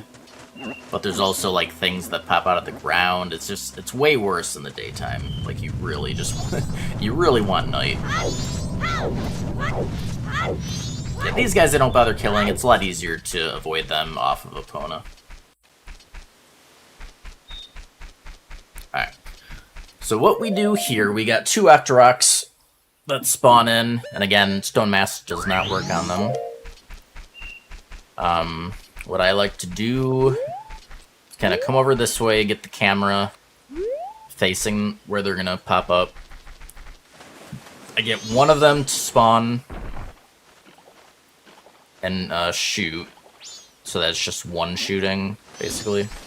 And then I go in, then lock onto the first one, avoid, you know, strafe the second one, and it's easy peasy.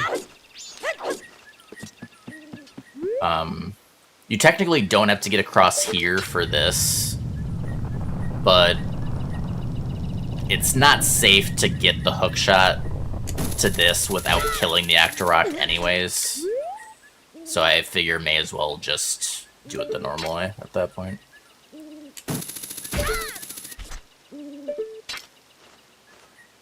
Going Demon. Going pretty good. Getting pretty close to finishing the guide up. We'll definitely have, like... I mean, it's definitely going much faster than OOT, which was to be kind of expecting. Alright, but yeah, get the owl. Would be a huge deal if you forgot this one. You would just... Because we warped to this one after Akana Castle, so I mean... It really wouldn't be a big deal. There's arrows and bombs if you need them.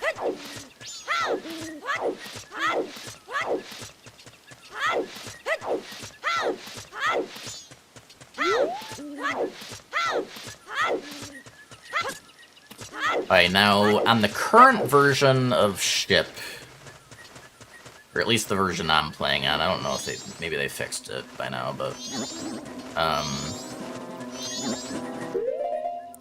need to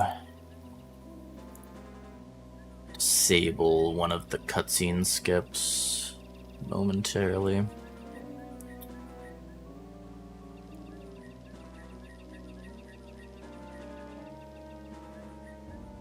Cutscenes. Because the, So, vanilla, like, you know, you get a cutscene here, and then after the cutscene, there's, like, a pause, and then you start getting, like, a poison damage tick. With the cutscene skip enabled, at least right now in Ship, the damage starts ticking, like, almost right away. There's, like, if you, like, mash Ocarina, you can, like, just get it off in time, but it's very sketchy. So, yeah, we want the cutscene to happen normally.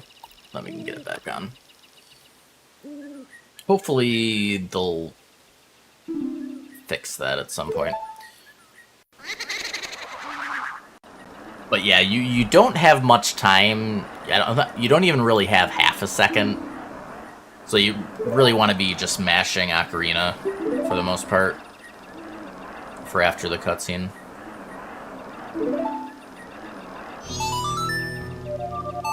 Just get that Song of Storms.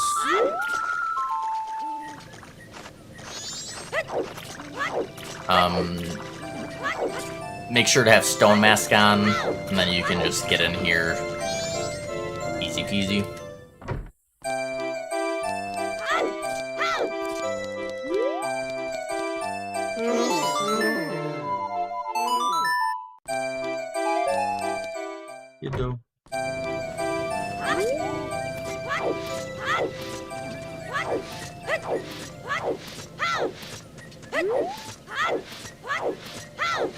Beneath the well time.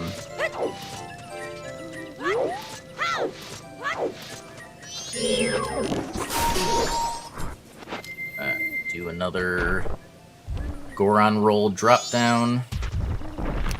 Again, just don't let go of A until you land. We won't. Bow, beans, and Gibdo. And don't forget to equip that Gibdo mask for the love of COD.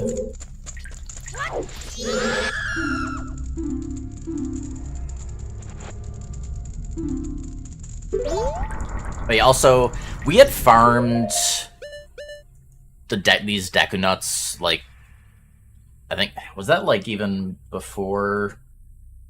I think I routed that in even before like Great Base stuff. But if for some reason you need 10 Deku Nuts for Beneath the Well, so if for some reason you did not have that, you need to have those before Beneath the Well. There is an ice keys here. You can either like get Stone Mask on to safely kill it, or just as long as you roll through quickly, like he can't get to you.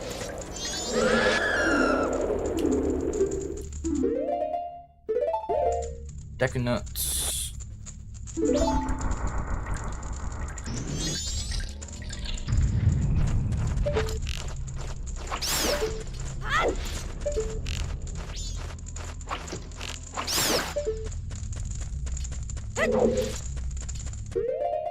It's gonna be bombs. But you need 10 bombs as well for this, so if you were low on bombs, make sure to get the bomb drops out in like a kind of town or whatever.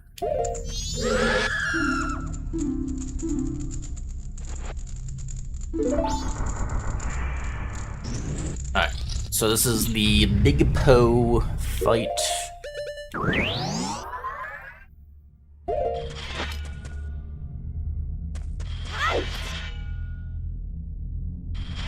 So you wanna, I like to just, lock on and then strafe around it.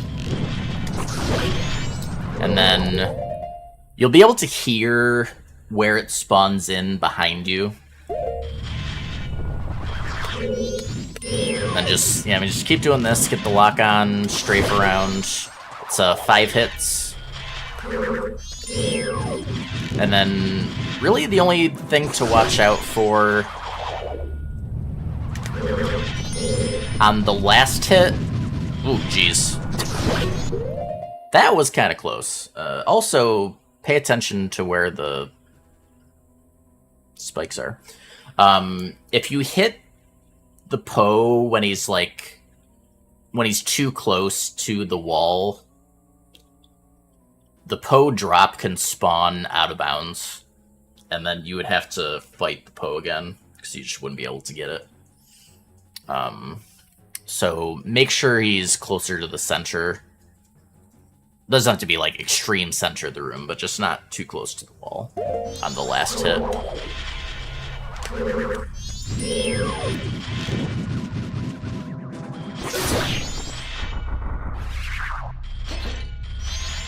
And then I like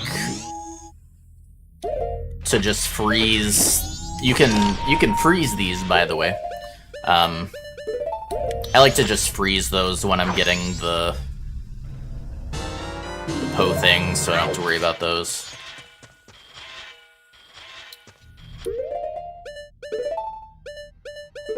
No.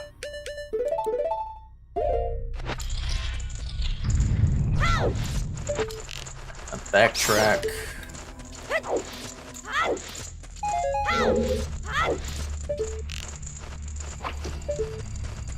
He always seems to go in there.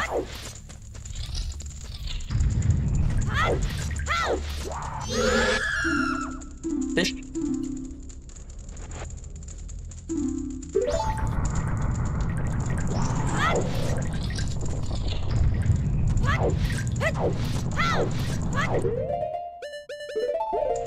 Oh.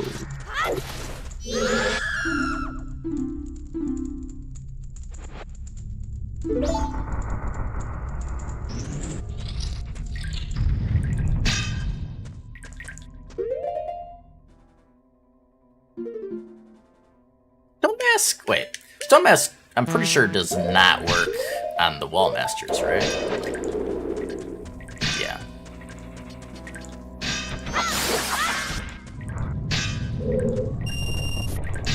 Yeah, so... I mean, I have this timed out that I just end up ignoring the Wall Master. He eventually... You get far enough in, and then he just despawns. But if you feel more comfortable, you can just let him spawn and kill him. As well. But yeah, Stone Mask does not work on those.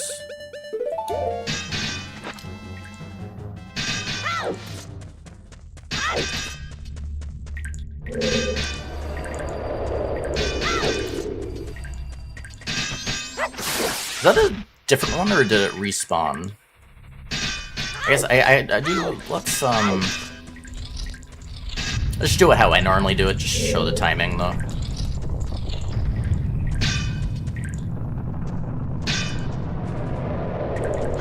It's right there. Yeah, and then he just stops. Following you. Yeah, I guess both sides of the room have a Wall Master spawn. Apparently. Milk.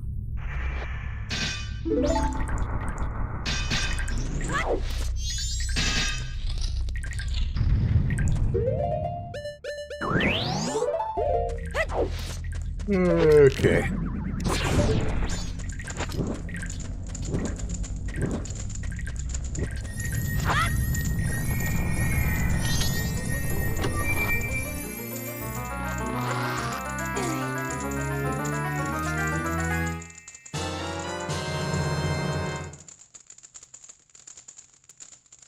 Oh, actually... No, I just realized something. Yeah, you really don't want to actually miss the Akana statue. Because you're blocked by the sunblock. So if you forgot the Akana statue, you'd have to go through beneath the well backwards to get back. Which, I mean, it's not like it's super dangerous, but it would definitely be annoying. I forgot that, like, you wouldn't be able to just go from Akana Castle straight over, so you wouldn't have light arrows yet.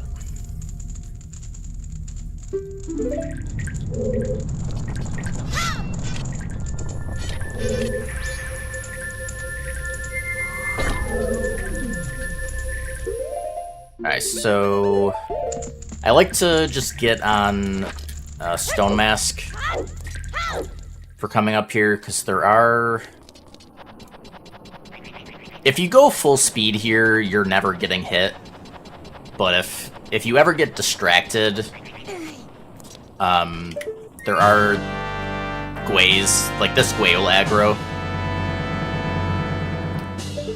If you get into the habit of just always having Stone Mask for this part, then you just can't goof up. But...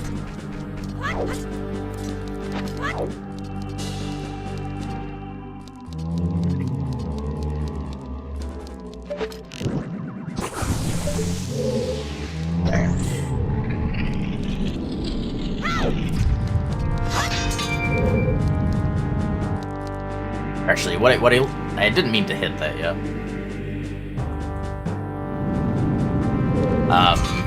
I like to hit that with the spin attack, just to have, like, the most amount of time to get over here.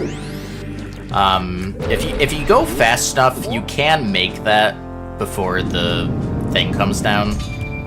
If you're not sure if you're gonna make it, you can just wait. And then once it's backs down, like, once you pop out of the flower, it knocks it back up. And then you can just go again.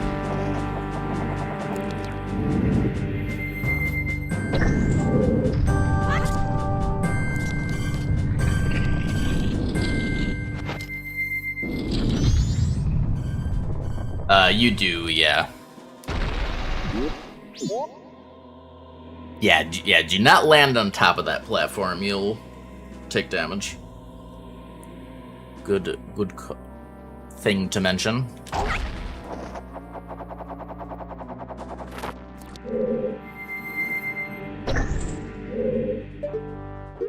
So we got 2 invisible platforms here. It's like covering pretty much the whole thing. So like, if you just angle towards the ledge over there, you're gonna make it. But you know, obviously you can just use lens if that's more comfortable. And then if you use Stone Mask, you don't have to kill these because they won't aggro or drop down. Might be better just to be in the habit of killing them in case you forget to put on Stone Mask or something, but yeah, either way. You definitely want Stone Mask going into this room for these guys. Just be careful, because again, even though they don't aggro, if you run into them, you still get cursed, which is a hit. So it'd be fine if you're doing like damageless, but not good for no hits. It was this thing one time. I don't know how it happened. I got like this weird insta-climb once. Okay, it wasn't an insta-climb. Okay, that's what it was. So just be careful, because if you're not expecting that to happen, you can easily just, just jump right off. Because like normally, you have to hold up to get that ledge climb a decent bit. So I think I somehow managed to. Actually, no, I think I did jump off when that happened that one time. Because it happened so quickly. So yeah, just be careful with that. I think you would be able to roll out of that jump. So you'd probably be able to avoid fall damage, but it'd still be annoying, so you have to get all the way back up. Alright, so I like to kill this way and this way. If you do this quickly, they really wouldn't be able to get to you in time, most likely, but I like to just get them killed. But yeah, you just stand in this corner, make sure you're facing the hole, and toss the keg over. And that skips the whole like second half of Kana Castle. Nice little glitchless skip that the devs were kind enough to unintentionally allow.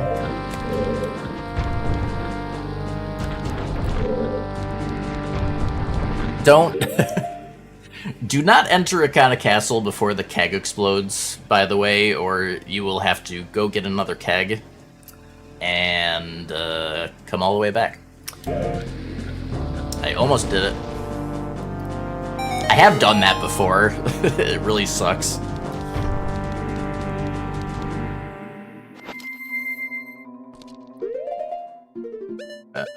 Gibdo.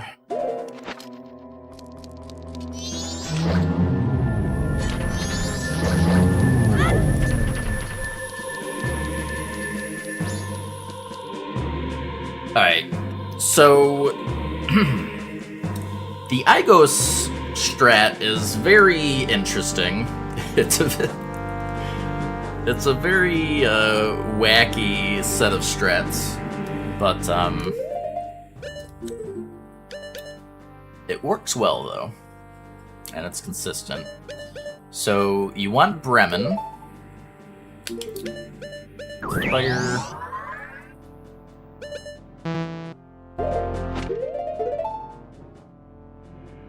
And use nuts. You don't need to, but I'll mention where it's can be a little safer at least to use them.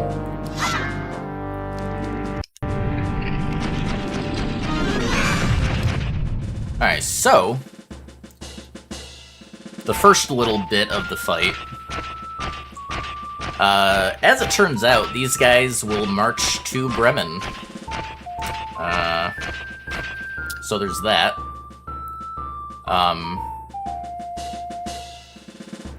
I do like getting them distracted and then go for the arrow shot. Just to give you more time for it.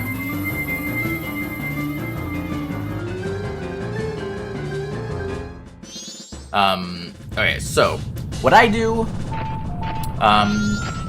so I unequip. You want to, make the game volume lower.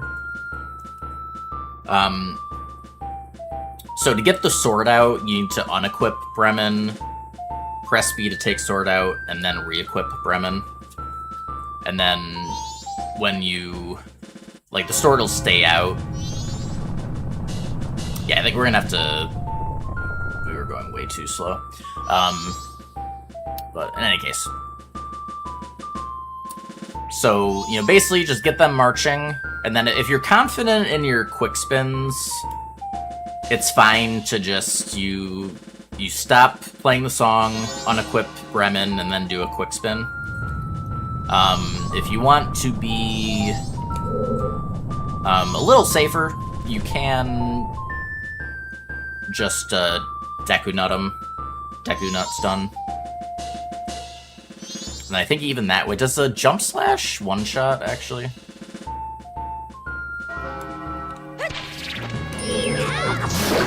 Yeah. You know, maybe I will just Deku Nut, since, because I didn't think about that. You can just jump slash, and then it's a one-shot. That's a good point.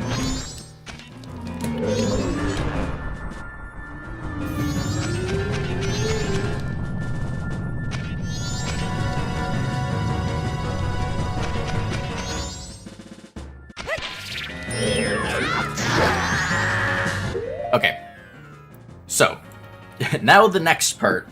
So, right, like, as soon as you kill this guy, you want to switch to Zora and park yourself right at the bottom of the stairs in front of Aigos. So, parking. And just one roll, and then you don't want, if you get up onto the second step, he will just straight up kick you, like, instantly.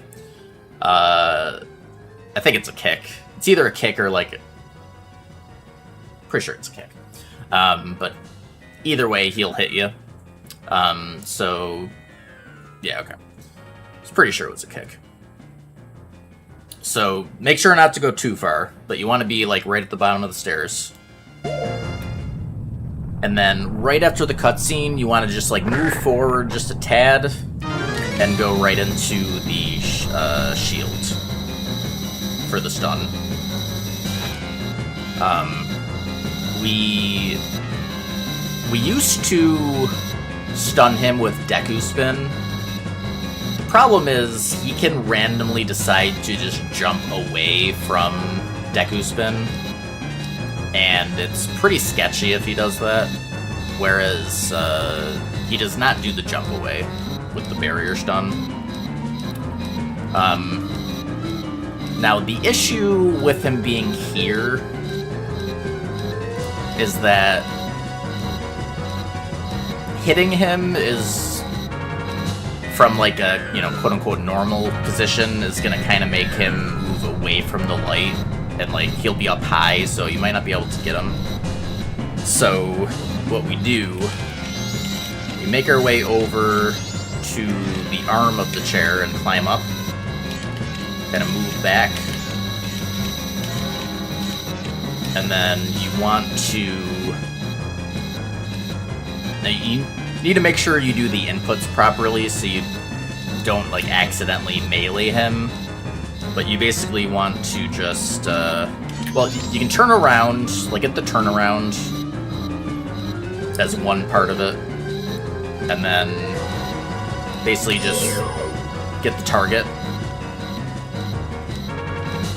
You keep stunning them. And once you're here, well, first off, you want ice arrows. So get one last stun off, switch human, and then you want to aim a little down. The aim spot off of a lock-on with Igos is like, it's a little higher than it should be. If you shoot where the lock-on puts you, there's a chance it just misses. So you want to aim down just a bit more towards the body. And then once you're here, thankfully enough, he just keeps getting refrozen when you ice arrow. Like, normally this doesn't happen for most things, but for Igos it does. So you just ice arrow him and knock him down. And doing it that way, knocks him towards the light. Like, if you just ice arrowed him, like, here and hit him, you'd, like, send him back here or something. Or, like, over here, and then you might not be able to get the light to actually hit him. So that's why we get up on the throne like that. But, yeah, that's the Igos strat. The whole reason we do this, by the way, is really just because of one attack he has, where he like, his head pops off, and the head just chases you around the room. And it's like, it's very RNG. Like, if you're like Human Link, there's like almost no way to avoid getting grabbed by it. I think the one way I found that could sometimes work is just like rolling around the room as Goron. Or actually, even then, I think doing that, like, he might not end that attack until he grabs you. Maybe it isn't just impossible. I can't remember. I can't remember for sure. Maybe he does eventually end it. It's been a while since I played around with that.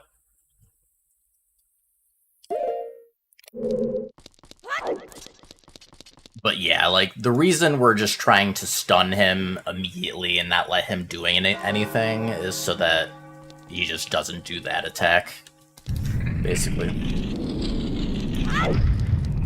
So that's, like, almost always a run-ender.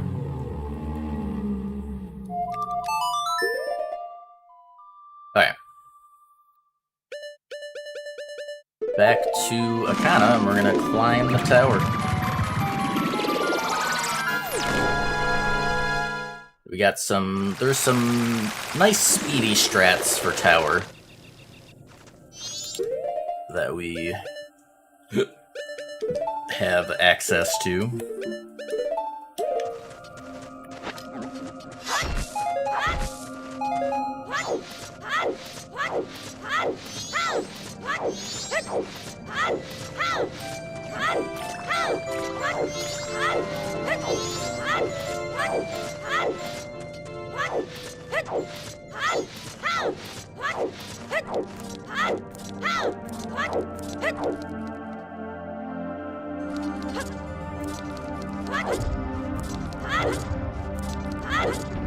Alright, so I like to use either Goron or Zora for Elegy here, because I'd rather use Link for the second one, so that I can keep Stone Mask on. Gotta get that down.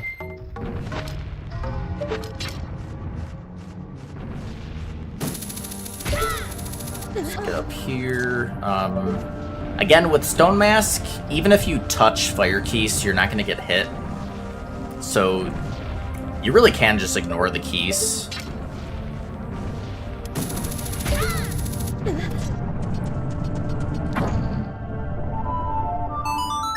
Oh, and how you doing, technicalities? In the safe load.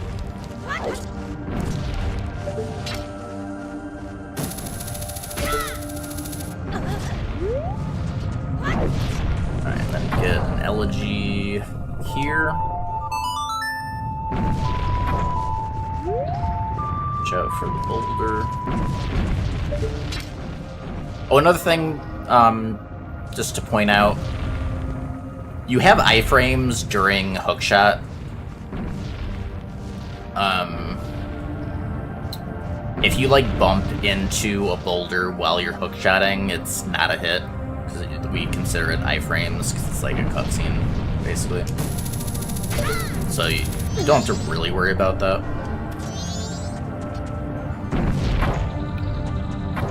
For that one, you just want to...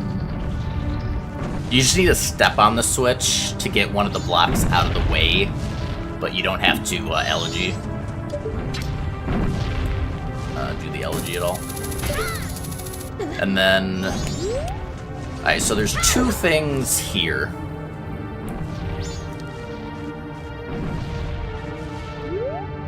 So, when you... Normally when you elegy, the statue, like, spawns, you know, exactly where you are, and it doesn't have a collision box right away, because you're, like, inside of it. Once you're outside of it, then the collision turns on. We're gonna use elegy. So if we elegy on here, it takes... Basically, that switch is gonna not be... have weight on it anymore. And that's gonna move this block back while we're on it. Let me, I'm gonna end up forgetting to do this. We need to, give ourselves more time here.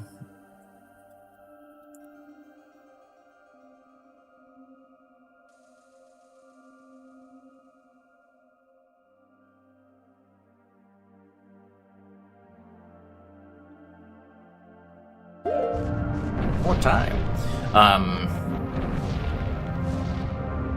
But once the block moves, the collision for the elegy statue turns on, so Link ends up getting pushed to the side.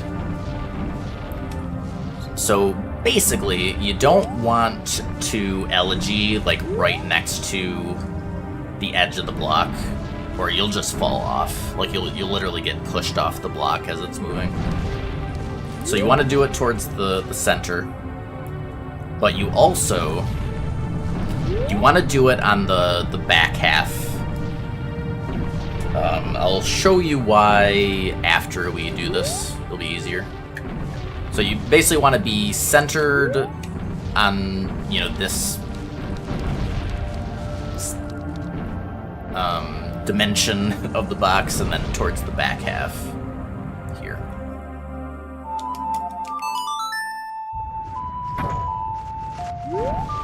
So you see I just got, like, pushed right out of the statue.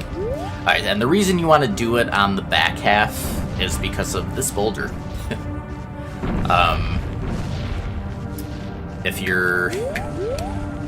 you do that further up and you get really unlucky, which happened to us once, by the way, that's how we found out about this. You know, if as you get here, the boulder just happens to be here, it'll just hit you, like, immediately. But you're perfectly safe on the back half. So yeah, just those two things. Just be centered at the back half, and you're good.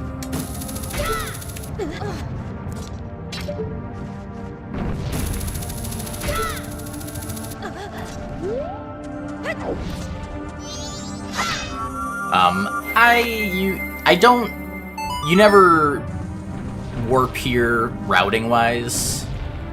I like to hit it just in case something weird happens, because it'd be a pain to have to re-climb the tower, so I just hit it. And there's, you know, if you need bombs and arrows or something. Alright, then we elegy this guy. Then we do the same elegy on block strat. And again, just make sure you're centered so you don't get pushed off.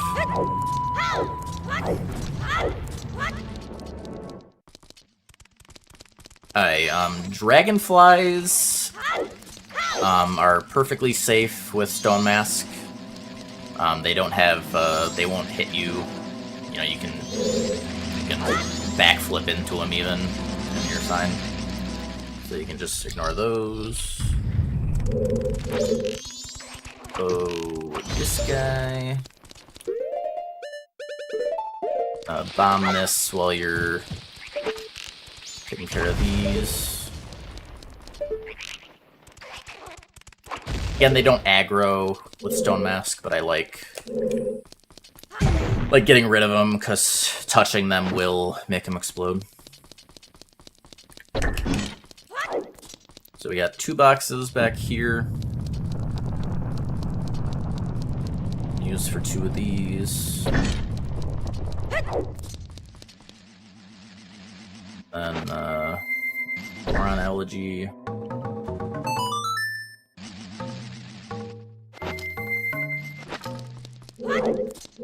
The dragonfly that you can hear that's like through this wall will aggro like through the wall. So I do like to get Stone Mask back on. Because it can, like, once this gate is open, it could potentially follow you in here. So, I like to get Stone Mask on. We'll want it on when we go in here anyways. Bomb this.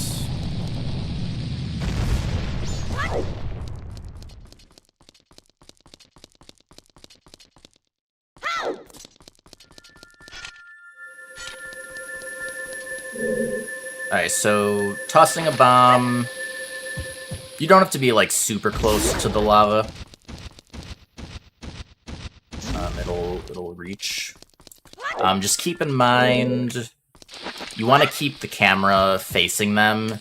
If the explosion is not on screen, then it don't work.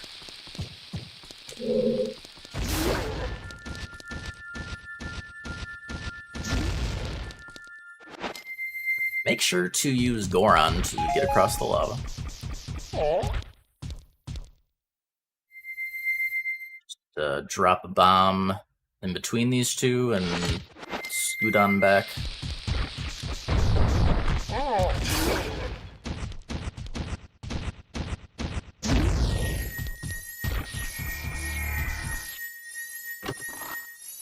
I just realized we lost music. I've not been paying attention, apparently. So get that key, get the Stone Mask back on.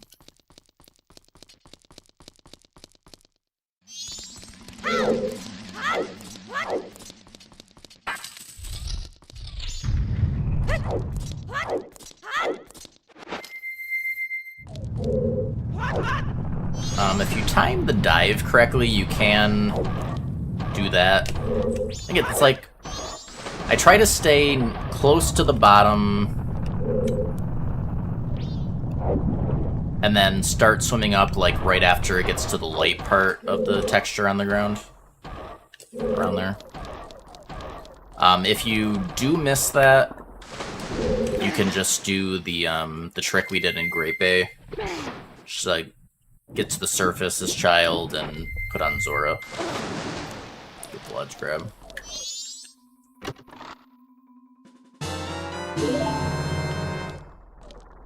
Yeah, I like to slow walk off so you don't like accidentally get a dive and just like dive right into one of those. And then magic that guy.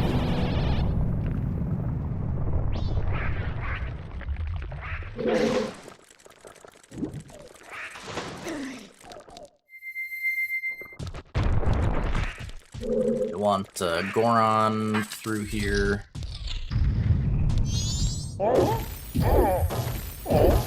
Boost, and then get Stone Mask on ASAP. These guys are fine with Stone Mask. They don't have collision with it on. Well, not collision that harms you, anyways. This is the room, by the way. Without Stone Mask, I like.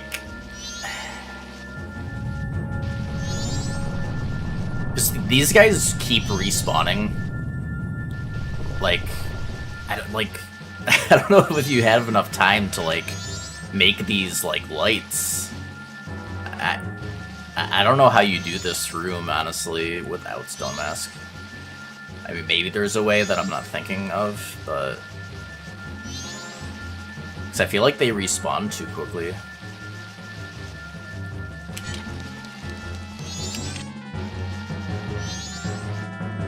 Like, just too far turn.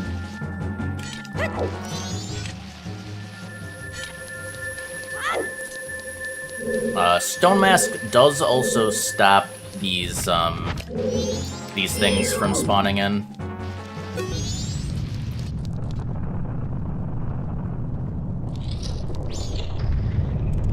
Okay, so there is a Bomb Chew enemy that can really get in the way. So we just come down and take care of it before doing the Deku flying. So you can be in a really bad spot. Oh, it's a good time to test this.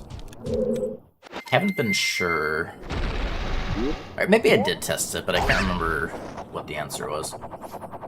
So you need to cut this corner pretty hard. Can you be... Yes, okay. I wasn't sure how the hitbox for that draft was. So yeah, you don't want to go too far left. But you basically want to make sure that you can cut this angle pretty heavily. Oh right, that respawns that's fine. But yeah, if you don't cut that hard enough, you won't make it to the next draft. You'll be in danger of dropping in the lava. How's it going, Bubba? Yeah, I have not been keeping up with these splits at all. Not at all. Thankfully, it doesn't matter too much. But yeah, so again, get rid of that Bomb Chew. It's in your best interest. Just forgot to on the respawn. Alright, so...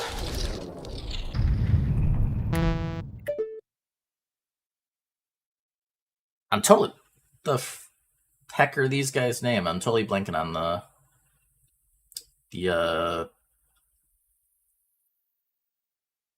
something masters flipping. I don't remember what they're freaking called. Yeah, Garo Master. Jesus. Okay, so we want ice arrows and bunny hood and nuts. So the general strat is going to be to get 2 ice arrow hits, and then after the second ice arrow, we can jump slash. And as long as you have Gilded Sword, that'll kill. I believe it will not kill if you have Razor Sword. So if for some reason you were like cutting out Gilded Sword from the route, this would be different. But yeah, so with Bunny Hood, as long as you're not like right next to the Garo Master, you can pretty much always outpace their attacks. You still can, as long as you're careful without Bunny Hood, but Bunny Hood makes it free. So yeah, you just really want to run to the side, and you just need to listen. See if it's doing the like teleport where it drops down over you, or if it, you know, just doesn't attack. That's the warp. So get the 1 freeze. If you aim at them, if you try to shoot them with the lock-on, kind of similar to Igos, there's a chance it'll just miss. The angle it gives you with the lock-on is kind of high, and so like sometimes it just like completely misses. So it's a little more consistent to just manually aim. But up to you, of course. So yeah, you're waiting for the unfreeze, and you need to not nut too early. You basically want to wait for him to fully land before stunning, and then you get the oh, okay. Took too long explaining that.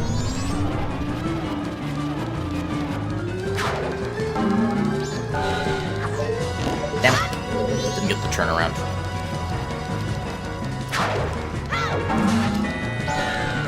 Well, actually, this is a good time to talk about... this is like a general thing you can do that's super helpful or useful. Like, I did a thing there where he got off camera, and because this game's camera is N64 era, you can't, like, it's a little awkward to, like, just quickly turn the camera around without, like, completely stopping moving. So if you want to, like, locate where the heck he is safely, and this just goes, like, if you ever need to, like, quickly see what's behind you, is in general, just Ocarina. You'll get the camera turnaround, and it'll also just pause the game for you, essentially.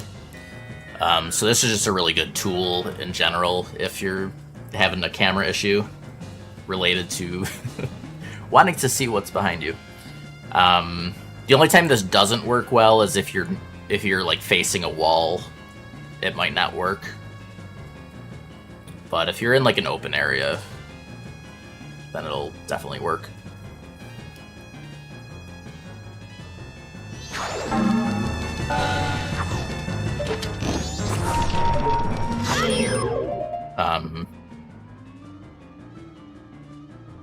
But yeah, so let's show the stun again.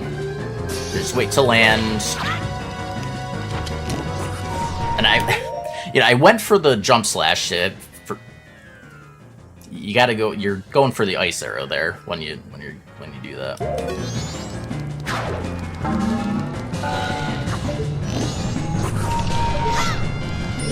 Yeah, just wait to land. Stun. Oh, he was too far away.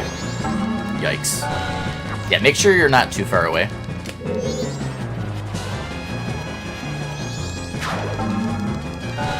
Like, well, this is going grand. Okay. Well, I mean, okay, you get the idea. When you're that close with the Deku Nut stun, it should be fine to just lock on, shoot the ice arrow, just so you can get it off faster. I think that close, it wouldn't miss. I think it usually misses when they're just further away. So yeah, just, you know, run to the side of them with Bunny Hood. Wait for them to either do an attack or the warp attack. Freeze them. Make sure you're close enough when they unfreeze. Make sure they're landed on the ground before you throw the nut. Freeze again, and then jump slash. And they are done.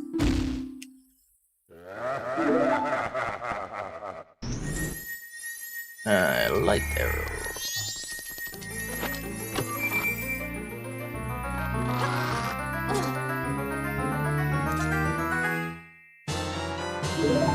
Alright, and then we can just soar to the entrance.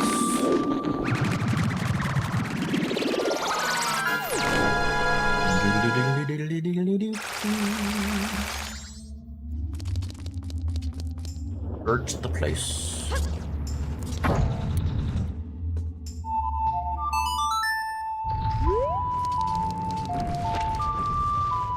I like doing this without Bunny Hood. I'm always afraid I'm gonna jump off.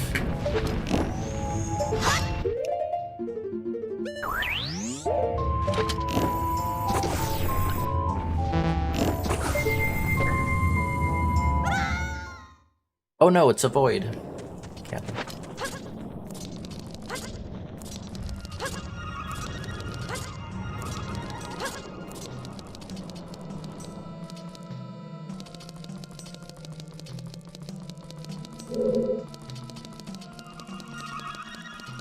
Okay.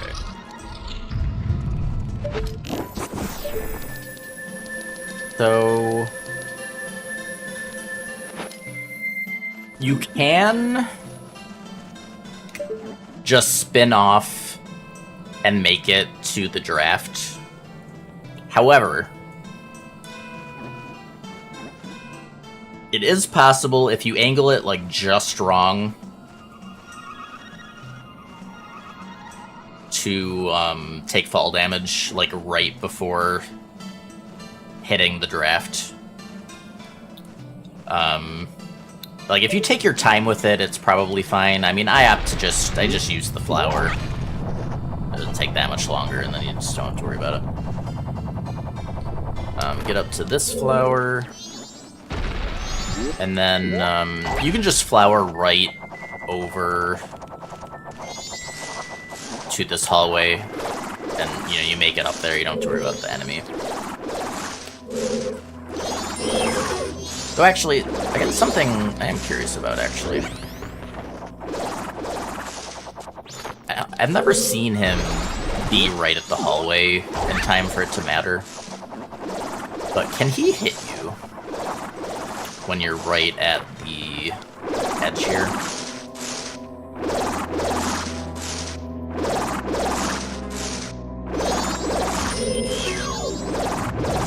Not look like it.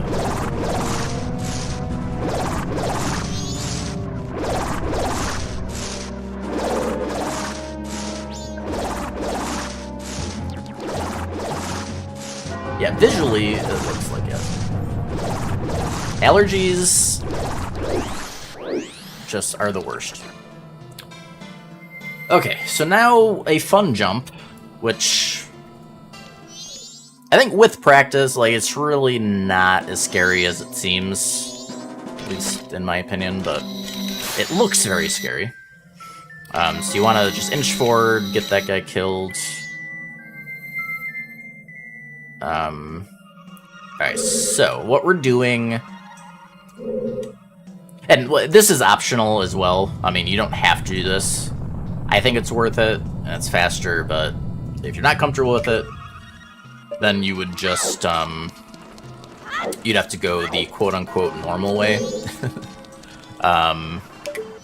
You'd go up there, there's like a couple of rooms, and then the Wizrobe fight. And yeah, so I mean, you'd have to do the inverted side, just, normally.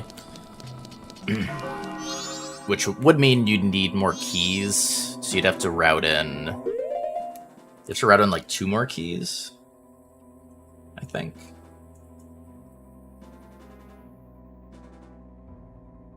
There's one from this switch, and then you'd need, like, 1 more.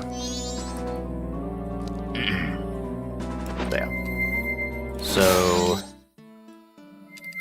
But with this... So you want Link's feet... So first of all, you want to be right at the edge, and you want to position it so that Link's feet... You want this third black dot to be, like, right in between Link's feet. It's not, like, mega precise.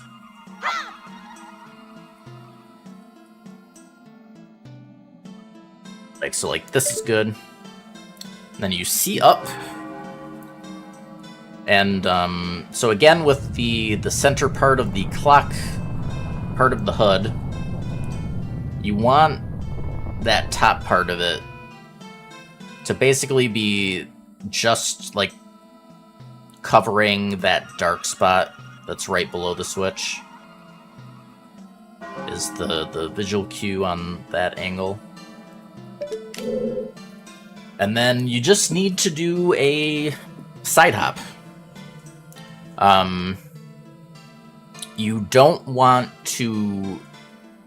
You basically want to, like, flick the stick, just a short flick, because if you hold an MM, how long you hold the joystick does change the distance that you travel on side hops and stuff. So,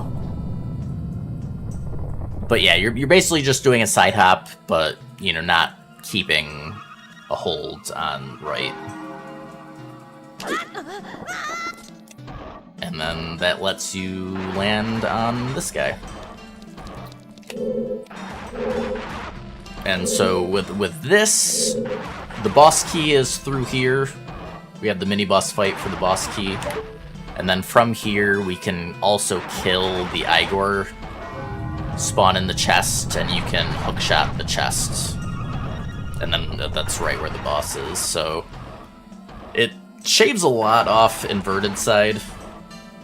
And, like, the setup's really, I don't know. You do just get hit if you fail it, but I don't know, it's very consistent for me. So I recommend at least trying it. Stone mask.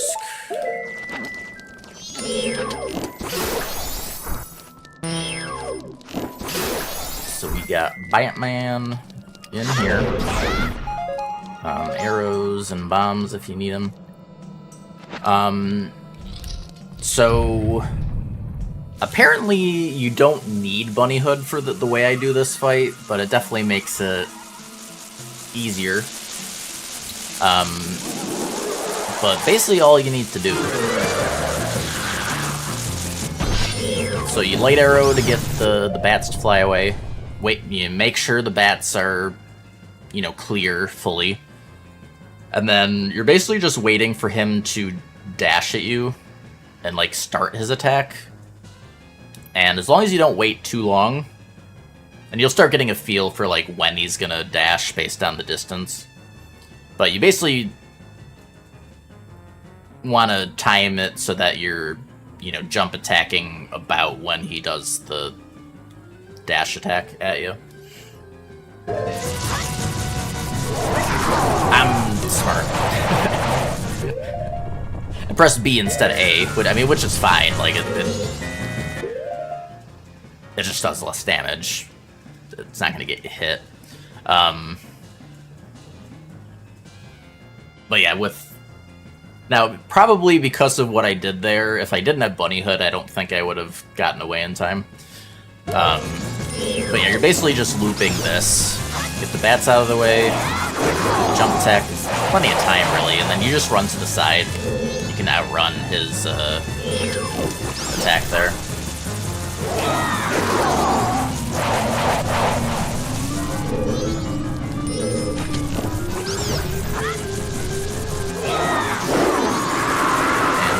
And that's it.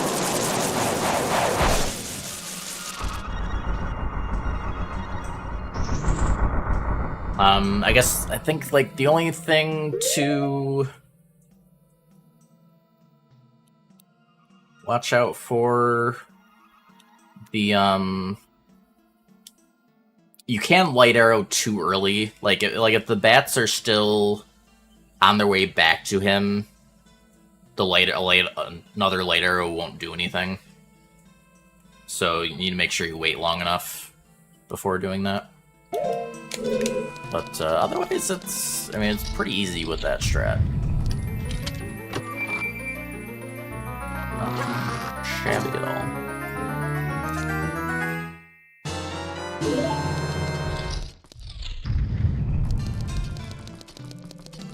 Alright, then don't forget Stone Mask for these guys.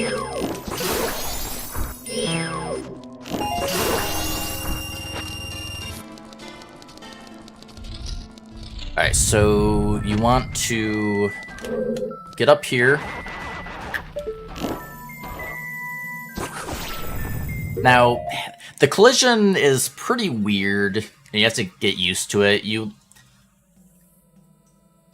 almost want to aim to the left, like almost like up left of where you think you should aim to hit his hitbox. It's kind of weird doing it from the side like this. So you're kind of like aiming up left. The first shot, not so much, but the second shot, yeah, that was a little too high. Yeah, it gets even worse when he gets further up. Eventually, you just have to wait for him to... He'll go back eventually. But yeah, the hitbox on this is kind of wonky.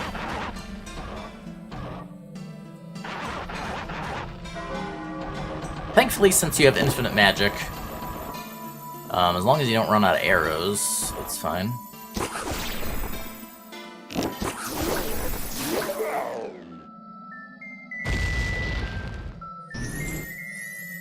Yeah, possibly. And just be careful getting down here. Want to get in this corner. Turn around.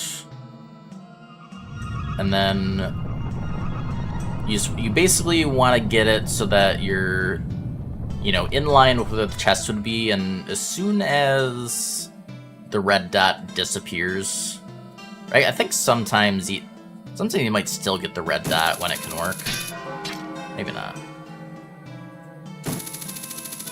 Yeah, like there.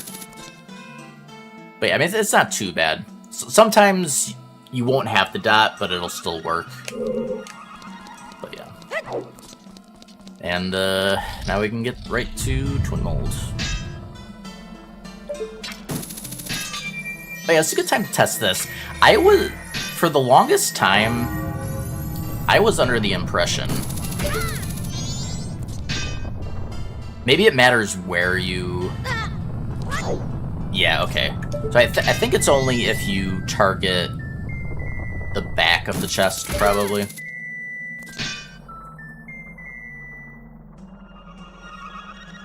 Yeah. Okay. So, I never realized this. I think it was, I was watching... Maybe it was probably Theo. But I didn't see this part closely, so I wasn't sure exactly what he did, and then I kept forgetting to test it. I think it was like lurking at the time. But yeah, so as long as you just target the back of the chest, then you don't even have to worry about where these are. I've been like timing the hook shot up here for like when it's moving back over there, and like, you know, trying to do this quickly. But you just do it like this. And then just, you know, don't drop down like right next to the Beamos. And we got ourselves a Twin Mold. So the strat I do for Twin Molds, even with practice and like getting used to it, it can take a while, I will admit. Yeah, very fast in Pog Fight. Some people would rather just not do this because of how long it takes.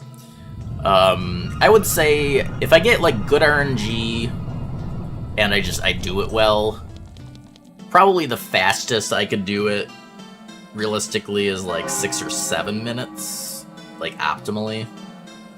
Like on average, it's probably taken like 10 minutes. All said and done.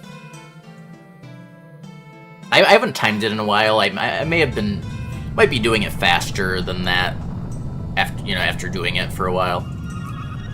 But I'll at least show it because it is very consistent once you're practiced up on it and you know all the things to watch out for. Because there are some there's definitely a few things that can get you with it. But I think it's way more consistent than doing like the arrow strats.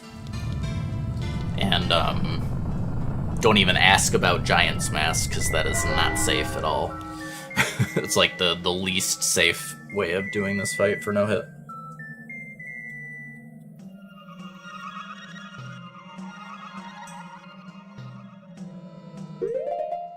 Alright, we also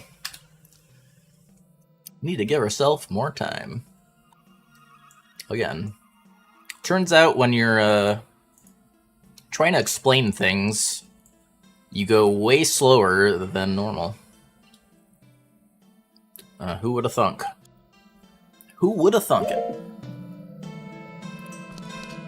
Alright, so you want to drop into the fight. We're going to be targeting the red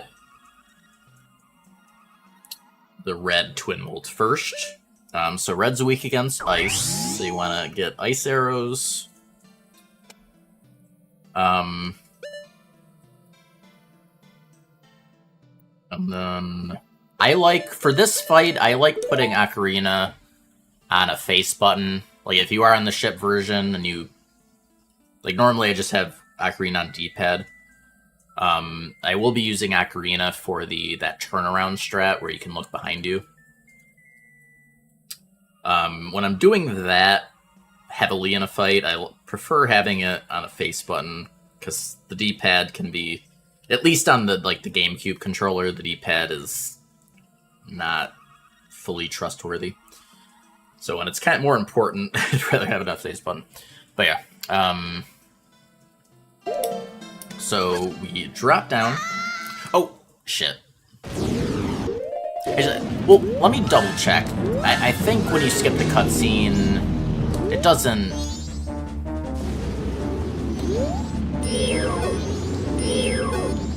Yeah, you don't get the consistent thing. Yeah, so I screwed that up. I forget that a lot. This is the one fight where we don't want the boss intro skip. I wish there was a way to, like, select it per fight. Instead of, like, it's just like a general setting. But, I should maybe just... Actually, I think the issue was more that, wasn't it not split up? Yeah, that was actually the issue. Because, like, in OOT ship, there's a separate setting just for boss skips. If it was like that for MM, then I would just, leave that off, so you don't have to, change it. But it's baked into the story cutscenes is the issue. But yeah, if you do again, if you're on the ship version and like you forget to turn it off or whatever, basically you're just missing out on damage, basically. Like, I would personally just soar and just do it again. Doesn't take too long to get back. Excuse me. But you're missing out on 6 damage.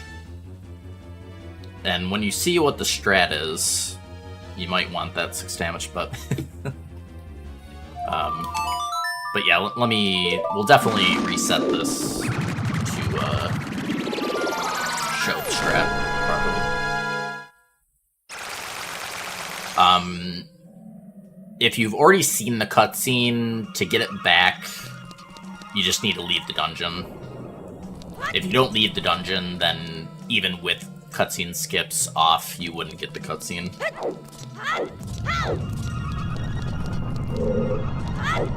Well, yeah, that's right. I mean, unless the way the cutscene skips it would make it, I don't know. But either way, probably just want to leave the dungeon.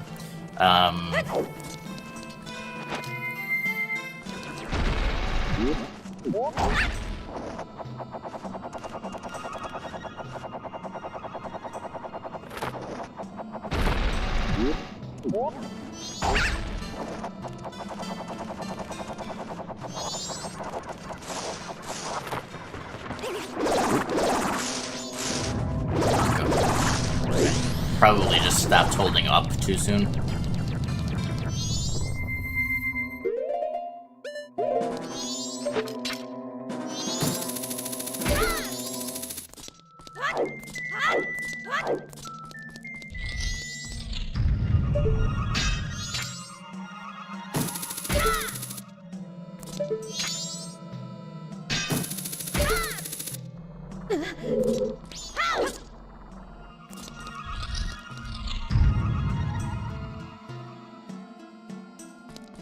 Now let's do this. Oops.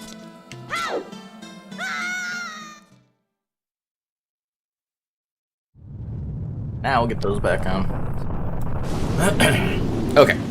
So right after the cutscene ends, you want to just do a 180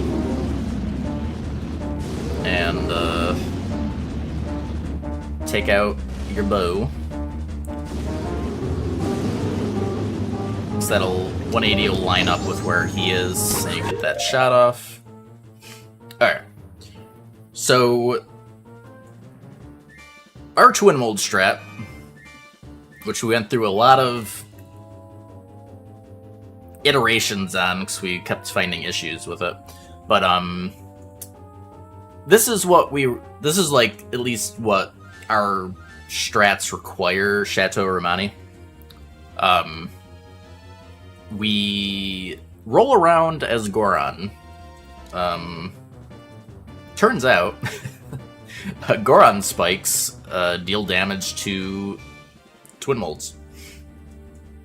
Deals 1 damage. So each twin mold has 20 health. The ice arrow shot does 6 damage if you hit it. So we need 14 more hits. Once we're down to just one of them, then we switch to arrows. Because like the main issue with arrow strat, it's when there's 2 of them. You can get really bad RNG.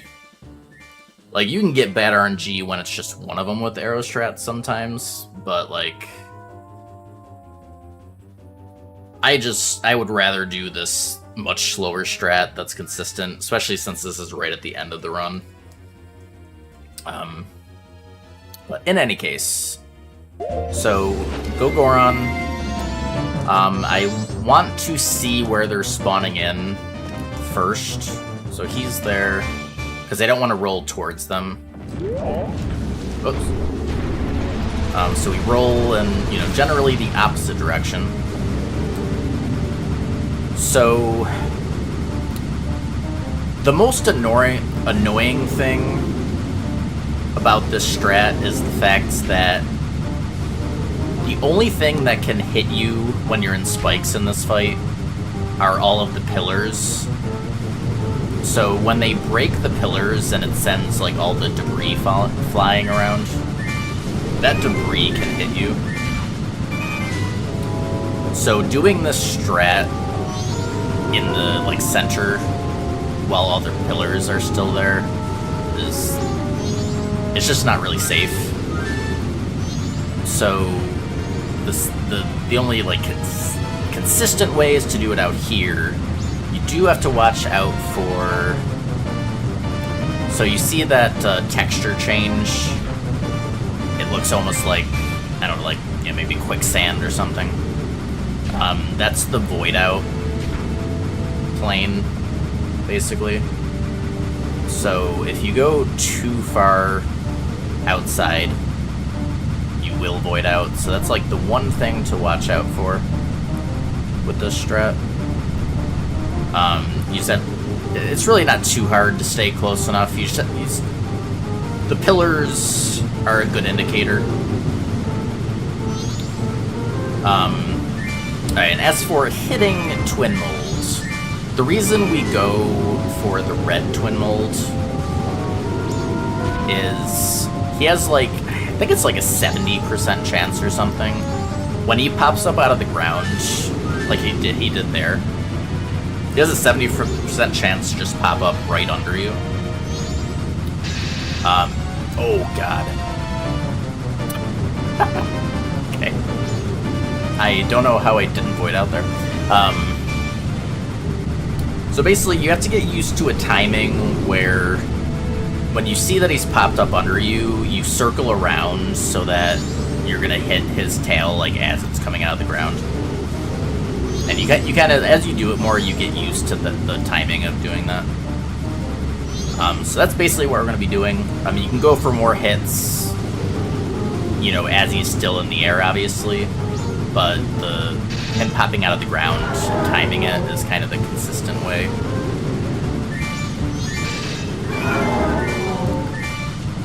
So we're up to 8 hits, 8 out of 20.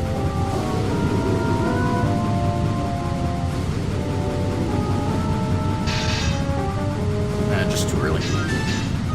Yeah, basically my timing is like, I go forward for like,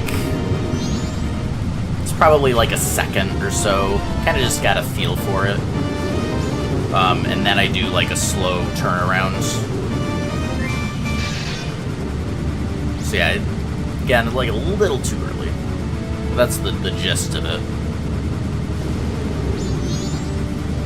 And then you can keep an eye on the state of all the pillars. Once they've gotten rid of enough of them, you'll have space to just go towards the center.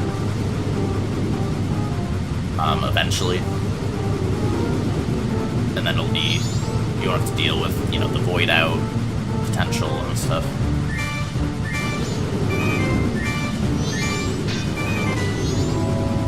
And then another side thing to go for, if you can hit the blue one twice, then you'll only need to hit him with 3 fire arrow shots instead of 4. So if you just have good openings while you're doing this to get a couple blue hits in, then you should go for that. But not a huge deal. It's 9.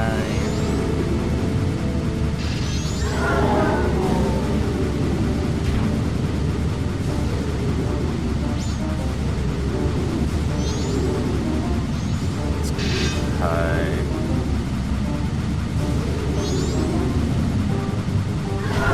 11. It's gonna be good. 12. I did get close to the void out there, like, so that's when you're chasing him down like that, you have to be really careful not to like lose track of where the void out zone is, because it's easy to do when you're trying to like chase down a hit. I lost track of where we're at. Is that 13, I think?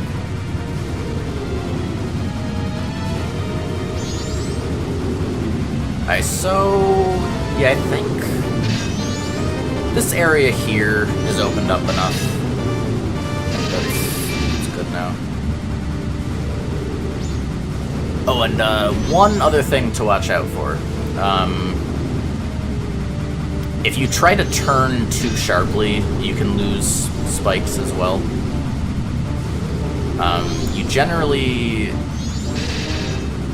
You don't want to have the joystick like any more past like up left or up right. Any more than that, and you'd be in danger of losing spikes.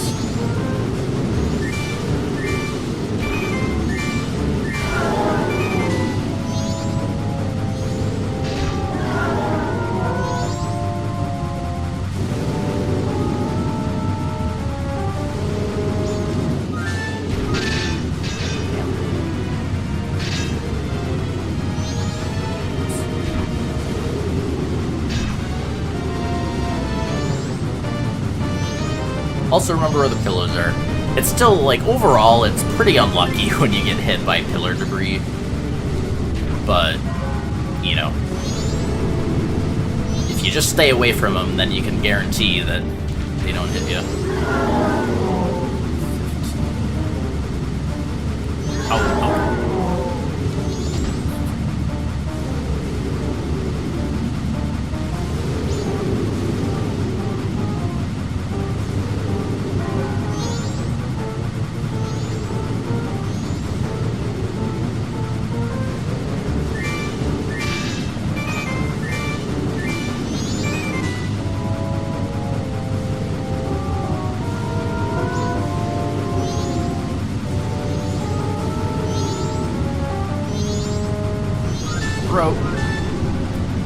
just fast enough to...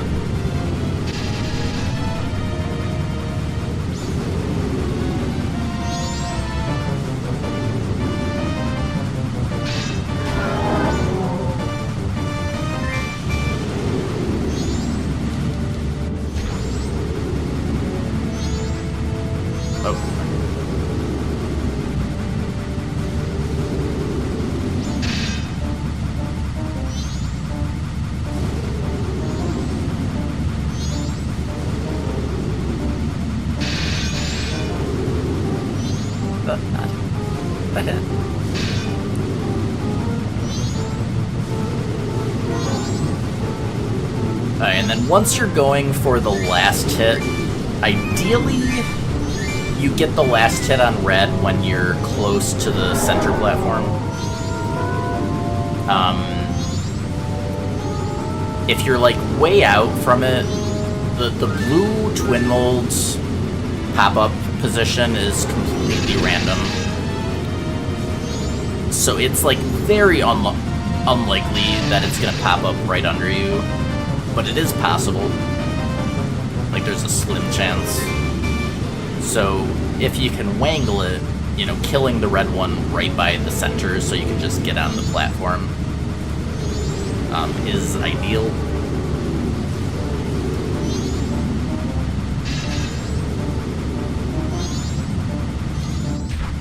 But, like, most likely, like, if you accidentally kill him early because you lost count or it's just taking too long, you're probably fine.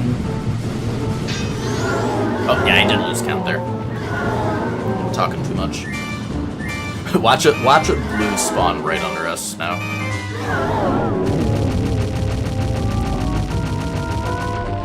Would actually be hilarious after saying, oh, it's like really rare.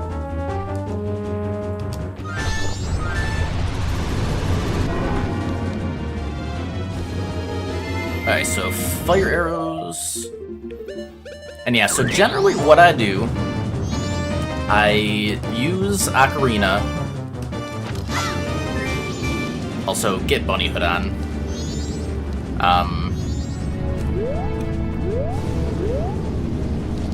Because these guys can, like, decide to turn, like, out of nowhere. So, I like slowing this down to, like, see when he's actually turning. You know, situation like this, like, it would be fine.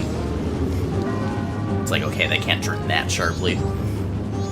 But if he's like coming anywhere near the center, I just really want to be slowing that movement down to react to where he might be going. And Bunny Hood, just so you have more, like the head. Actually, let's show that. Show the hitbox, because the head hitbox on these guys is actually kind of massive. Kind of massive.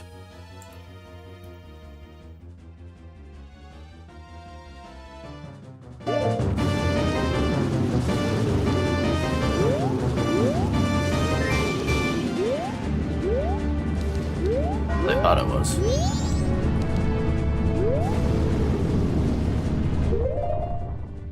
You know, Phil had a hit one time that really made it seem like that collision was more, or, you know, much bigger. Because, like, it really seemed like he got hit by, like, the pincer things one time. But, like, based on that, it really doesn't seem like he should have gotten hit there. I was expecting that to be way bigger. Huh. Maybe it was just, like, a depth perception thing where he was closer to the head part than it looked like. I don't know. Huh. Alright, well, it's not as big as I thought. That's what she said. Tempest Rising sounds familiar, but I forget what game that is. Also, F for 1 hour autosaves.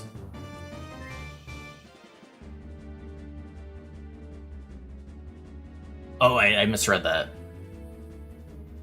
1 hour level right at the end. That really sucked. Frickin'. That really sucked. Oops. Alright, but in any case,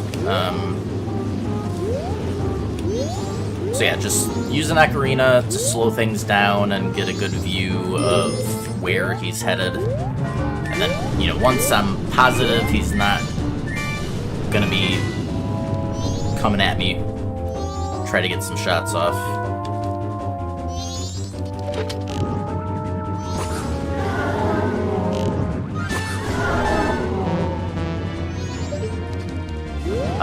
And then I will also say, if you like really hate the arrow strat and don't like it for whatever reason, I mean, you can keep using Goron as long as you have enough time. You know, obviously your magic's not running out. It's just it's harder with the blue one because the blue one isn't like popping up under you a lot to like get a lot of those timed hits. So it's a lot more random on the blue one.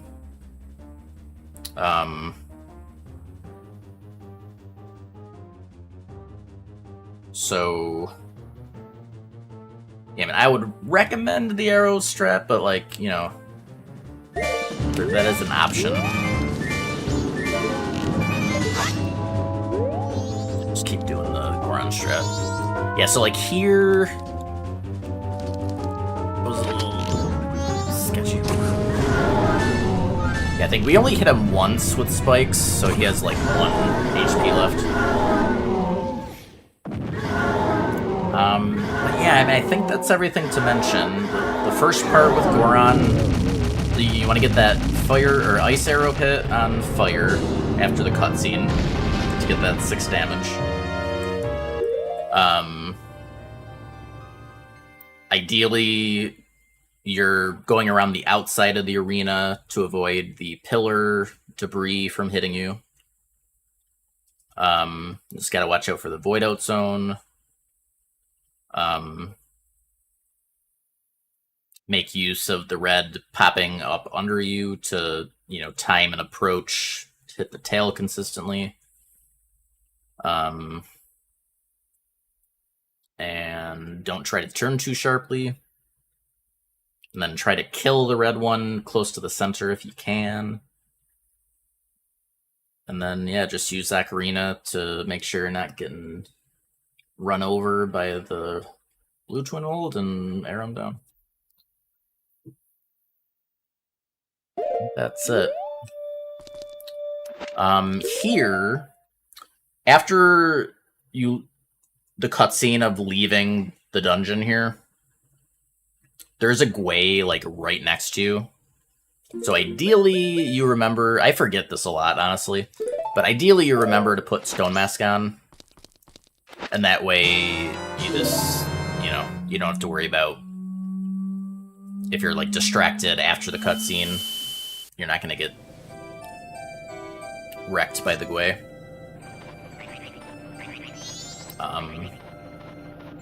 You do have, you know, plenty of time to like soar out before it would hit you, but yeah. And now we just go right to the moon. Oops. That's not one.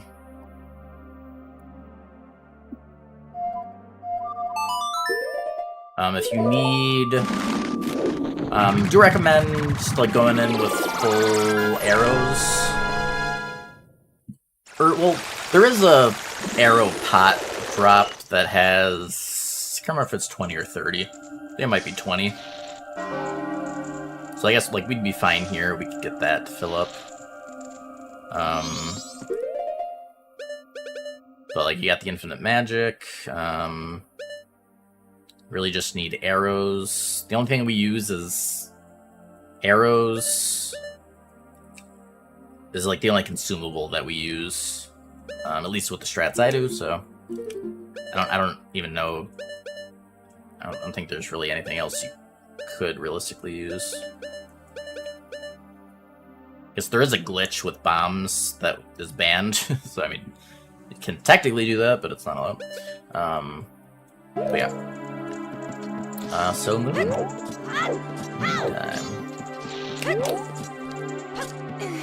So I'm pretty happy with my Majora strats. I feel like I've gotten pretty consistent with the Majora fight with them.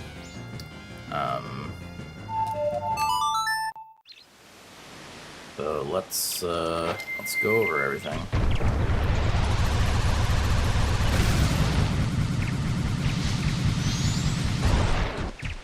And I guess, so, the main reason that I prefer not to have Fierce Deity is actually, it's honestly only because, for some reason, if you get Fierce Deity,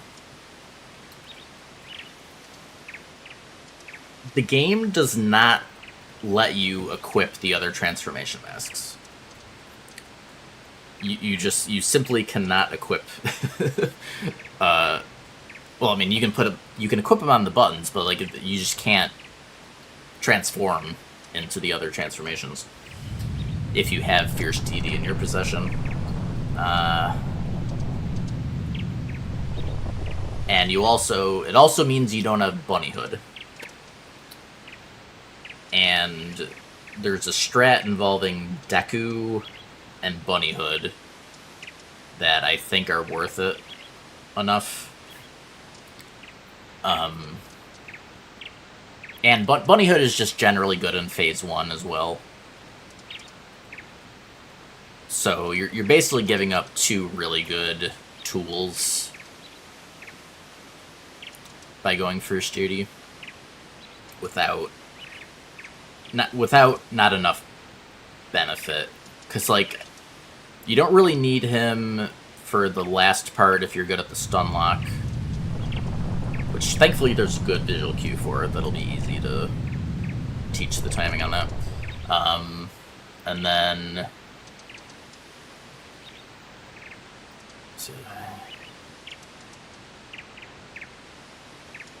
Oh yeah, and then Phase 2... Like, there's a pretty consistent stun lock you can kind of do on Phase 2 as well. And, like, Fierce Deity still has an issue of, like, insta orbs being an issue. Like, yeah, so I just really prefer no Fierce Deity. If it'd be a different question if, like, you could, still use the other transformation mask, you'd still be getting rid of Bunny Hood. Oh yeah, that's because with Bunny Hood, or maybe I did mention, I can't remember if I said it now. But, so in Phase 2, there's normally just RNG where you can get insta-orbed. There's basically Phase 2 Majora has one attack. And if he randomly chooses, he's going to do it immediately when the phase starts. You normally just can't do anything about that. You're gonna get hit. However, Bunny Hood, you move fast enough that you can avoid that.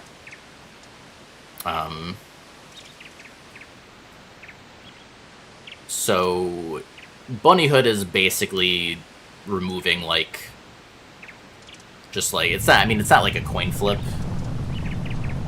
It's probably like, I know it's been estimated to be maybe like 10% chance of that happening, but it's still like, it's right at the end of the run. So it's really nice to be able to not have to worry about that. Alright, yeah, let's get into the fight here.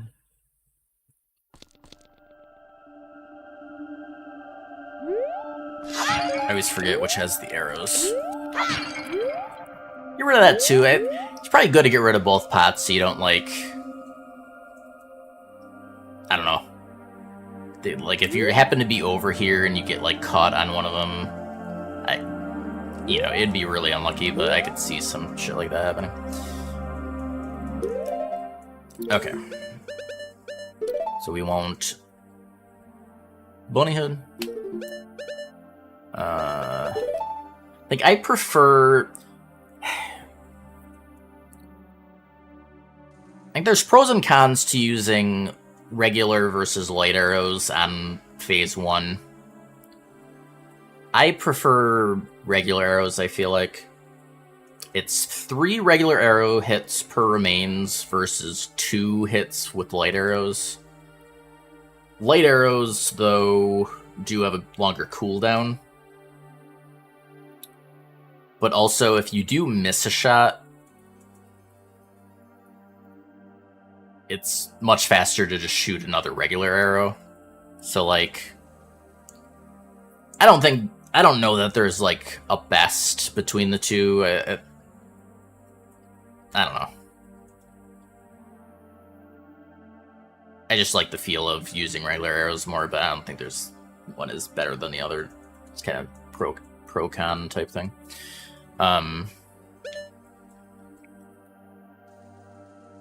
Yeah, they just, like, there is, you can't like spam them because I mean there is like a slight iframe period on the remains, but I mean if you time it right, you can get the shots pretty quickly. So, also, how you doing, Theo? How are you doing? All right. But yeah, I like to start with Bunny Hood, which moves faster than Zora. I like to just I do like a little bit of Bunny Hood just to get a little closer to Majora before going Zora. Just a teeny little Bunny Hood usage.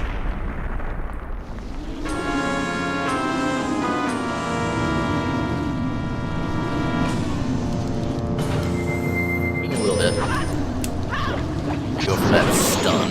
Okay. Now, you want to, with one Gilded Sword Jump Slash, it'll bring out the remains.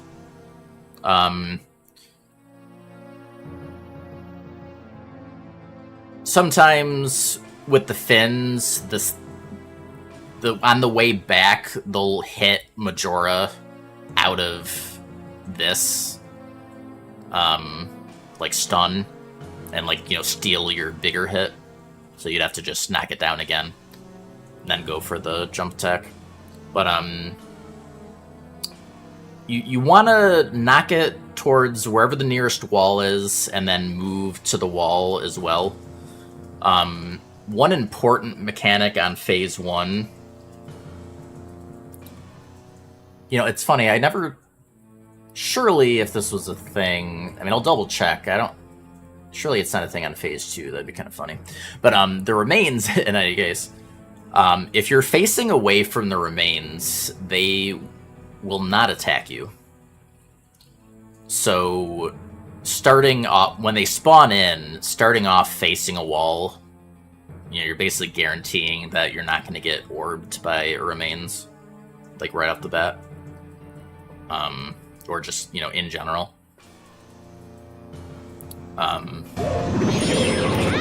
Jump Slash, I get Bunny Hood on, get to the wall.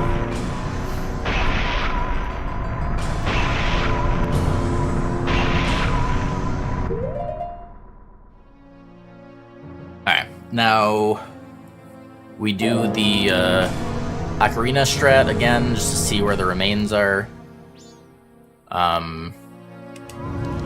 And then we just start wailing on them. While you're locked onto remains, a big thing to watch out for, if... Kind of gotta get a feel for the distance, but it's probably like... If they start getting about, maybe like, I don't know, a little over half of the arena width away from you, you'll lose the lock-on. And if you have an arrow docked at the time, you'll be forced into first person, and you'll just completely stop moving.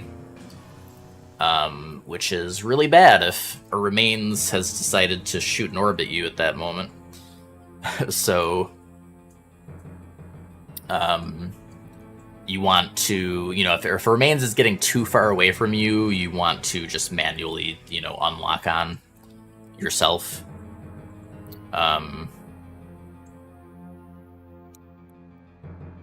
Or just shoot the arrow you have docked as well would be fine. Because it's only that you have the arrow held down that forces you into first person. But yeah, you need to watch out for that. And then, so while we're going after the remains, you need to listen to Majora. Majora will either do like a Beyblade attack, just like start spinning around and spin after you, or it'll do a laser attack. You want the laser attack, that's the easy one. We'll wait to see what Majora does first, and then I'll explain. Alright, so that's the sound of laser. Really all you need to do for this, I mean, realistically, you can, while you're dodging the laser, you can keep shooting. You should be able to strafe fast enough. Might be a little sketchier, like especially that would mean if you get the unlock on while you're strafing, then it would definitely just be like an insta hit because of the laser. I usually like just not going after the remains during a laser, but like, either way, it's easy to either outstrafe or outrun, especially with Bunny Hood. So that's the laser. And then, yeah, when you don't know where the remains are, again, just use Ocarina.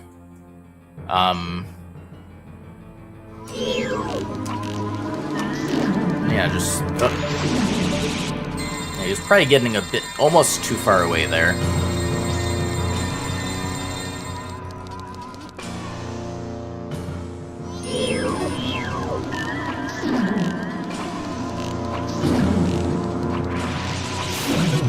Laser. I'm gonna wait to get the Beyblade. I at least want to point out what the sound is for it and everything. It's like never gonna do it apparently.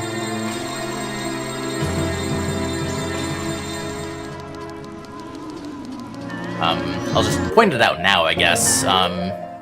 So these flower designs, a commonly unknown mechanic to people, these act as Deku flowers.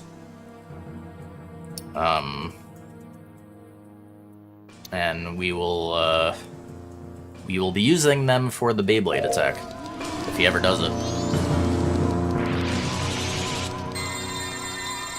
So we're getting used to what the laser attack sounds like. Will he show us what the Beyblade sounds like? Yo, okay. So yeah, you kind of want to also be just aware of where the nearest flower is, so you can get to it ASAP. Because he moves pretty darn fast during this attack.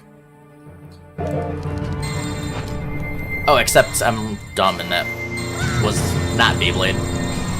Well, I think it's because I didn't have my right headphone on all the way, and I think it was louder on this side, so I kind of heard it weird. Yeah, I should have both headphones on for this fight. Yeah, that was not Beyblade. There we go. Okay. So yeah, get to the nearest flower, and just get right in. So it's gonna be hard to see where he is, and you really need to get out of here when he's done with the Beyblade, because so you're safe in the flower, except for laser. If he uses laser and you're in here, you'll get voided out. So you also just need to be listening, because you can tell there's an audio cue for when he's done spinning. Sometimes you'll just be able to see him and then you'll know. But ideally you can pick out the audio of it as well.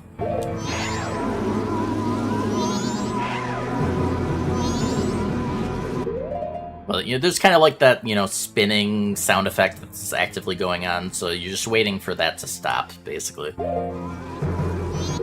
And then the one other thing So many, like, little things to keep in mind.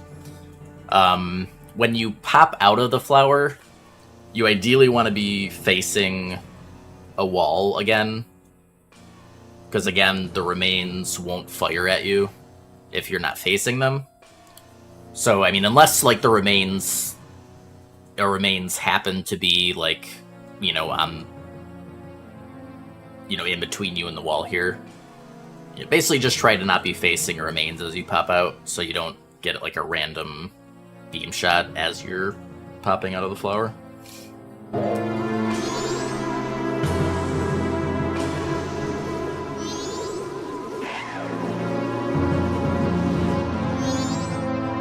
He finally decided he was gonna end the freaking Beyblade. Okay. So yeah, it's just, the laser is pretty simple. You can just, you know, just run around, or, you know, if you feel spicy, still fight the remains. You can outstrafe it too. Oh, wasn't there something? Oh, I think I need to check something. I think there's something with the laser that someone mentioned that I hadn't known before. Double check that, but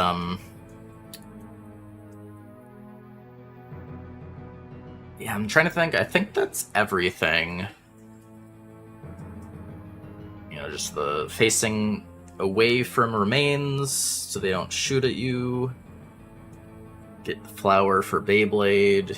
It's getting used to the audio cues. Laser. Not getting owned by the auto unlock.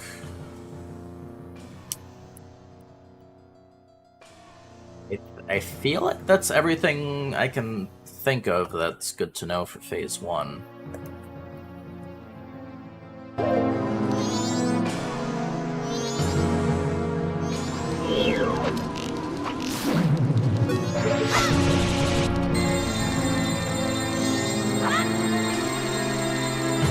Maybe not. Maybe it wasn't sword. I thought there was something. I could have sworn I remember someone saying something about how there's, like, something you can do when the laser is out that'll make it, like, just do, like, a mega home in on you. I thought they said it was, like, swinging your sword, but what else could it have done?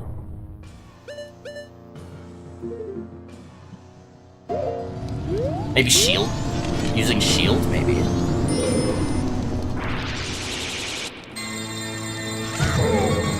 Yeah. Okay. That's what it was. Which makes sense, because you can reflect that with mirror shields, but that is a hit, because unlike Twin Rova, it's not required to beat the fight. With Twin Rova, you know, you have to, or you can't beat the fight, so it's allowed. Hey, listen. Okay. Yeah, so don't accidentally shield if you're locked on and the laser's going, or you will lose the run. Chocolate, in for the raid, so go in winter bit. Have a good sleep, Chocolate.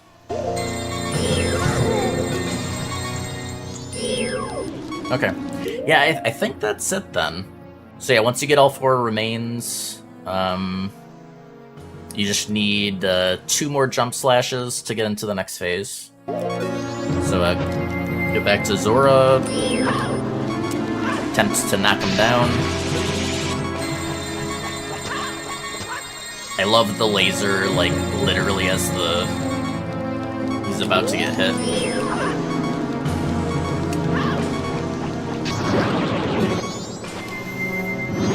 And then, just make sure Bunny Hood...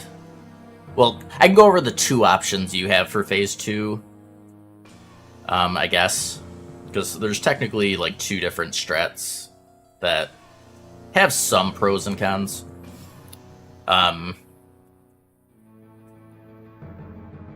So the one I prefer, I prefer to go into Phase 2 with Bunny Hood. And then you're basically just holding... up on the joystick so that you just start running right away when you get control. If he does decide to do insta-orbs, as long as you're not running, like, directly at him, then you should be able to evade. Like, I've had, like, literally just instant orbs before, and Bunny Hood saved me. So, I mean, that's the main reason why I prefer doing the Bunny Hood. The other option, if you go into the next phase as Zora, you can do an instant shield for, like, the energy barrier.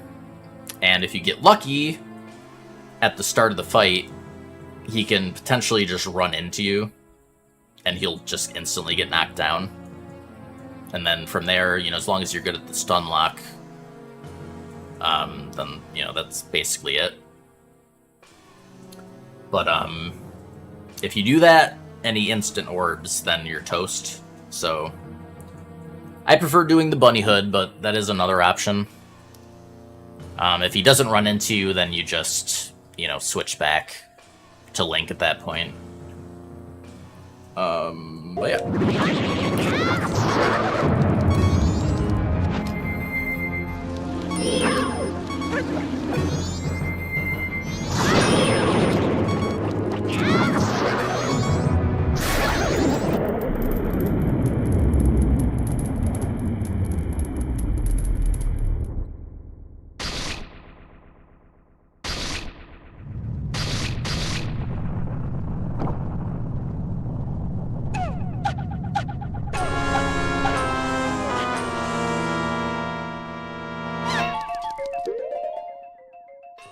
So no instant orb.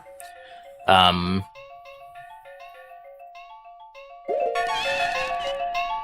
then again, using the Ocarina to locate this mofo. And then just try to get the knockdown with normal arrows. Probably the biggest RNG in this fight with these strats is that, like, if he decides to just run right up to you, and then, like, as he's right next to you, he does the orb attack. Like, even with Bunny Hood, that's probably gonna get you hit. But I think otherwise, as long as you keep strafing in general, like, while you're trying to get the knockdown with arrows, as long as he's not, like, mega close to you, you should be able to strafe the orbs. So, as long as he's not, like, you know, he just randomly happens to run right by you, an orb, probably fine. If he does get close and you're locked onto him, probably recommend just trying to run at that point, just in case. But, yeah. Alright. So, you get the knockdown. Now, if you're good at quick spins, the stun lock I recommend is basically just continually quick spinning with one caveat. So you want to wait, like, I don't know, is it like a full second? I'm trying to think how long I normally wait. It might be about like a second. Yeah, basically when I do the first quick spin, he's gonna get up and he's gonna be like kind of hopping around. You know, probably you could probably have a visual cue on it too, like, you know, if he like, as he like hops his legs like, you know, 2 or 3 times or something. But you want to pause in the quick spin so that the next quick spin is hitting him just as he's about to run away. So you just instantly knock him back down, basically.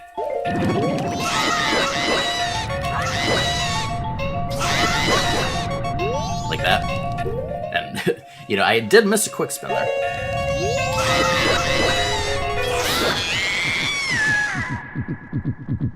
But Yeah, and with Gilded Sword, with the quick spins, it doesn't take too many. I think I'll probably go through another Majora fight after this one. Alright, and now... Phase 3, if done correctly, has 0 RNG potential. All you need to do is light arrow him for the initial stun. And then, so there's a stun lock that we can do. I wonder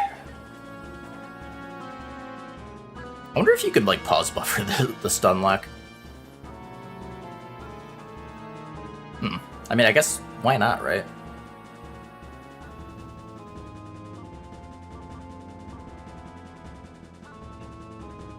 See, why not, right? Should be doable. Now that I think about it.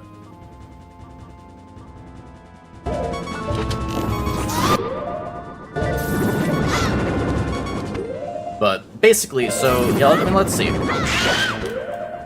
So it's right when his knee hits the ground. His left knee.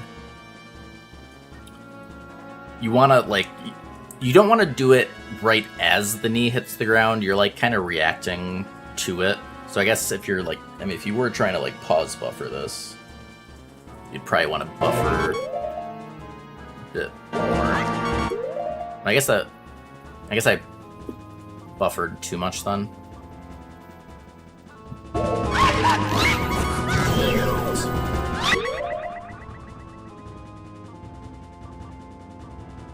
Cheat a little here.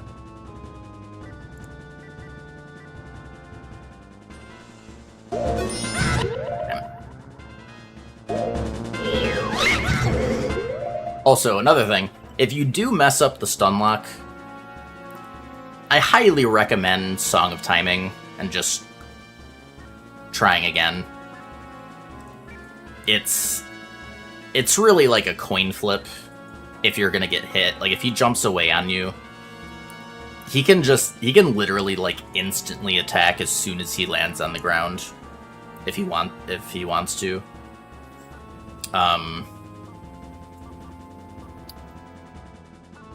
But you know it's probably just a coin flip if you want to risk it and try to restun. But also, like, if he's far away, too, even if you stun him, it's going to be hard to get to him fast enough to do the stun lock at that point, potentially. So...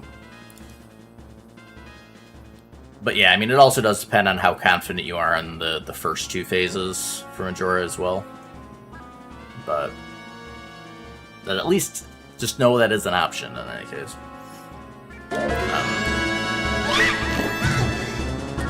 Just for showing the stun lock, I'm gonna, you know, get the stun again. I mean, see what I mean? It's just like, I can't even do anything. Thank you. Yeah, I'm just curious if you could...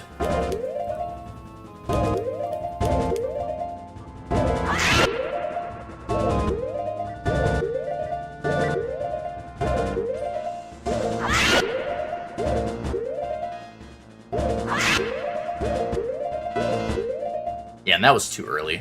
It's kind of rushing the buffering. I mean, I think you technically could, but there really is a pretty good visual cue for it, and I'm pretty comfortable with it now. See, he landed and just immediately unleashed hell upon Earth. Like, that's what you're potentially dealing with if you don't Song of Time.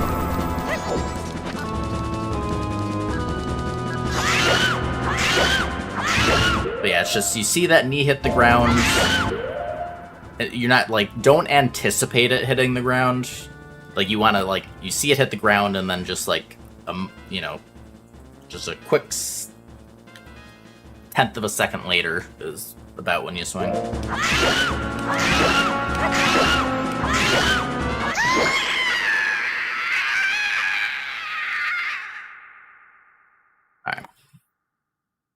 But yeah, so I mean, that's the Majora fight. We'll do at least one more.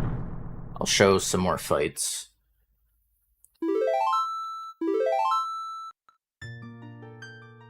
Let's turn on debug mode.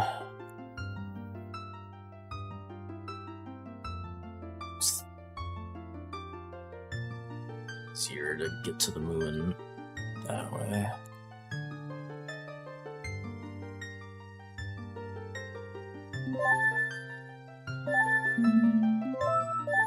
Nine.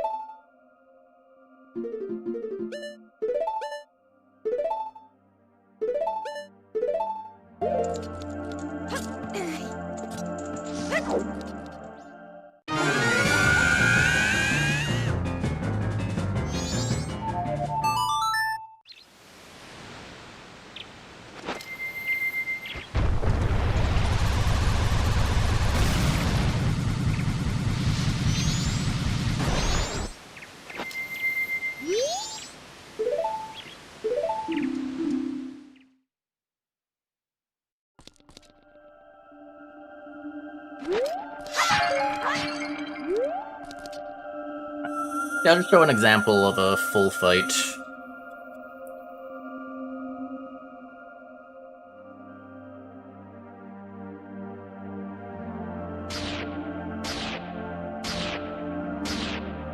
Without interruptions.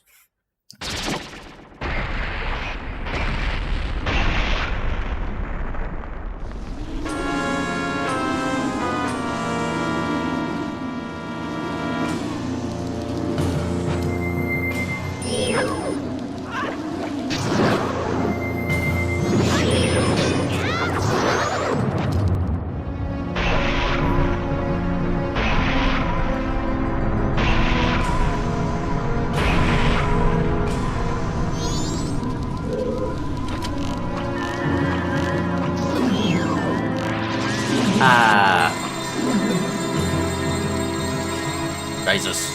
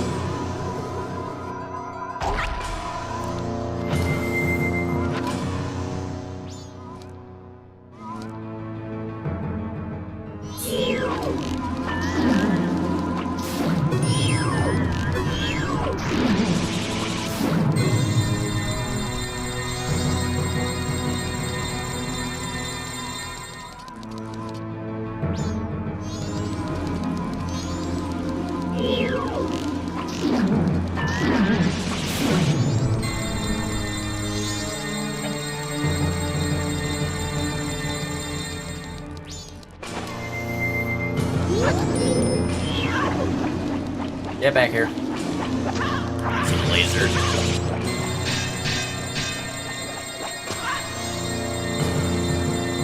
Yeah, that was... him being right by the wall was kind of sketchy there. Oh! Monka. Right, no remains, so we can just... Usually, I feel like it's rare for him to Beyblade when you're in Zora form. He like almost always does the laser. So I guess watch out for that. Bro.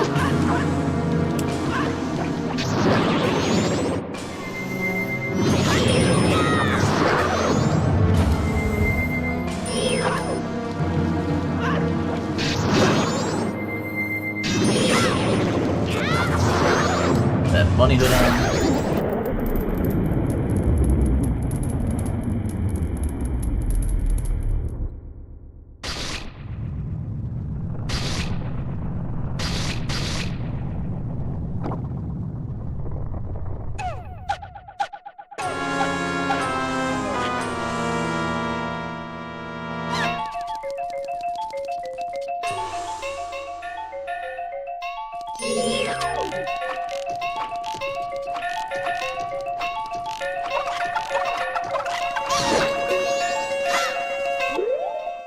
Oh yeah, there was... I was looking into... There was a potential other strat here. Where you're...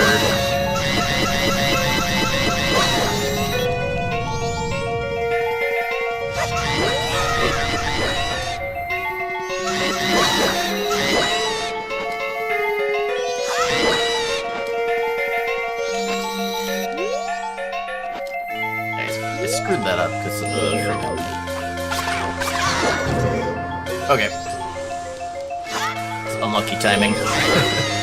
I could... If I had been better prepared, I should have been... I don't think at the time I was strafing when I should have been, like, just in case. But yeah, another option if you're not comfortable with the quick spins... I think if you're standing in front of him like that, with the Zora shields, I think you should always get that re-knockdown. I think you probably... It's just, you have to be careful. Like, ideally you don't want to hit him as you're taking the sword out, so you'd have to be just careful of how you're doing that.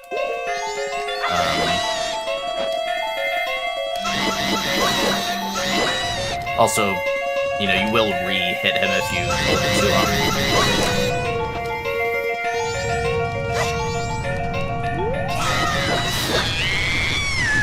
So, I mean, that's potentially another option. I think I would still go with the quick spins. We're making a guide, Americas. We make the guide.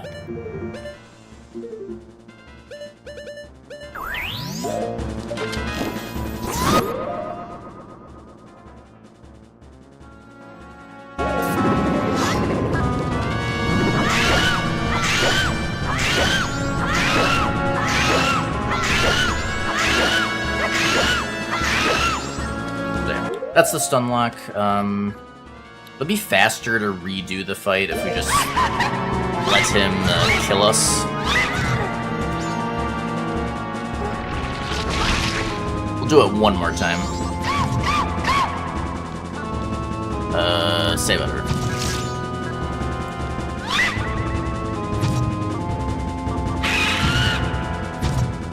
Oh, right.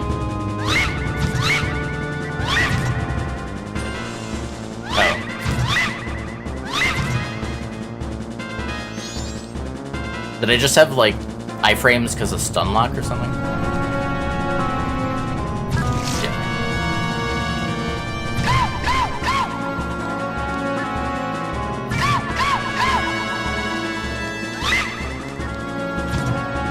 Stop trying to kill me and kill me.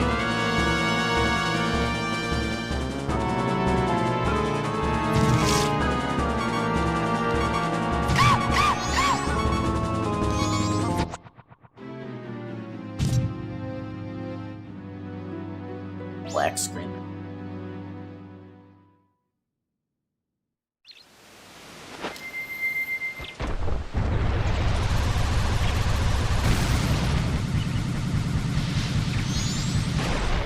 One more.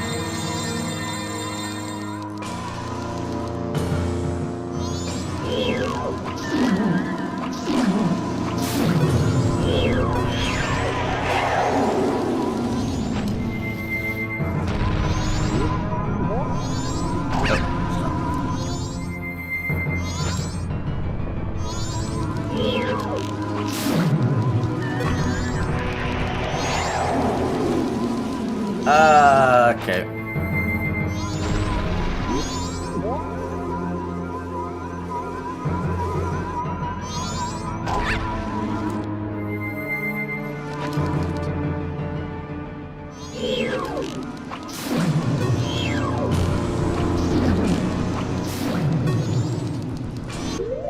Okay, there is, yeah, so there's like... This part of the room specifically does not have a flower along the outside, so that's why I need to be aware of that. Yeah, so there's like a ton of flowers, except in that spot. So I need to like be aware of where that spot is, in case I need a flower. Max Carnage, how you doing? Damn.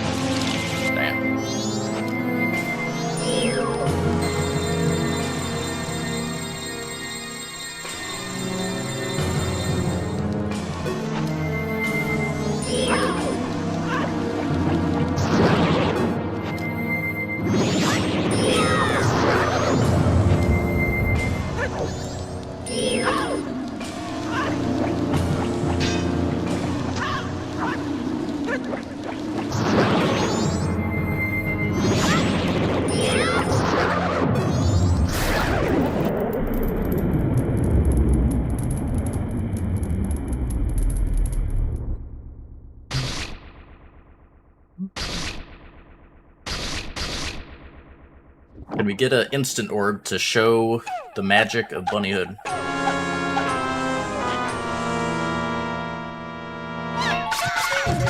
Okay, see, that is what I mean, though, because, like, that we were running not quite away from him. So, it's, that's what I thought, like, I had instances, like, that's the first time I've gotten hit with insta orbs with Bunnyhood on, so I mean, I wasn't positive. I was thinking it probably wasn't foolproof. So it does kind of depend on the exact positioning. And we just happened to be moving not enough away from him. We were kind of like moving, like if I had been moving up right, then maybe. We also just might have been too close to him. That seemed like a little closer to him than maybe normal. So, it's still not foolproof.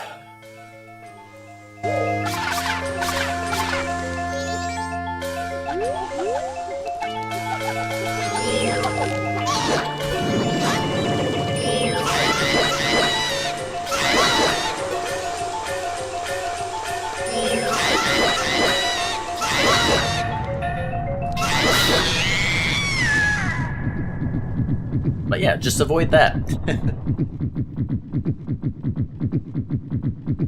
Avoid that RNG and it's fine.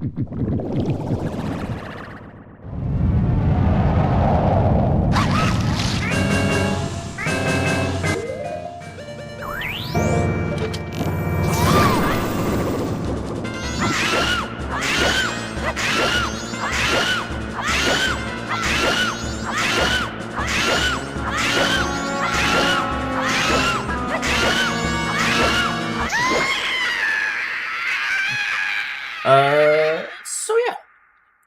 That's how Majora's Mask, or that's at least how I do the Majora's Mask 90%, no hit, no damage run.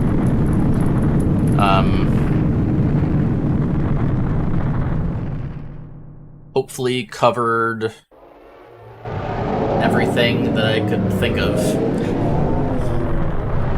Though I guess if I couldn't think of it, that just means I forgot it, but yeah, hopefully the guide is helpful